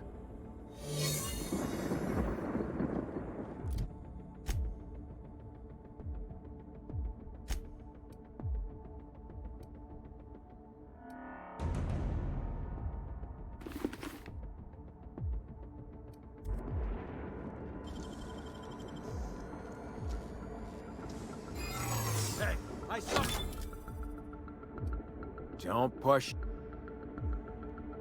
I take your point. Fine.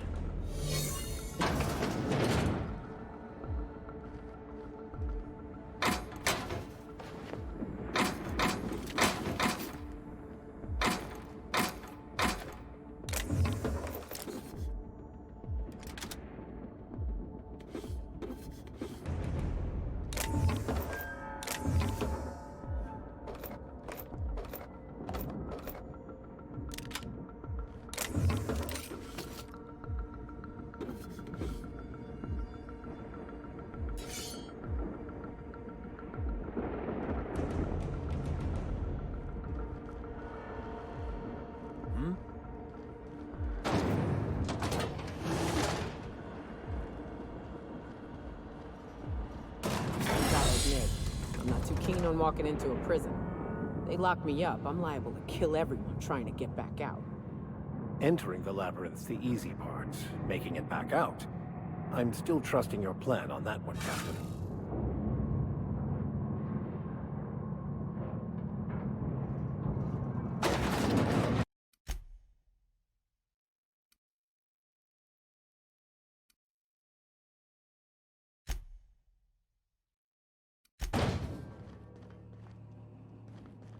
Whew.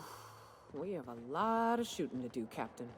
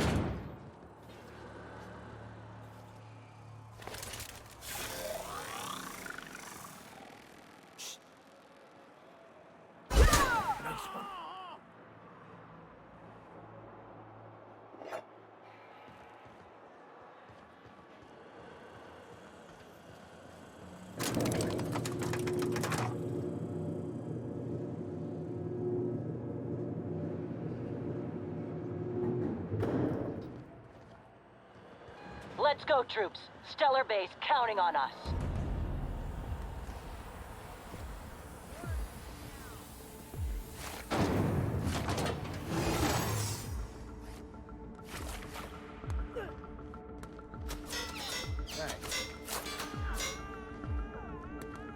Whoa, hold on. Where'd you come from? You from Solitary?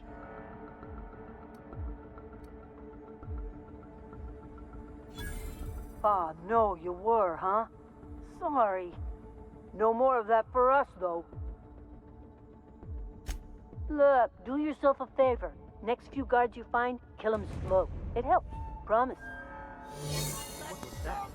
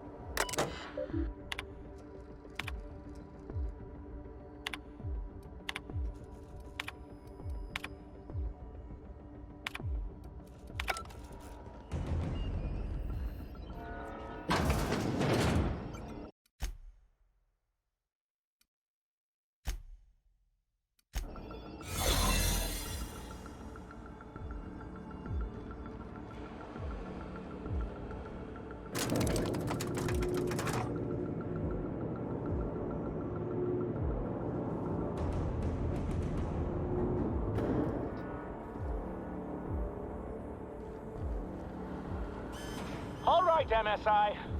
I'm not one for rousing speeches, but the captain needs our help. So get in there and You're fight! not shooting the chairman, and you're not pissing in his skull.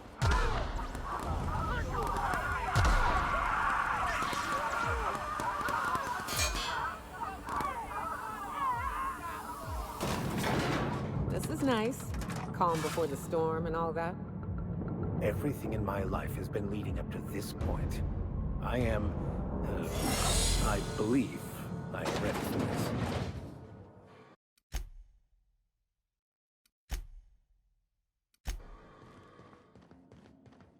You know, I could have sworn I tested you for hearing loss. Because I did say skip the Hope to Terra 2. Terra 2, not Tartarus. We could have saved this colony, you know. That was always the plan. I revive you, you do as I say. I tell you to go there, get me this, shoot that, and you do as I say. If you'd just listened to me, we could have rescued everyone on the Hope. We could have been the saviors of Halcyon. But you didn't listen. No one in this damn colony ever listens.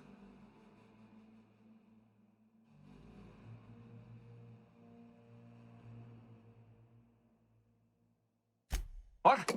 Oh, is this thing not working? Can you hear me now? Oh, wait a minute. You were mocking me. Unbelievable.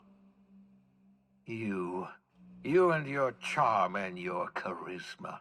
You had me so convinced you were on my side, but it was all just some elaborate ploy.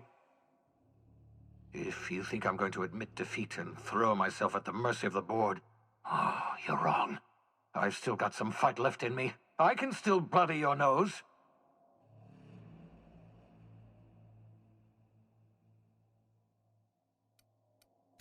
Oh, don't you test me. Don't try to call my bluffs. You have no idea how far I'll go. Don't worry about me. Worry about what I'm willing to do. Oh, I've got nothing to lose. I've got nothing to live for. But I'll tell you what I do have. Oh, I've got a gun. And I've got Adjutant Akande as my hostage. Not bad for an old man, eh?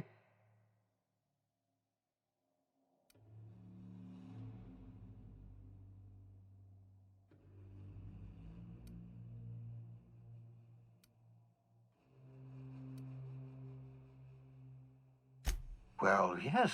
The adjutant is your employer, after all. I was expecting something of a reaction.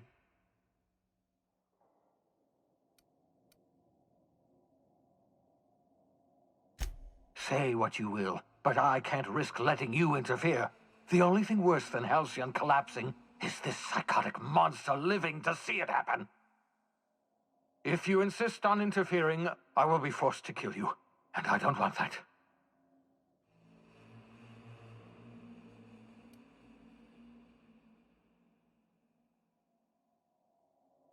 I don't, you backbiting, double-crossing ingrate. I loathe everything you've done, but I was the one who revived you. I hate destroying my own projects. I can't imagine we've got anything left to say.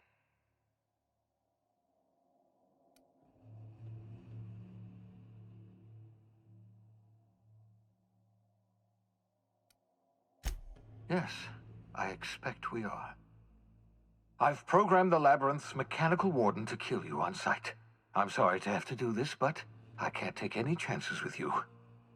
You were my greatest success, and my greatest disappointment.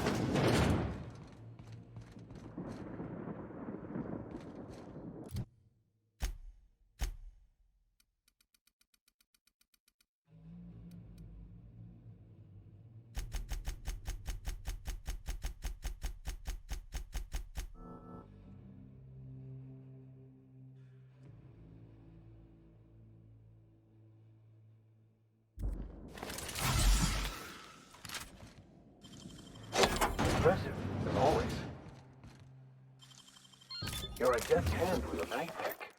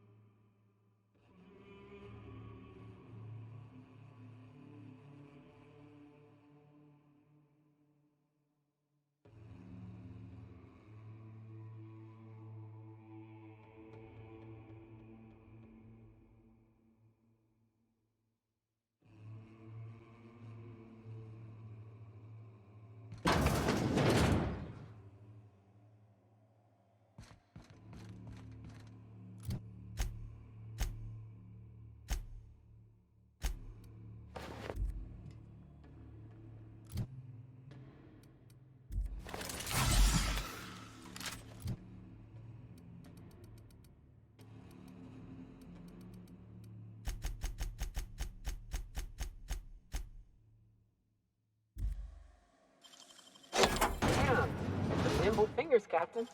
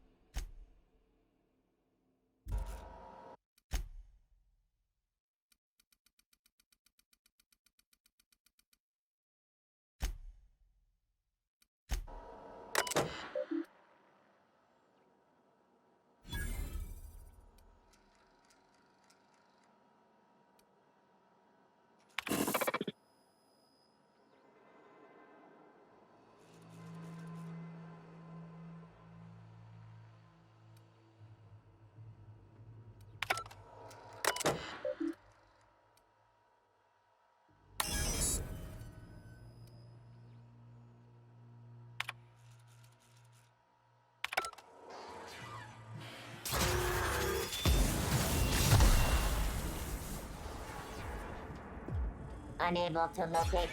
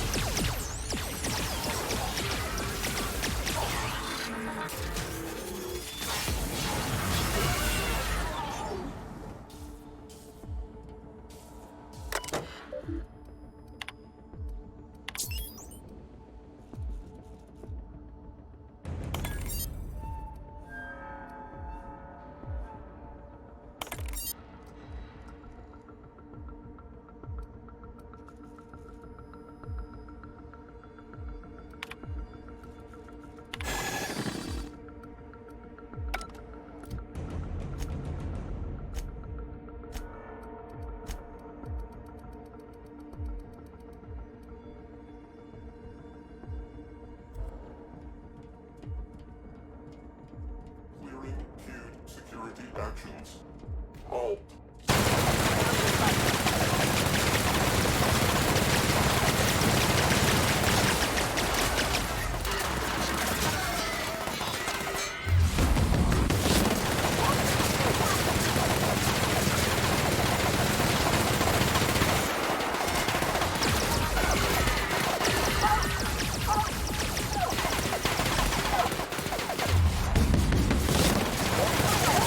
That's the last.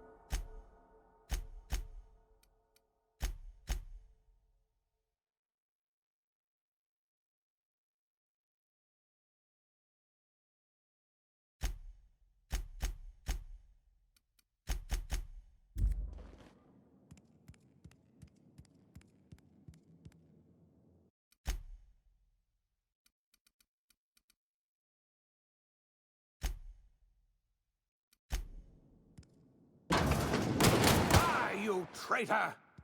Can't get past that armor!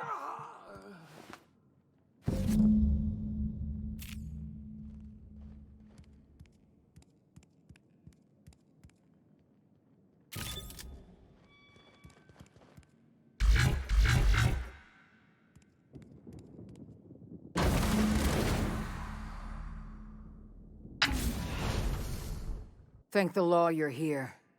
That madman was out of control. You were right to put him down. He was too far gone to be of any use to us. And what about you? You aren't hurt, I hope.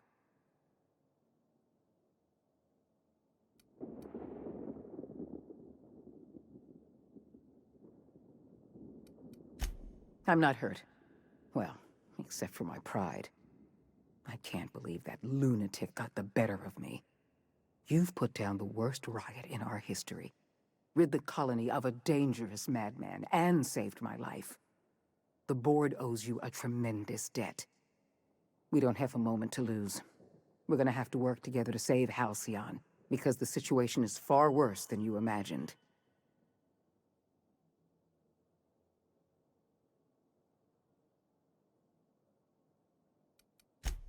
What I'm about to tell you must never leave this room, under any circumstances.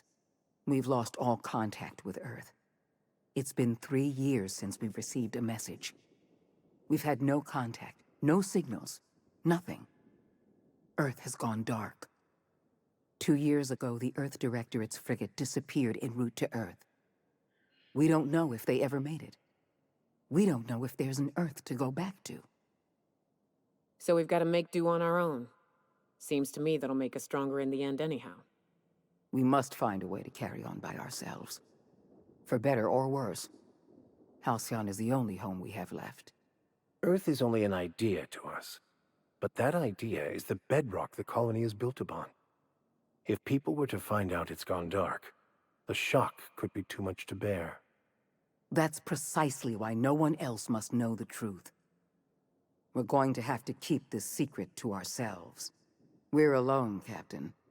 That's all I know for certain. Whatever happens to this colony, we're going to have to deal with it on our own. Returning to Earth is not an option.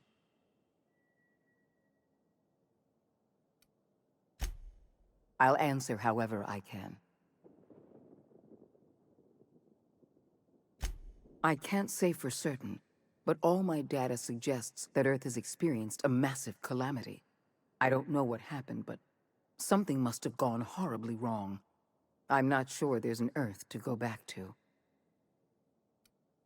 I couldn't risk this news getting out. Before you, the two people in this colony who knew the truth were Chairman Rockwell and I. I had every intention of telling you the truth after you'd skipped the Hope to Tartarus. Unfortunately, Phineas Wells chose that moment to start a riot. The Earth Directorate's frigate accounts for half of our military forces. 2 years ago, that frigate disappeared while returning to Earth. We haven't heard a word back. Without the Directorate's frigate, our military forces are barely capable of maintaining control over this colony. Not a word. We received our last message 3 years ago. Our every attempt at reaching out to Earth has been met with absolute silence. Yes, we do have a long road ahead of us. But I have faith in you. The service you've done for this colony is nothing short of extraordinary. You're the reason I'm still standing here today. The board will survive because of you. And as the board goes, so goes Halcyon. It's time we carried out the program. I trust I can count on your support, Captain.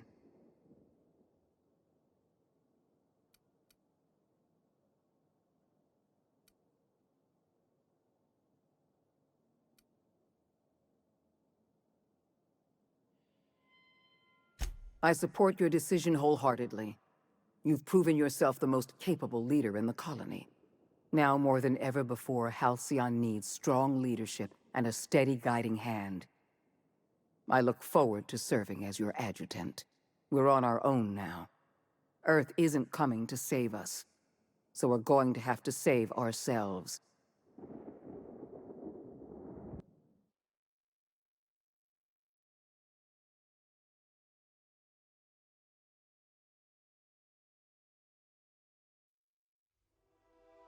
The OSI teaches that everything in the universe happens according to the grand plan.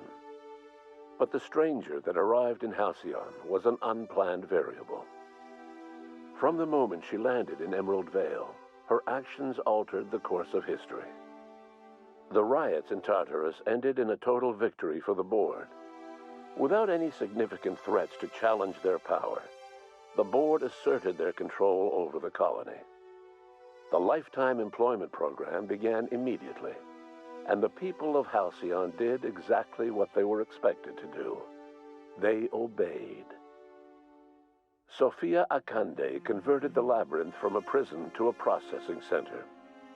She jettisoned the original colonists out of the Hope and transformed the ship into a massive storage facility. One by one, the workers of Halcyon surrendered themselves to the program. They arrived with their families and their friends, their colleagues and their neighbors, and then, one by one, they marched into their stasis chambers. As the workers of Halcyon slept in their hibernation chambers, their settlements became ghost towns, left behind by the board to be reclaimed by nature. Only Byzantium remained, a shining beacon of civilization in an otherwise abandoned colony. The people of Byzantium spent the rest of their days gorging themselves on their stockpile of resources. As for the workers of Halcyon, they never felt the effects of the collapse. They never felt anything at all. As the board began to enact the Lifetime Employment Program, Sanjar and Zora brought another option to the townships of Terra 2. Many workers joined MSI, bolstering Sanjar's ranks and giving Zora more forces to work with. Though none of Sanjar's policies spread to Byzantium, many smaller townships that might otherwise have been shuttered thrived under his and Zora's combined leadership. Consumed by paranoia, Lilia Hagen took sublight salvage in a controversial direction, openly accusing board officials of an extraterrestrial conspiracy. One day, an accident at the Groundbreaker's docking bay silenced her forever. Time would tell if her replacement could keep the sublight family together. Over the years, the ruins of Edgewater caused irreversible environmental damage to the landscape of Emerald Vale, owing largely to the presence of toxic compounds in the town's building materials. As for Edgewater's former workers, their remains provided a source of nourishment for the region's fauna, leading to an explosion in the sprat population. The collapse of Edgewater left its workers bereft of any purpose in life. Most of them made their way to Adelaide Medevitt's camp, hoping to ingratiate themselves into her favor. Adelaide accepted only a few to her community. The rest were turned away and likely died of starvation. Nevertheless, Adelaide's camp grew into a well-established town. It was only a matter of time before the adjutant sent her troops to wipe out Adelaide's town. Only one deserter escaped the massacre. He was believed to be carrying the last remaining copy of Adelaide's research. The bounty on his head remains unclaimed. While the Groundbreaker remained mechanically stable, the changing times forced Junlei Tennyson to make some difficult calls on behalf of her community. The work of maintaining independence was an uphill climb, and she found herself caving to bad faith compromises with the board. Time will tell if the Groundbreaker can endure. As smaller settlements were swallowed up and their workers drafted into the Lifetime Employment Program, Byzantium continued to thrive. While its citizens lived in decadence and extravagance, a small cadre of scientists worked to solve the nutrition crisis that threatened Halcyon. No one else much noticed the townships that disappeared from the map, or the luxuries that slowly lost their luster year by year. Your influence shifted Ellie's perspective. She finally admitted, albeit grudgingly, that she just might need other people. Sometimes. With a steady income from the life insurance payouts, she was finally able to afford a ship of her own. She hired a small crew and flew supply missions to communities on the fringe. Some of them were even legal. As the board reasserted control over Halcyon, Felix came to realize that his life as an upstart rebel had come to an end. The board's victory crushed any hope for a grand revolution across Halcyon. And so Felix, once again, found himself without a purpose in life. And so, disillusioned with his former boss and with nowhere left to go, Felix left his crew without saying goodbye. He was never heard from again.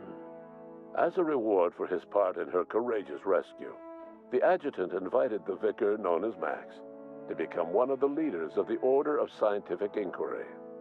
But Max had no interest in serving any organization, let alone the OSI, which he knew would never tolerate his heretical theories. Instead, he attempted to minister to the people of Byzantium. They rejected his ideas, being far too satisfied with their own material comforts. Disillusioned, Max gave up and left the city. He was never heard from again. Once the matter with the Hope colonists was resolved, Junlei bashfully asked Parvati if she'd like to join her permanently on the Groundbreaker, and Parvati enthusiastically, if somewhat awkwardly, agreed. As the board began to roll out their Lifetime Employment Program, Parvati was increasingly plagued by dreams of freezing to death, and rarely left their shared quarters. Stymied by dwindling resources, Junlei struggled to keep the Groundbreaker afloat. Their relationship couldn't survive the strain. Parvati moved into crew quarters and found work servicing water pumps in hydroponics. Nyoka returned to Monarch to take another crack at making a permanent life for herself. She formed the Charon Group, a mercenary outfit of ragtag survivalists and wilderness experts. Anyone in need of a guide or just looking to throw back a beer and swap stories could find her camping on the trail or clearing an infestation. The SAM unit that accompanied you spread awareness of the product line's superior sanitation and maintenance capabilities across what was left of the colony. This led to a boost in SAM unit sales. Did you know that SAM units are the longest-lasting, toughest-acting cleaning solution in Halcyon? Minister Clark was released from house arrest, and his contact with you gave him a sense of renewed purpose and vigor. Once it became clear that no help would be coming from Earth, he threw his considerable efforts and talents into helping Halcyon manage the crisis before it. Adjutant Sophia Akande was instrumental in executing the Lifetime Employment Program. Following the death of Chairman Rockwell, Sophia Akande served as the loyal adjutant to her former freelancer, now the most powerful person in Halcyon. With Halcyon's workers suspended in a state of hibernation, starvation and chaos are problems of the past. The Lifetime Employment Program succeeded in its goals, but that success came at a price. The Halcyon of today is nothing at all like the colony of yesteryear. Power remains concentrated in Byzantium, but all the colony's resources serve the lifestyle of the elite, thereby transforming Halcyon into one of the smallest and most exclusive colonies in the system. And what about you, the unplanned variable in the history of Halcyon? You brought an end to the chaos on Tartarus and proved yourself the most capable leader left in the colony. With Sophia Akande as your adjutant, you returned in triumph to Byzantium. All of Halcyon was yours. In time, you demonstrated a talent for leadership that far surpassed your predecessor, Chairman Rockwell. With your steady hand, you guided Halcyon through the turbulent years to follow and helped ensure the colony's survival. No one knows what's happened to Earth, and no one knows what the future has in store for Halcyon. All we know for certain is this: the name of the Unreliable and that of its intrepid captain will remain the subject of countless stories for years to come.